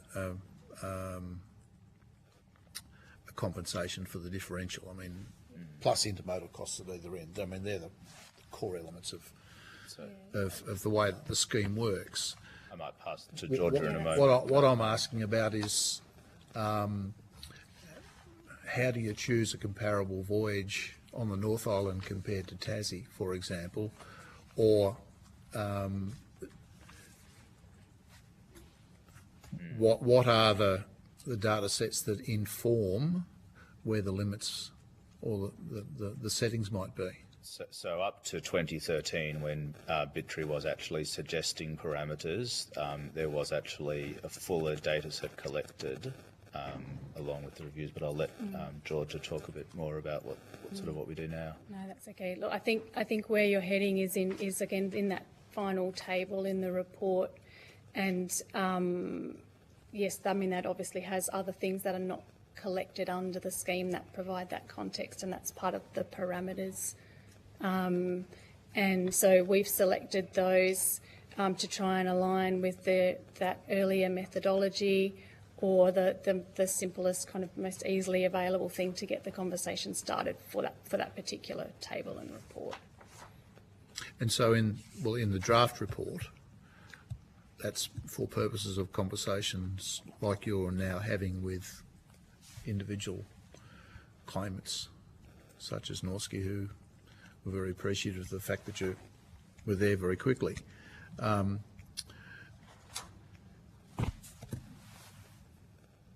So are the sources of those data sets identified, or are they just put in there as a data set? They're transparently referenced. The conversation that Norski had with us about aligning the class framework so that 50% of claimants were above and below the line, they've termed it class slip. Have you done any calculations on the cost to align that to the original design concept where it was a 50-50 alignment? No, not that I'm aware. I think, as Megan mentioned earlier, that would be... No, there hasn't been any analysis to that level. What would be the process to do that? Government would request that the department, potentially off the back of your report or off the back of their review of the monitoring report, could request us to do any number of permutations of what an adjustment of variables would cost to the overall budget, and then they could consider that in the scheme of the overall Australian budget. What would be the data inputs to that process? It would depend on what the question was or what parameter they were asking us to investigate. We would then have to work with Bittry on what was available or what we might need to source from elsewhere. So if the committee were to ask you to do that work, you would have to go back to government and say, do you want us to do that work? Well, the committee would not ask the department to do work. The committee would make a recommendation to government that they consider a variety of different recommendations that you may come up with. Trying to find a way and to through that, I'm trying to find a way not to make the committee reliant on the department, if you like, which is why I asked what the inputs to it were. So if I were to go to, for example, the Parliamentary Budget Office and ask them to do an assessment for me, what would be the process there?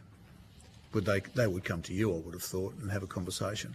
There's a memorandum of understanding between the PBO and the department, and that's I think it's publicly available and maybe on our website. No, happy with that answer. We had that conversation in finance last week. All right, Louis, thanks, Jim. Senator Chandler. Thanks very much, Chair. I mean, just quickly on Senator Colbeck's line of questions. So am I correct in saying that in terms of the oversight of the scheme and determining whether or not it is working and delivering the benefits intended for Tasmanian businesses, you're reliant on the Minister knowing that there's a problem and saying to you, I think there's a problem, can you please go and do the modelling to fix it? Or to identify the quantum of the problem? Well, There's a number of different inputs that would go to that, Senator. So the Minister has access, obviously, to all of their colleagues and can get information that way. Individuals can bring attention to it through writing individually. Ministers obviously have access to Bitry reports. We provide regular reports and updates also to our Minister. So what do those reports and updates look like? So there's the Bitry monitoring report, and we also provide a quarterly report with a variety of different statistics on it about how the program is tracking, who the top users of the scheme are, how Services Australia are performing in their responsibilities to administer the scheme. And from that, we sit down with the Minister if that's their desire and kind of talk through what we're hearing on the ground and compare that against what the Minister is hearing, and from that we can get changes. Most recently, that was demonstrated by the addition of the charitable donations for fodder on King Island. Mm-hmm. But you say if it's the Minister's desire to have that conversation with you, so there's no, I guess, comparison reporting that the department does to determine whether or not the scheme is actually delivering the benefits intended. There are no KPIs that you have to measure the scheme against, and once, you know, a number ticks over to where it needs to tick over to, you say, hang on, we've got a problem here. It's time for us to go to the Minister and say, you know, costs have gone up, inflation's through the roof, whatever it might be, we need to re-examine a certain criteria within the scheme at this point. There are none of those trigger points you're saying is currently built into the scheme or your oversight of it. Well, Senator, I think they are in terms of the 4-yearly Bitry monitoring report, our regular reporting to the Minister, and then other external sources. But you're saying that your regular reporting to the Minister is basically just, you know, quantitative data around how it's tracking. There's no benchmark that you're measuring to, or no performance indicators that say this is what we want the benefit to Tasmanian producers and exporters to look like in relation to the TFES, and this is the gap that we're starting to identify, and let's have a conversation about how we fix the gap. You're basically saying the Minister has to pick up the phone to you and say, I'm hearing from my colleagues or my constituents or my consumers or whatever, there's a problem, can you guys look at the numbers? No, Senator, that's not what I'm saying. I'm saying that is one element of it, and built into the ministerial directions is the 4-yearly Bitry report, which provides then the analysis, and from that the Minister can review that, see how the program is tracking, and what we have seen in this most recent draft is that there is an increase in that differential between road and sea costs that had not been borne out by earlier monitoring reports. So we're now at a point where we have something substantive that does point to a differential. Without you giving the game away as to exactly what's in that 4-yearly report, how can these changes be such a shock all of a sudden if you're saying that they weren't bore out in previous periodic reports, which I think is what you just said? I wouldn't be giving it away to say that the report's there. It's publicly available, and everybody has access to the draft, which is the consultation process that's going on right now. We have been hearing from a variety of businesses that there has been increased costs. We're also hearing that on the mainland in relation to fuel as well. So it does take time for the data to then come out and actually really demonstrate where the pain points in any subsidisation scheme might exist. It just doesn't sound like the scheme is particularly responsive. Senator, I mean, would observe I mean, the department has a general function in terms of providing advice to Minister about the performance of programs under its remit. Ms Scott has given evidence about recent changes to the scheme. It's just a statement of fact that the scheme has changed over time in reaction to different priorities of government in 2016, in 2021. I think it is fair to say the scheme has changed over time. Yeah, sure. I guess the point I'm making, and I was saying this in questioning witnesses a little bit earlier today, is that in terms of what this committee can recommend to improve the scheme, it seems to be that there needs to be that sounded very silly. It would appear that there needs to be a more responsive way to ensure that the scheme remains fit for purpose, rather than waiting for a Senate committee to come along every few years, as I think Mr Eslake was saying. We have a long history of doing this, to start looking into these issues and figuring out whether things need to change. I mean, I understand that perhaps the way the scheme is currently set up doesn't enable you to do this, but I think most Tasmanians would expect that the department that's responsible for administering the scheme would have an element of responsibility of figuring out if the scheme is working, and if it's not working, making representations to the Minister and saying this is something that we need to look at improving. It is something we regularly do discuss, but ultimately any changes to those ministerial directions need to be driven by the desires of the government of the day. And as I've said, we have made those tweaks and adjustments to the scheme over the time, so it has responded. I appreciate you're probably getting at a much shorter period of time in which for changes to be made. And again, if that's a recommendation that the committee makes or that the government would like to take up, and as I said earlier, considered as part of the broader Australian government budget and the implications that any adjustments would have to the budget bottom line. Sure. I get a sense from reading the submissions into this inquiry that there is a real frustration in the Tasmanian business community that the scheme, that we are where we're at, and I guess I'm just trying to think, how can we mitigate against this happening again, and going forward into the future, make sure that there is a slightly stronger framework around the scheme to make sure that when it is no longer working, it's not reliant on a business contacting me as a senator for Tasmania, and I might be in opposition, I might be in government, me contacting the relevant minister.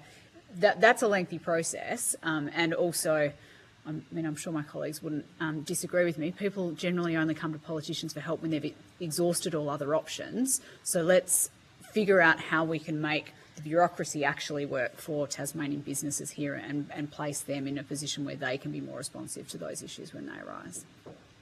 That's all from me, Chair. So much, Senator Chandler. Senator McHugh. Thanks, Chair. Good afternoon, folks. If I cut down a tree in Tasmania's native forest and put it on a log truck and drive it up to the Spirit of Tasmania and put it across Bass Strait and send it to the North Island to a sawmill over there to be processed, does that count as processed timber under the TFES?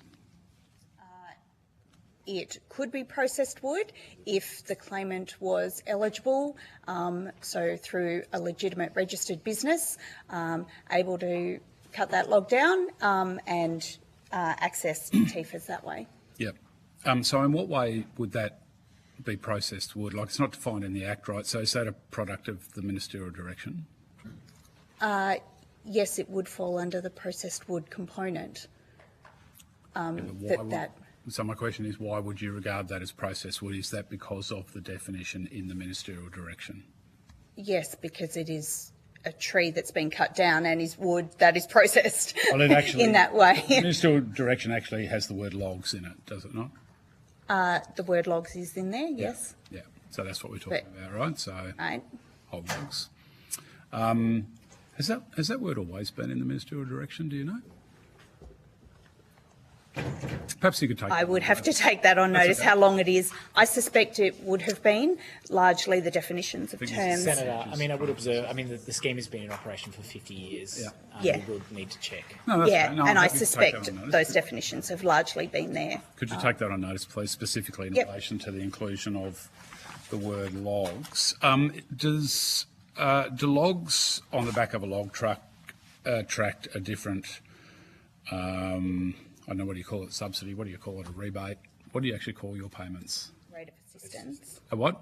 Rate of assistance. Okay, does a log on the back of a log truck attract a different rate of assistance to a log in a container? It would depend on the way in which the particular business claims. Mr. Smithwaite. Mr. Smithwaite's got And more I'm just to detail be on clear, I'm that. specifically talking about logs that are defined as processed wood.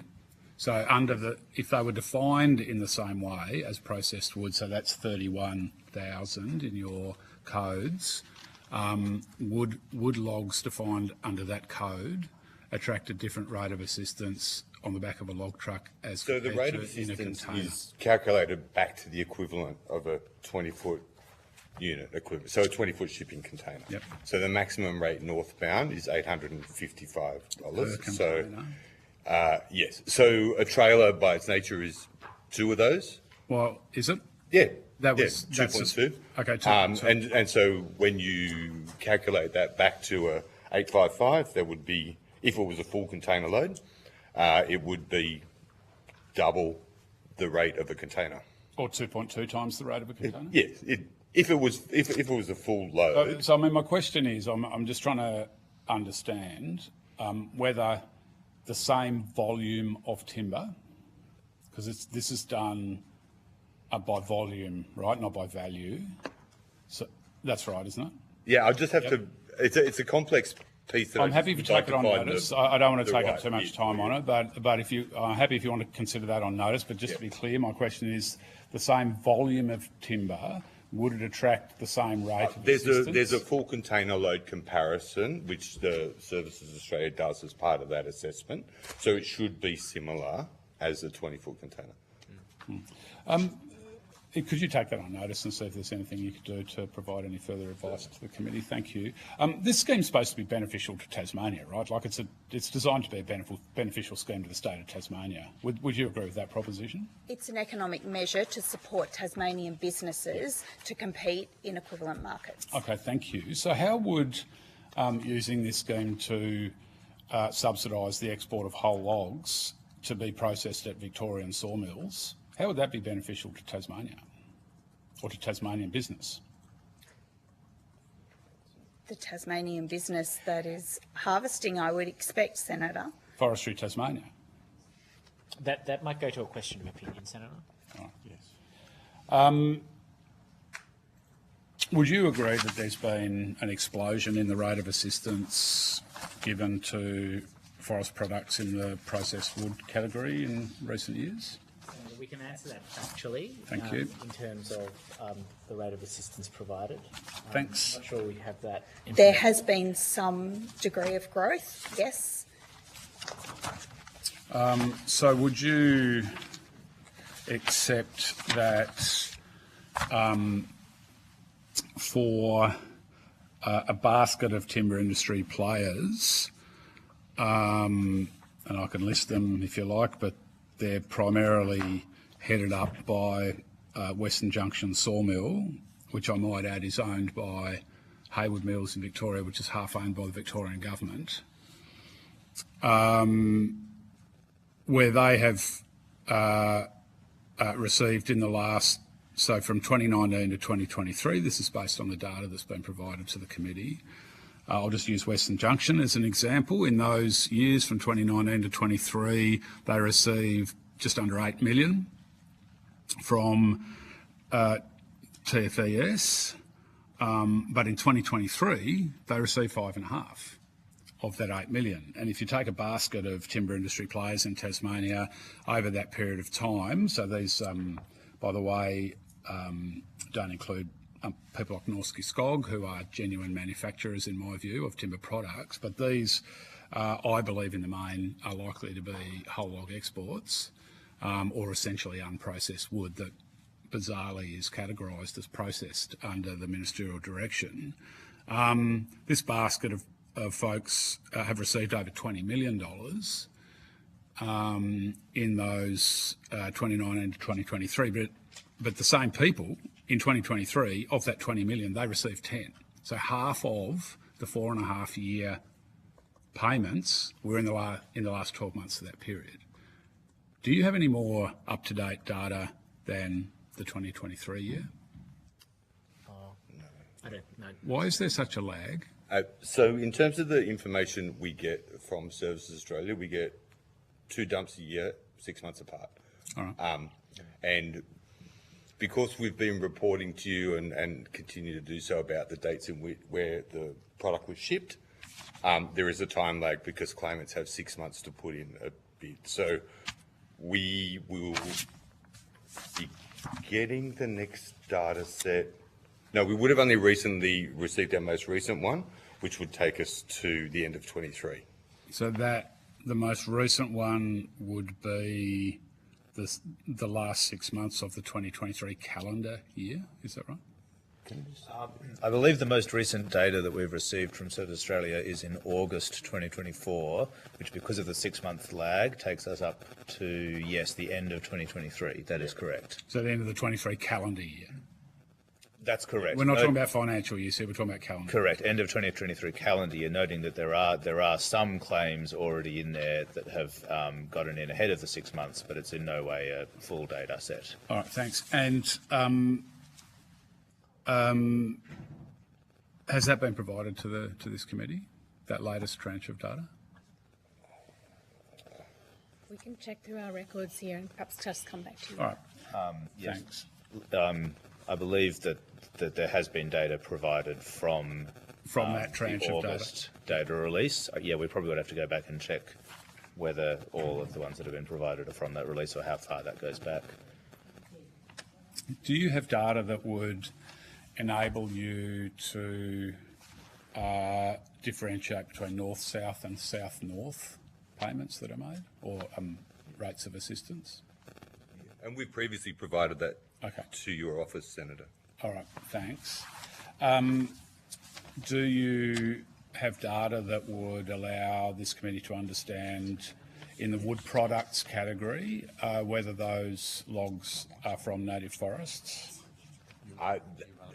There is no part of the administration of the scheme that requires that level of detail, Senator.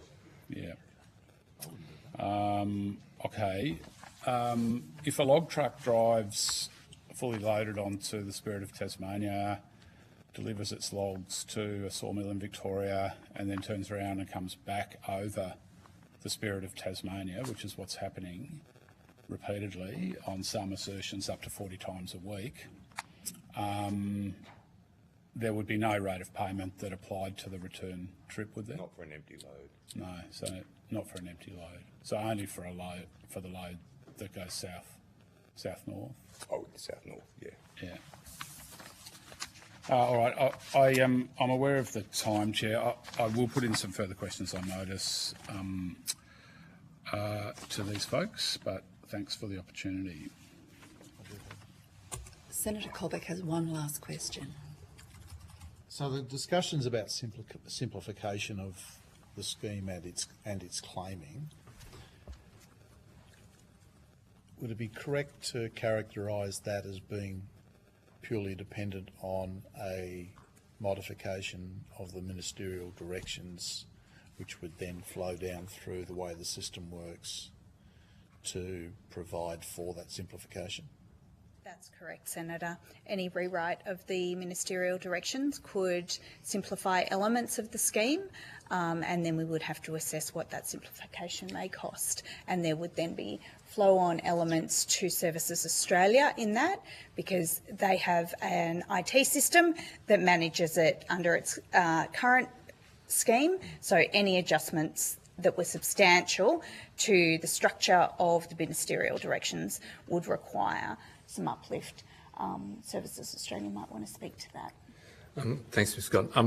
Yeah, so if there was a change, depending on the scale of it, we'd actually have a look at the platform. We'd have a look at in terms of issues around supportability.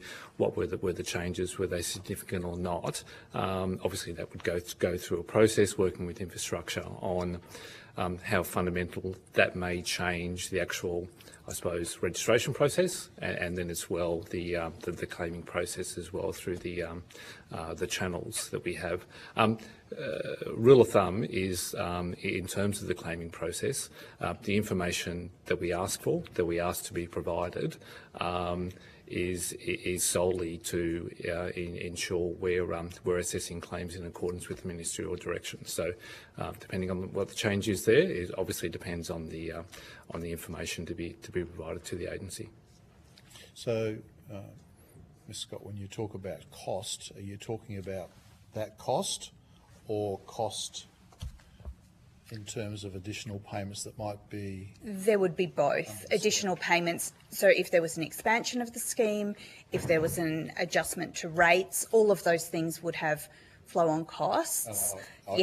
So that's the cost component that then government would make a decision around simplification. So if simplification of the scheme meant more people would claim what they're not claiming now because they don't see it's worth their time to do so, that's the cost that you're talking about. Services Australia would have a cost to modify its systems to provide a better, a more simple service. To provide the service of making a claim in the new form as designed under the ministerial directions. Yes. Staffing or tech. Well, modifications, probably some both. Yeah, there's generally two types of costs. I suppose there would be the build, the setup costs, if that's what occurred, and then the other way, in terms of the out years, they're generally volume-based. Thank you. Apparently Senator McKim has one last question. Might even have two. We'll see how we go. Do you have data that would allow the committee to understand how many log trucks have attracted a rate of assistance?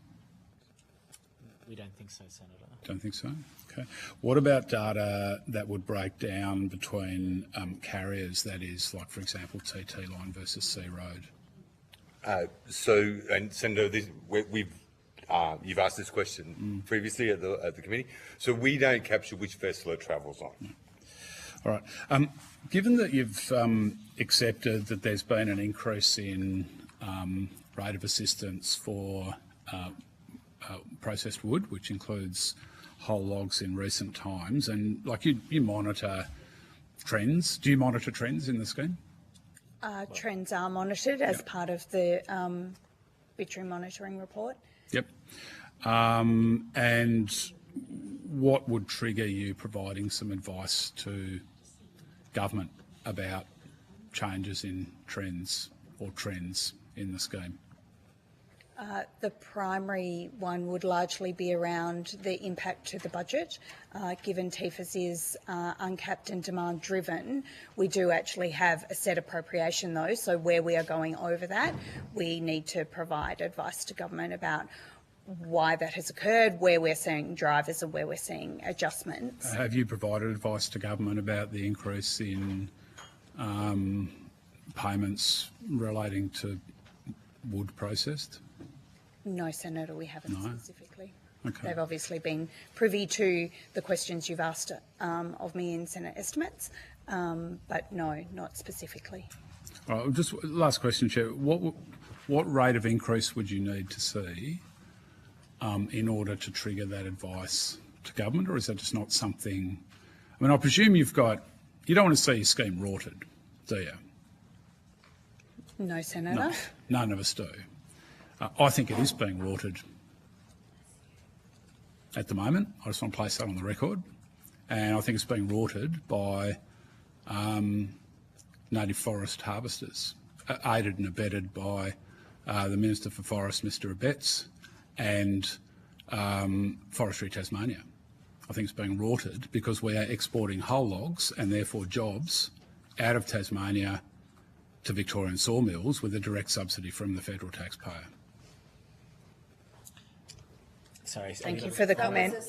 That was a statement, Senator. Thank you. Comment. Appreciate it. Look, thank you so much for your time. The period for questions on notice is the 22nd of this month. And I thank you so much for travelling all the way to our beautiful state. Thank you so much.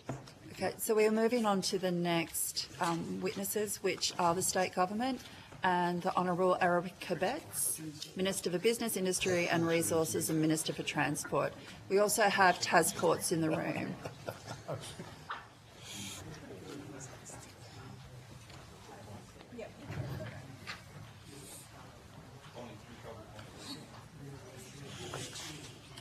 Good afternoon. Good to get it. Sure, I'll get one back. I thought you might have picked up. He's got a long memory. Yeah. I'm not sure his memory is as long as Eric's. We'll take that as a compliment, I believe. No, I say it in that. He's got a very good recollection. Okay, I believe the Deputy Chair has stepped away for a moment. So we can assume that quorum's still in place. Look, for the fans, thank you so much for attending today. But for the Hansard, can you please state your name and position? James Verrier, I'm the Director of Transport Policy in Department of State Growth. Thank you. Cynthia Hayden, Deputy Secretary Transport, Department of State Growth. Erica Betts, Minister for Transport, but also Business, Industry and Resources. And Anthony Donald, CEO of Tasports. Thank you so much. We were going to have Senator Chandler asking questions first.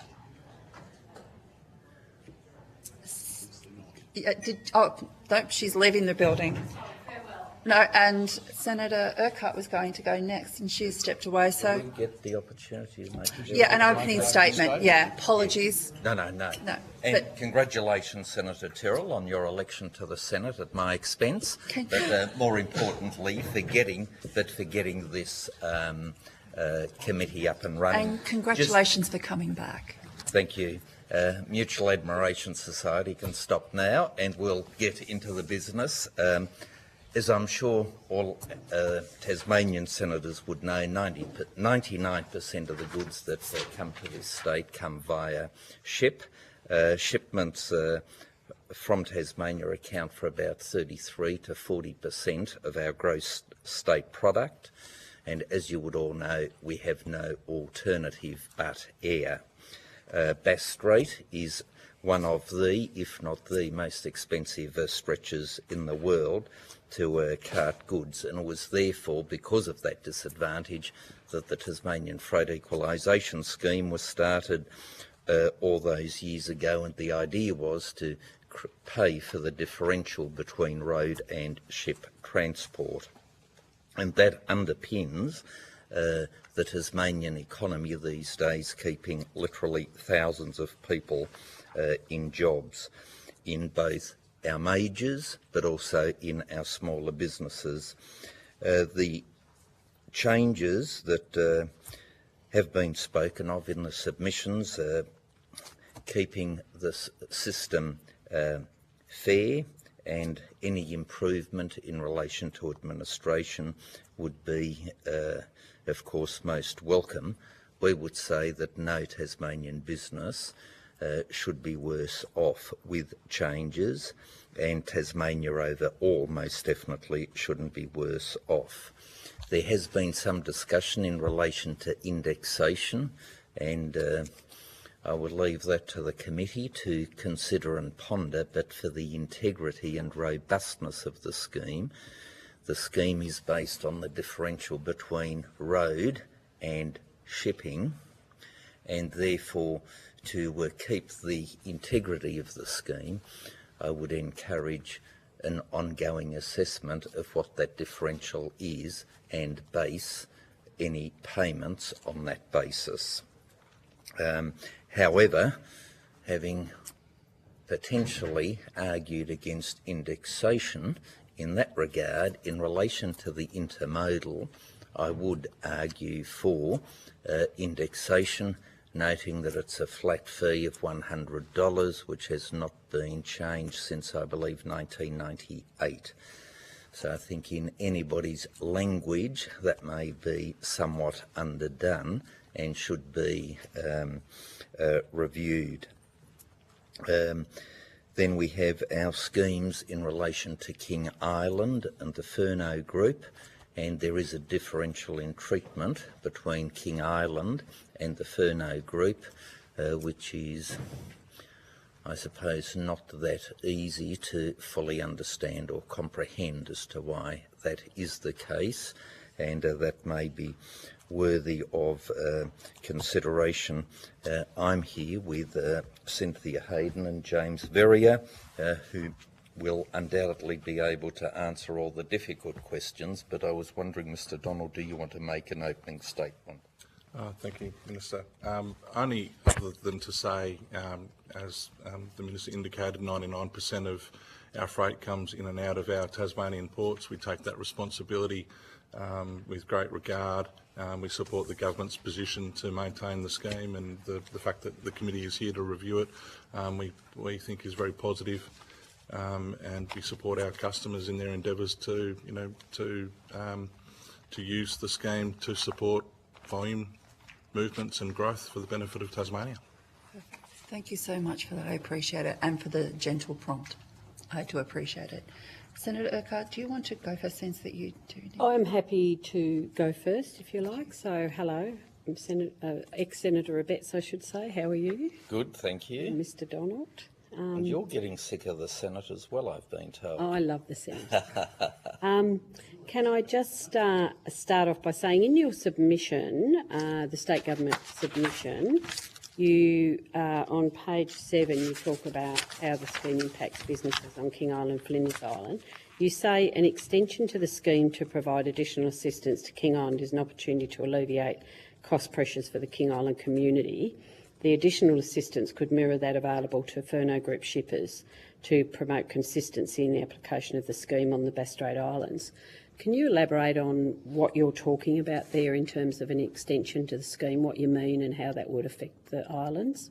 Yeah, as I understand it, and I'm sure the technician sitting to my sure right will very eloquently will correct me if I'm wrong in that regard, but as I understand it, if you've got a product from Flinders Island that you would wish to export to Australia, you get the freight equalisation to get it from Flinders to, let's say, Bridport, and then from I understand wherever. that. Sorry, can I just, you're saying an extension to the scheme to provide additional assistance. Are you referring to an existing extension, or are you proposing an alternative extension? Or a new extension. Or a new one? Yeah. Because That's as I understand it, that's what I'm trying to. I know how it works. Yeah, I Flinders just want to know gets what the you mean double. by that. Yeah, Flinders gets the double, Yeah. if I can use that terminology, whereas King Island only gets the single, as I understand it. Okay, And, so that's what you're talking about there. that- Right, okay. And thank So you actually, for allowing us to clear that up. Actually, you're talking about providing the same assistance to King Island as what Flinders gets. Exactly. Right, okay. Thank you. Even though it's very different Yeah. conditions and boats and, Yeah. well, not really boats, but anyway, whatever they are that go in there. Ships. Barges, I think is the terminology. Mr Donald, I did ask a question earlier in relation to the impact of additional port costs would have on the Freight Equalisation Scheme. I understand from the answer I received was that that is captured in the overall costs of shipping, but can you give me an idea of the additional port costs that perhaps shippers have incurred over, a period of time since, a number of years? It seems like the costs have escalated over a period of time. Certainly. Can you give me a comparison around what the port costs and how much that's impacted on shippers or actually really people who use shipping? Yep, certainly, Senator. I'll specifically talk about our domestic container shipping customers in Straight Link, Sea Road and TT Line, who have previously had the benefit of long-term leases that were put in place by the port businesses that were established prior to the establishment of the Tasports organisation. So when Tasports was formed in 2006, I think it was, our organisation took on as legacy some of those commercial arrangements that were put in place by the Port of Burnie and the Port of Devonport, who during the times of those negotiations and commercial agreements were competing with each other. And I think I recall the bill that was read out in relation to some of the benefits associated with the formation of TasPorts was such that competition within ports within Tasmania was seemingly not in the best interest of Tasmania, and the establishment of TasPorts enabled a better outcome for the state. Sorry, can I just interrupt? So, in terms of the Hansard and the record, what date are we talking about there? Where TasPorts took over the two? 2006, I think it was 2006 to 2007, and so we've been quite open about the fact that those commercial agreements, those legacy commercial agreements, were uneconomic.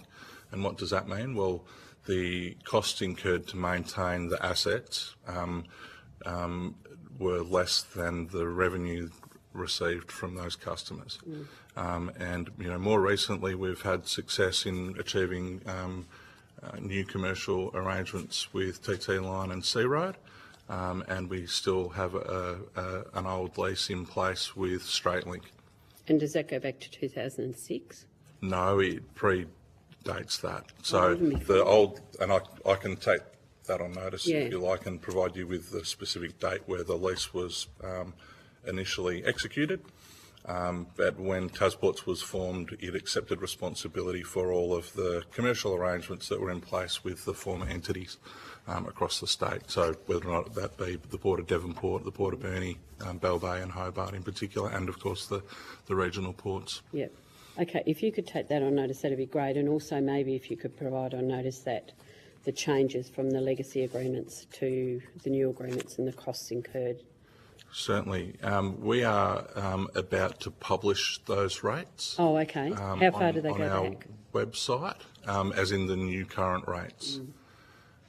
Okay, so the historical... So I'm happy to provide in advance of publishing on our website the specific, wharfage rates that are in place with the new commercial arrangements. Right, and but that's just the last 12 months, obviously, is it? If it's it's a little bit longer than that. It's, do you have historical rates that are easy to calculate and get?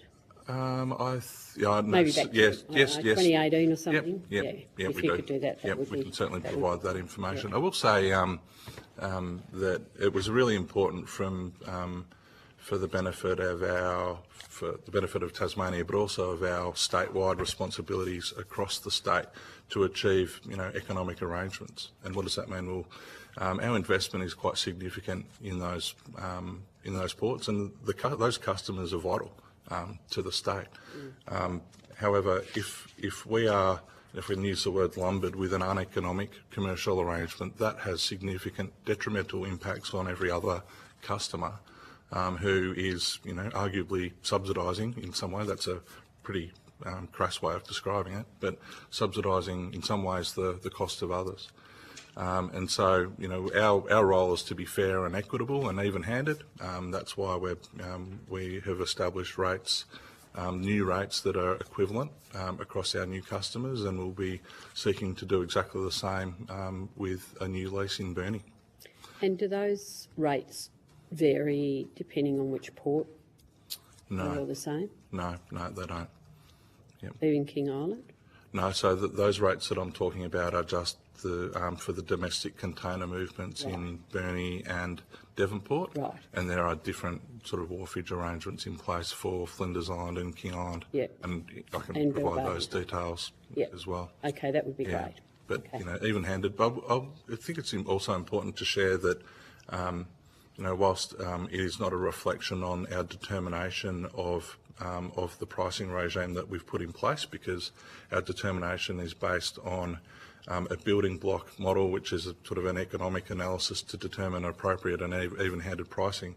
But I would urge the committee, once you see our rates, to draw a comparison to the Victorian rates. Okay.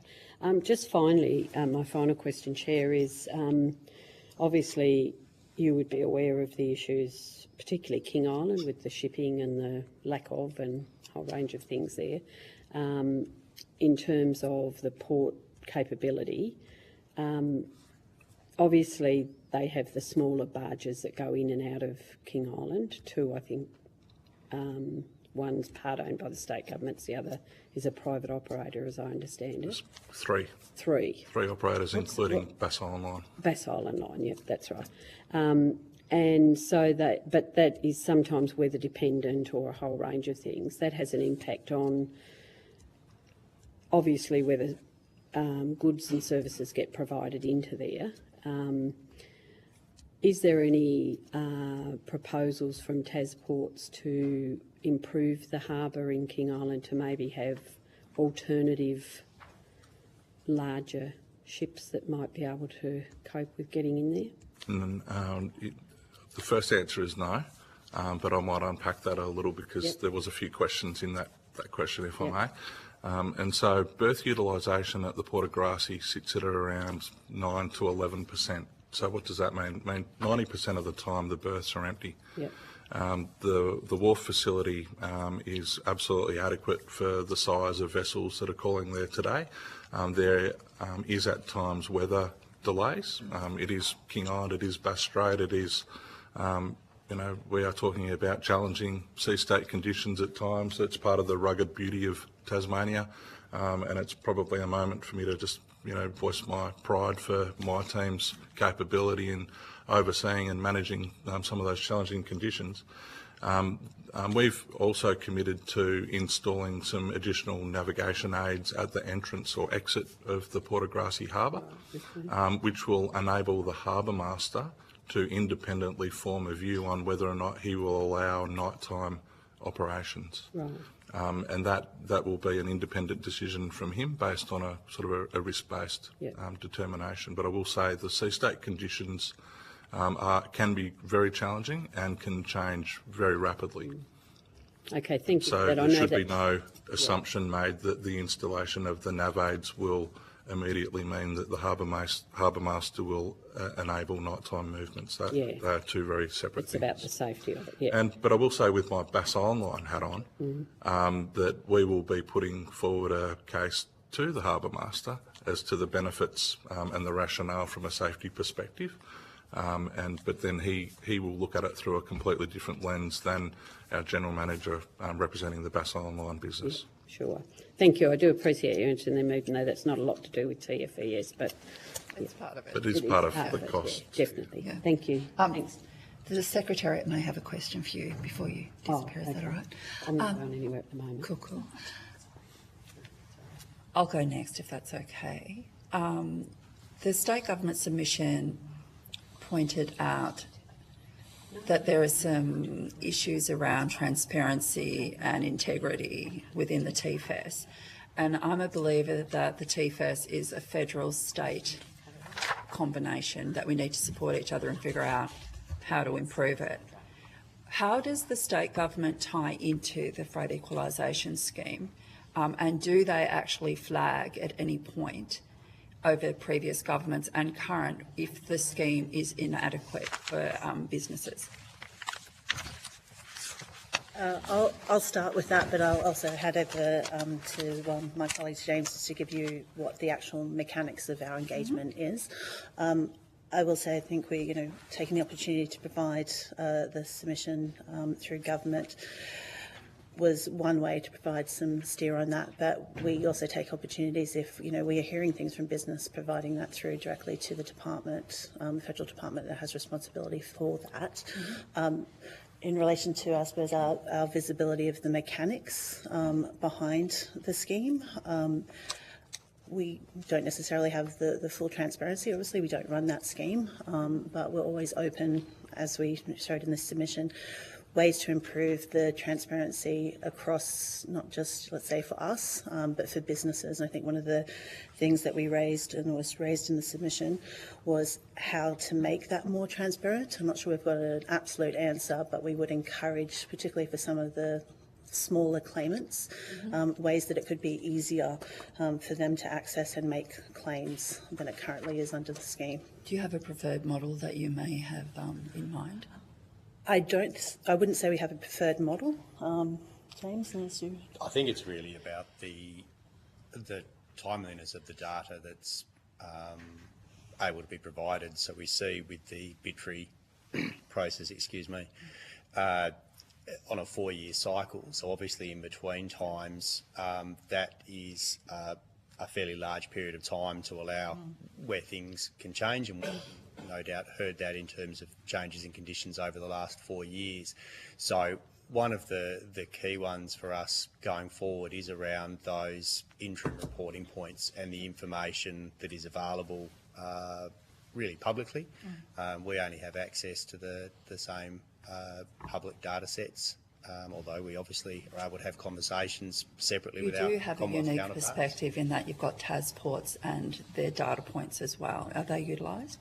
So we use TasPorts data heavily in terms of the amount of freight moving in and out of Tasmanian ports, but there's obviously quite a difference between the total volume of freight moving and the volume of freight that is eligible for TFIS, and then how that's broken down into the individual categories of eligibility. So TasPorts information is excellent on the freight movement itself, but in terms of how that then interacts with the Freight Equalisation Scheme eligibility, we are dependent on the Commonwealth for that. Would that be a good recommendation then to put into the data sets and the database that Department of Social Services use to incorporate that data so as it's more efficient and more effective and more real time? I think it's the way, and I think I heard from my Commonwealth counterparts earlier, there's obviously the time period between when claims are made, the data's collated and passed to Commonwealth Department of Infrastructure, and then obviously being able to be made available beyond that. The question from my side would be, when you look at the BITRE monitoring report and the elements that provides around consideration of comparisons of change in road and shipping indexes or actual costs in the case of shipping, the opportunity to provide that more frequently, because that's certainly, I think, my experience in the last 4 years has been that increasing concern from people interacting with the Freight Equalisation Scheme, having the information available to be able to construct their arguments and positions. So state government more heavily involved moving forward and actually using data sets that we have available would be a good recommendation?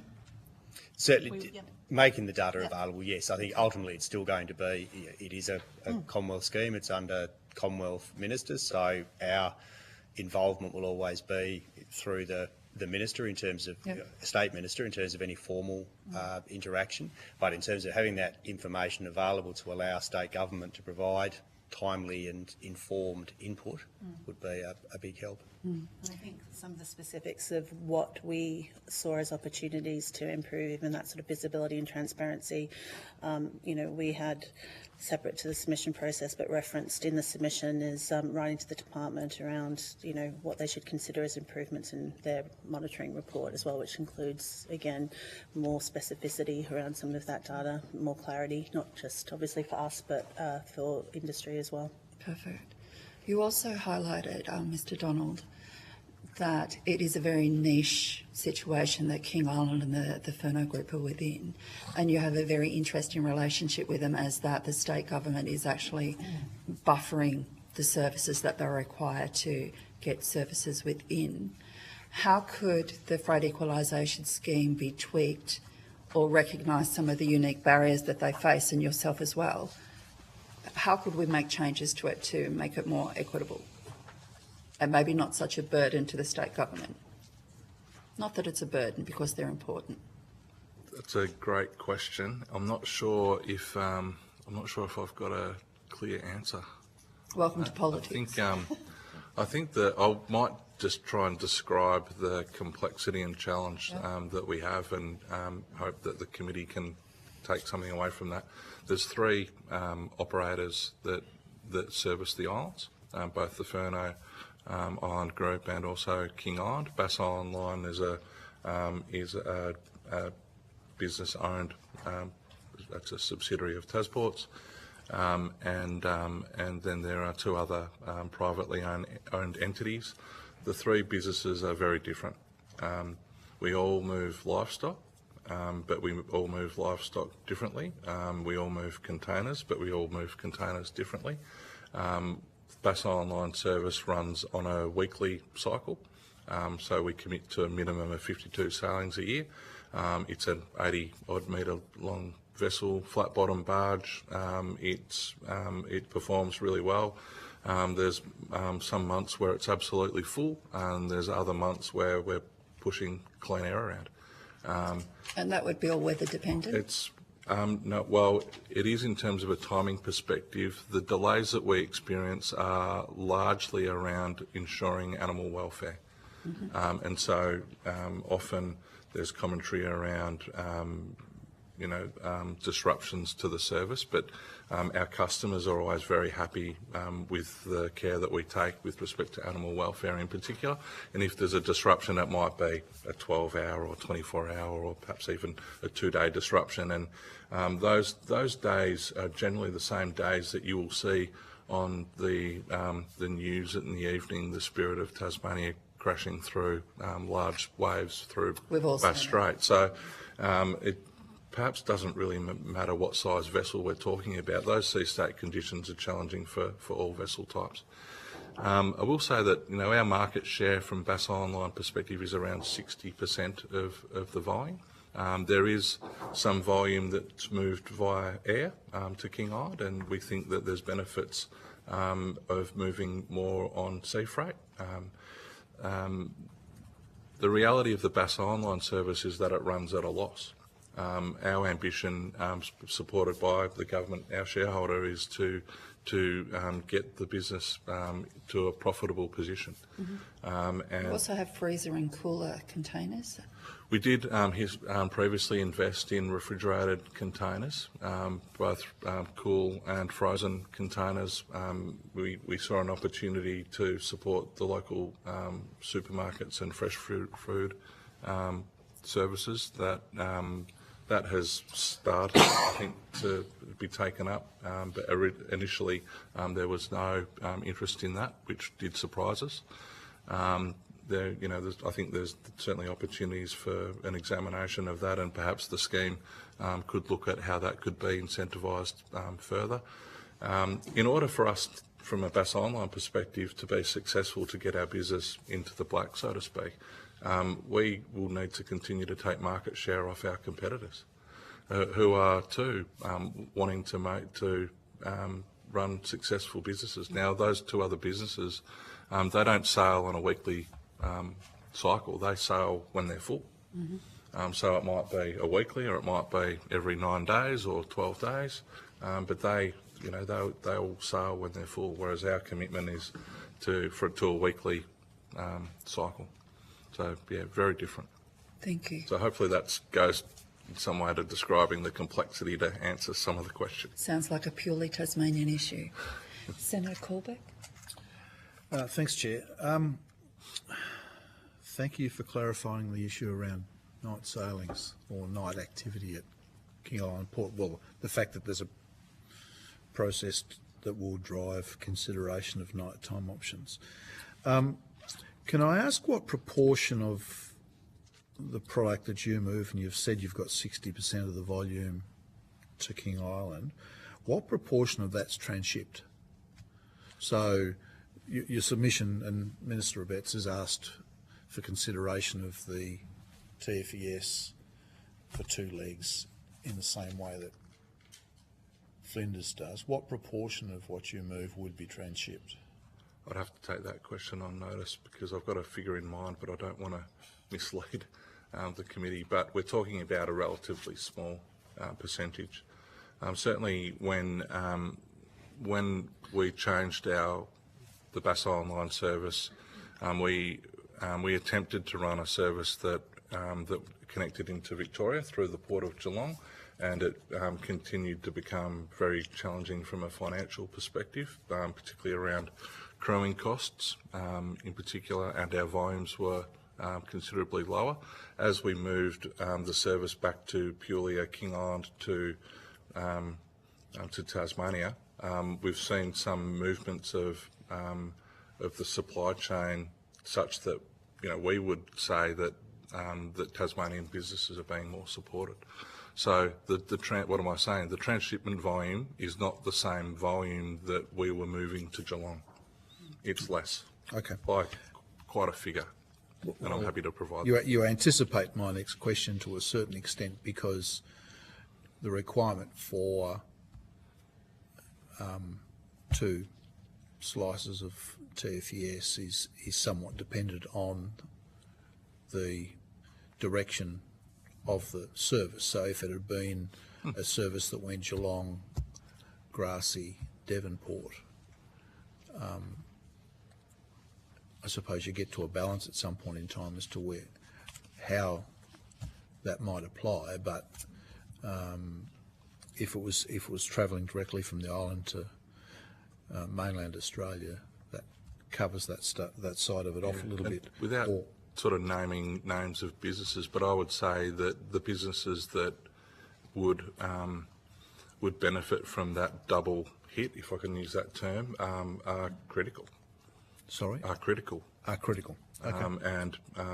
And probably suffering at the moment through some challenging economic times, I would say, and are largely businesses, in my view, that are either importing from the mainland or exporting to the mainland and beyond.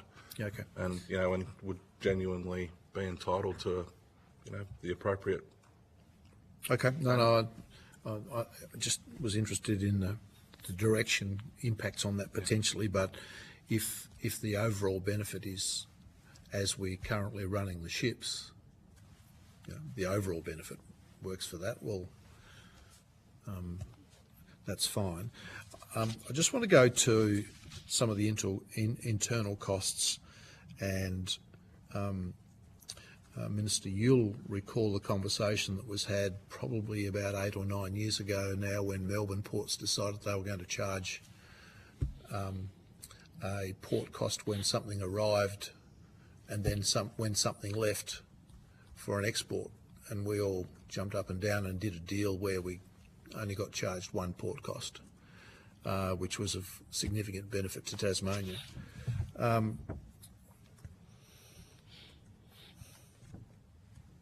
I'm looking to consider that as the same process. I'm looking at an invoice here for someone on King Island where they've brought something from the mainland, they've paid a wharfage cost in Tasmania, they've paid another wharfage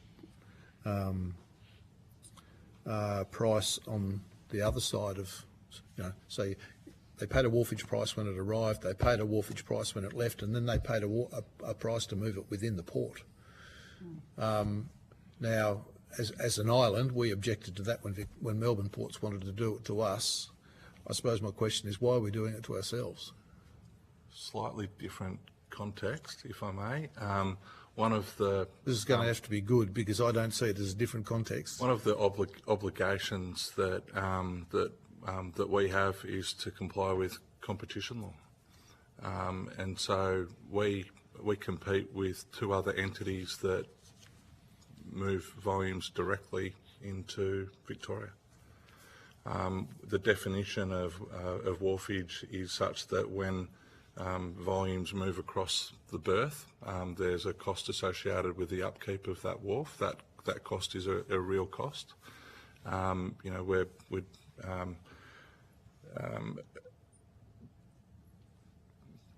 We are, that obligation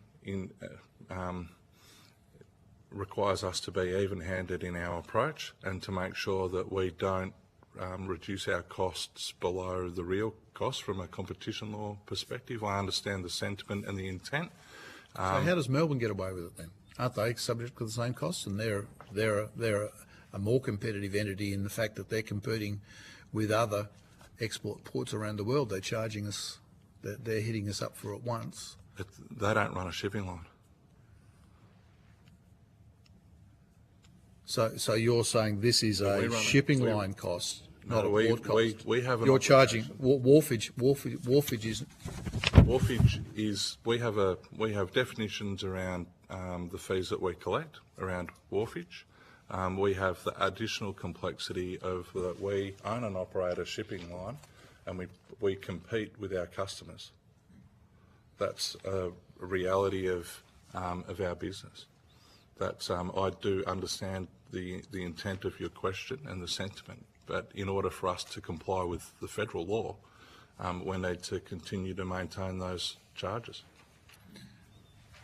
I have to say, I still don't. I'd be more than happy to see an amendment to the federal law from a competition law perspective that You might have an opportunity with an announcement that was made yesterday, Right. but yeah, I happy to see a honestly complete change don't to see competition law. I don't see the difference between a wharfage cost at Melbourne Port and one at Devonport Port. As I said, they don't run a shipping line. I said well, it appears here to be a port charge. It is a port charge. So why is it a different port charge to? Because if we compromised our port charges because of our operation of our shipping line business, someone may accuse us of anti-competitive behaviour. So the disadvantage comes by the virtue of you running a shipping line, not necessarily of how you apply your port charges. Well, strictly when you look at the port charges and the definition of wharfage, that those costs are incurred as a result of the movement of freight across, the concrete wharf. So there's an entitlement, and but there are other alternatives. As I said, I could flip it around the other way and say, well, the customer could, and we certainly wouldn't encourage it, but the customer could make their own decision to use one of the other shippers that move freight directly into the state of Victoria, as opposed to transshipping it through Tasmania. It's a lot of money. It's a lot of money.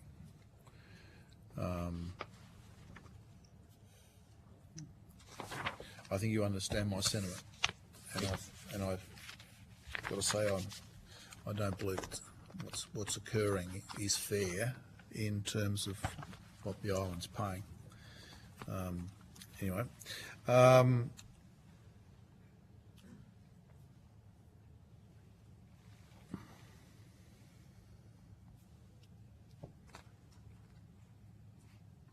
It'll do me, thanks, Chair. Oh, hang on. No, that's fine. I'm done. Thank you, Senator Convict. Senator McKim. Thanks, Chair. Good afternoon, folks. Thanks for coming in. Mr Bass, did you direct Forestry Tasmania not to appear before this committee? No. Are you aware of why they had a scheduled appearance this morning and failed to appear? No.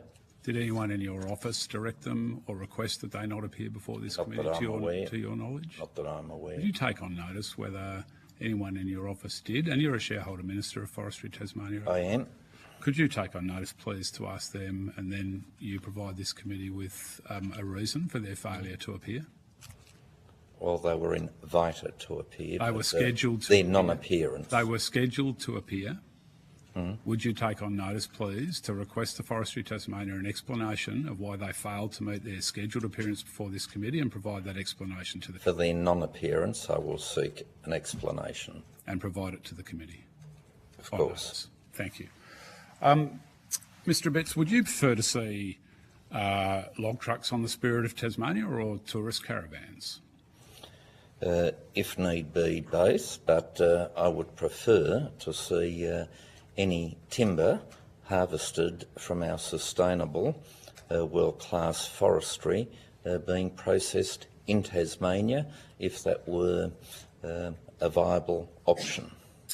All right. Are you suggesting that it's not a viable option to process logs harvested in Tasmania's native forests in Tasmania?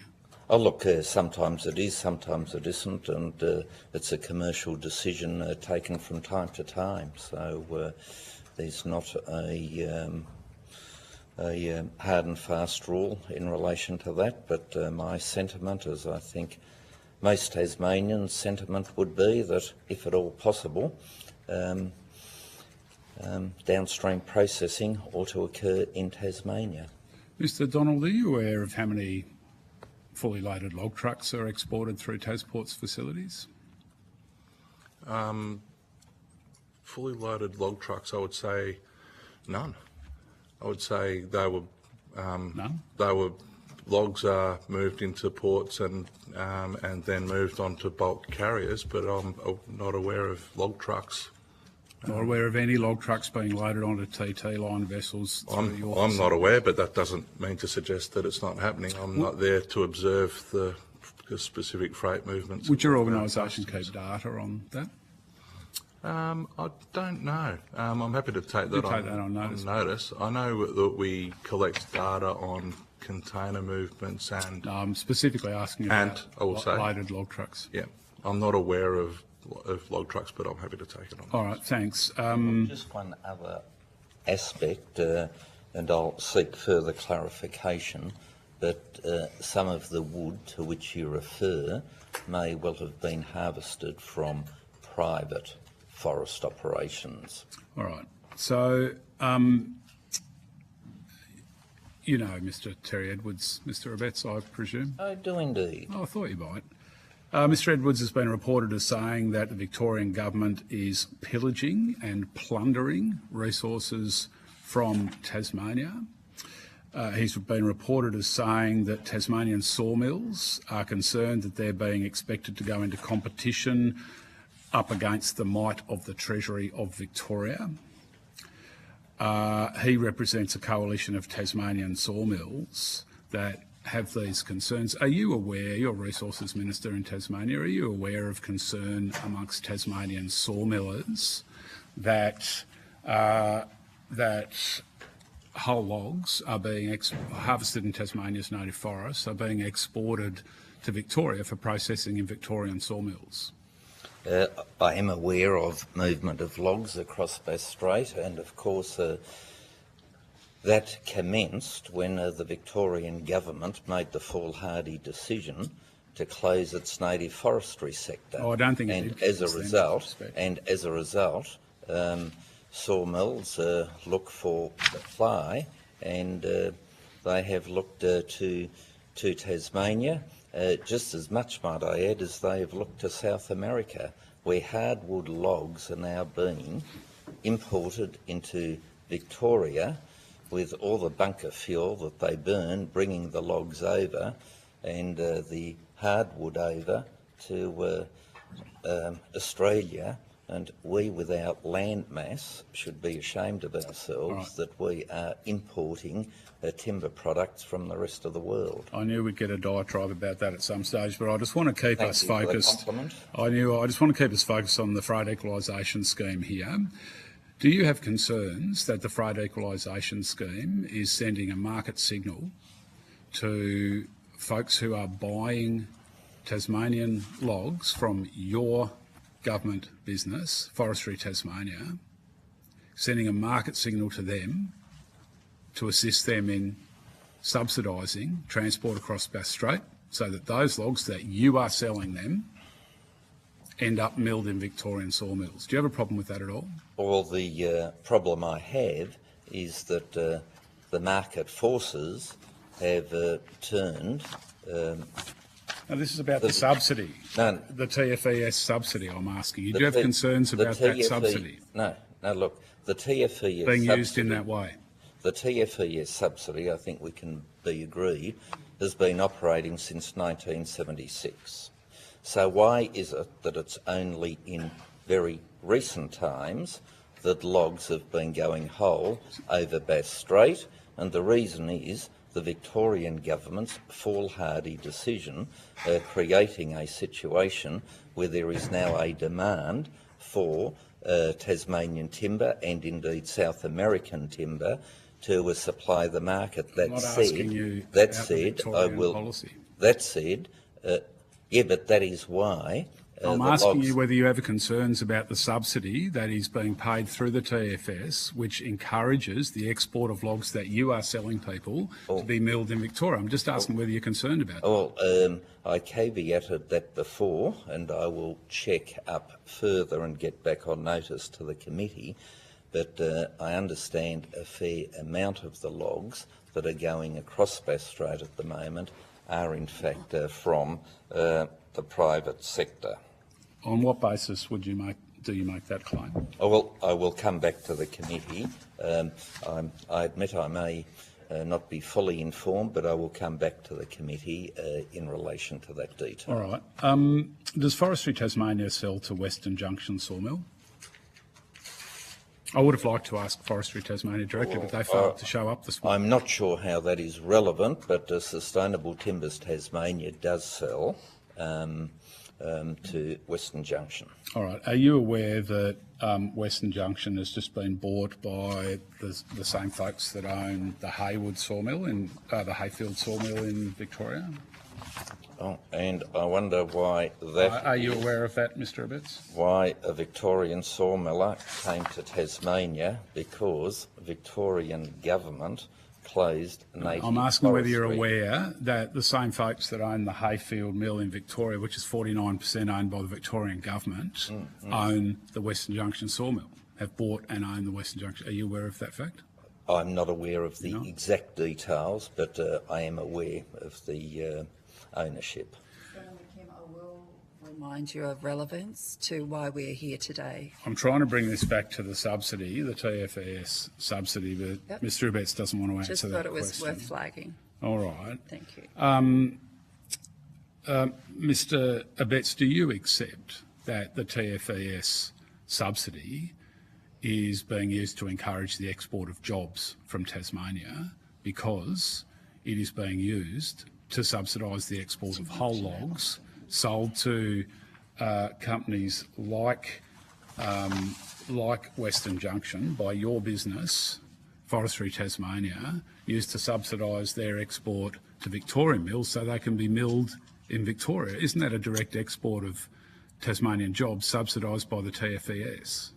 No, it's not, and you need to have a full grasp of how the economy works in relation to these matters, and it is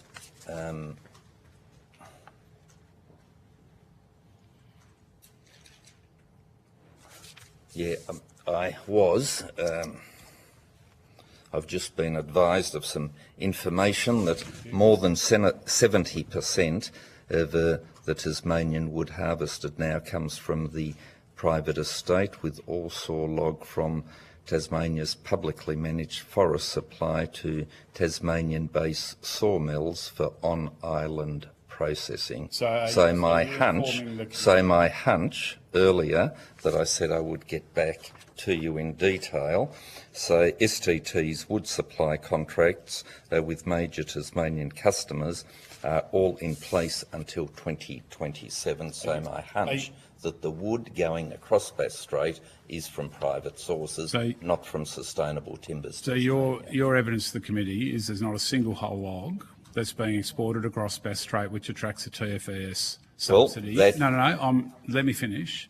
Is it your evidence that not a single whole log that is being exported across Bass Strait and attracts a TFES subsidy is being sold by Forestry Tasmania? Is that your evidence? Look, Chair, I came to this committee to talk TFES, not who owned what piece of timber, but as I indicated earlier, my hunch was that the vast majority of the timber going across was from private sources.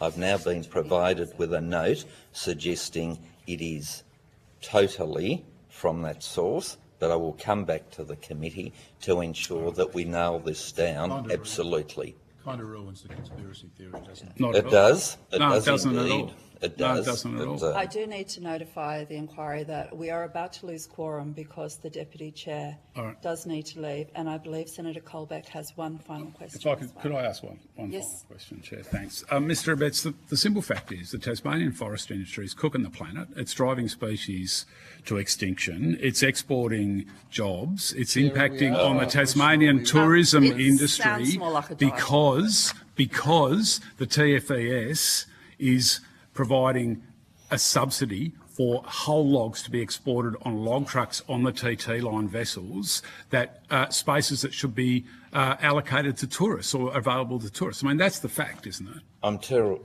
terribly disappointed that I have to inform you the TV cameras have left. I don't care and so whether that the TV cameras outburst, are here which or not. is terribly I believe- ill-informed, the IPCC has indicated You're going to that misrepresent the IPCC again now, are you? I've If- seen that letter. if I've seen your Yeah, letter to Dr. Sanger. when somebody knows Extraordinary. everything, one wonders why they even bother to ask a question. On that note, I believe we are about to lose our deputy chair. So if your question is short and sweet, Senator Colbeck. I'm hoping it is. Thanks, Anne. Sorry. You talked about cycle a review process for the scheme, which is currently on a 4-year cycle. Do you have a suggestion of what might be more appropriate? I mean, the last 4 years in particular have been a period of high inflation, which has, I think, exacerbated the issues that we've seen in the data.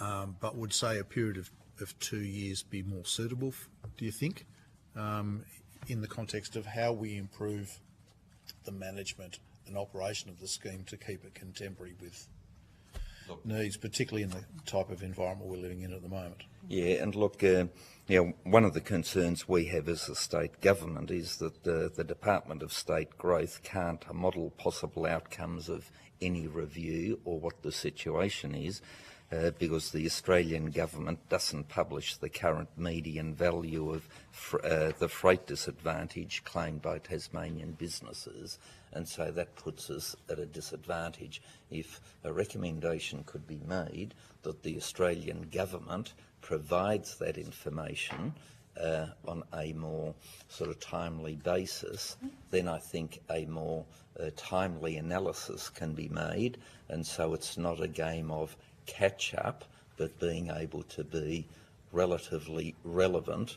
So, 6 monthly it'd be ideal. Realistically, that'd be difficult, but bringing it back to 2 years, I think, would be a great start, But Senator Colbeck. you could do the data provision on an annual basis, Yes. but with a review cycle of something else. Yes. And that would give you the information to make a decision as to whether you need to do something. Is this a dialogue? Because Anne's walking towards the door. More All regular. right, so- Yeah, as long as she's listening as she goes. Yeah. Because I'm not going off the reservation, Anne, I promise. And the discussion around indexation of the intermodal cost, which we've heard very closely mirrors CPI, could be done on that on an annual CPI basis. Yeah, intermodal clearly needs to be updated and then I think can be CPI'd, but to keep the integrity of the scheme in relation to the differential, we do need that information from the Australian government. So thank you for that suggestion, and I would like to see that as one of the recommendations, if I can be as bold. Thank you. You've got to be quick, Anthony. Chair, I'd just suggest that the committee have regard to 2030 targets with respect to decarbonisation and what that might do to investments within the supply chain. And there's no silver bullet answer to that, but as time moves on, businesses will be making decisions they'll incur cost. Thank you so much. Look, that does conclude today's hearing. I thank the state government and departments for coming along and providing evidence, anything that was on notice by the 22nd of this month. And I thank all witnesses who appeared and to Hansard and Broadcasting for their assistance. And we stand adjourned. The committee stands adjourned. Thank you.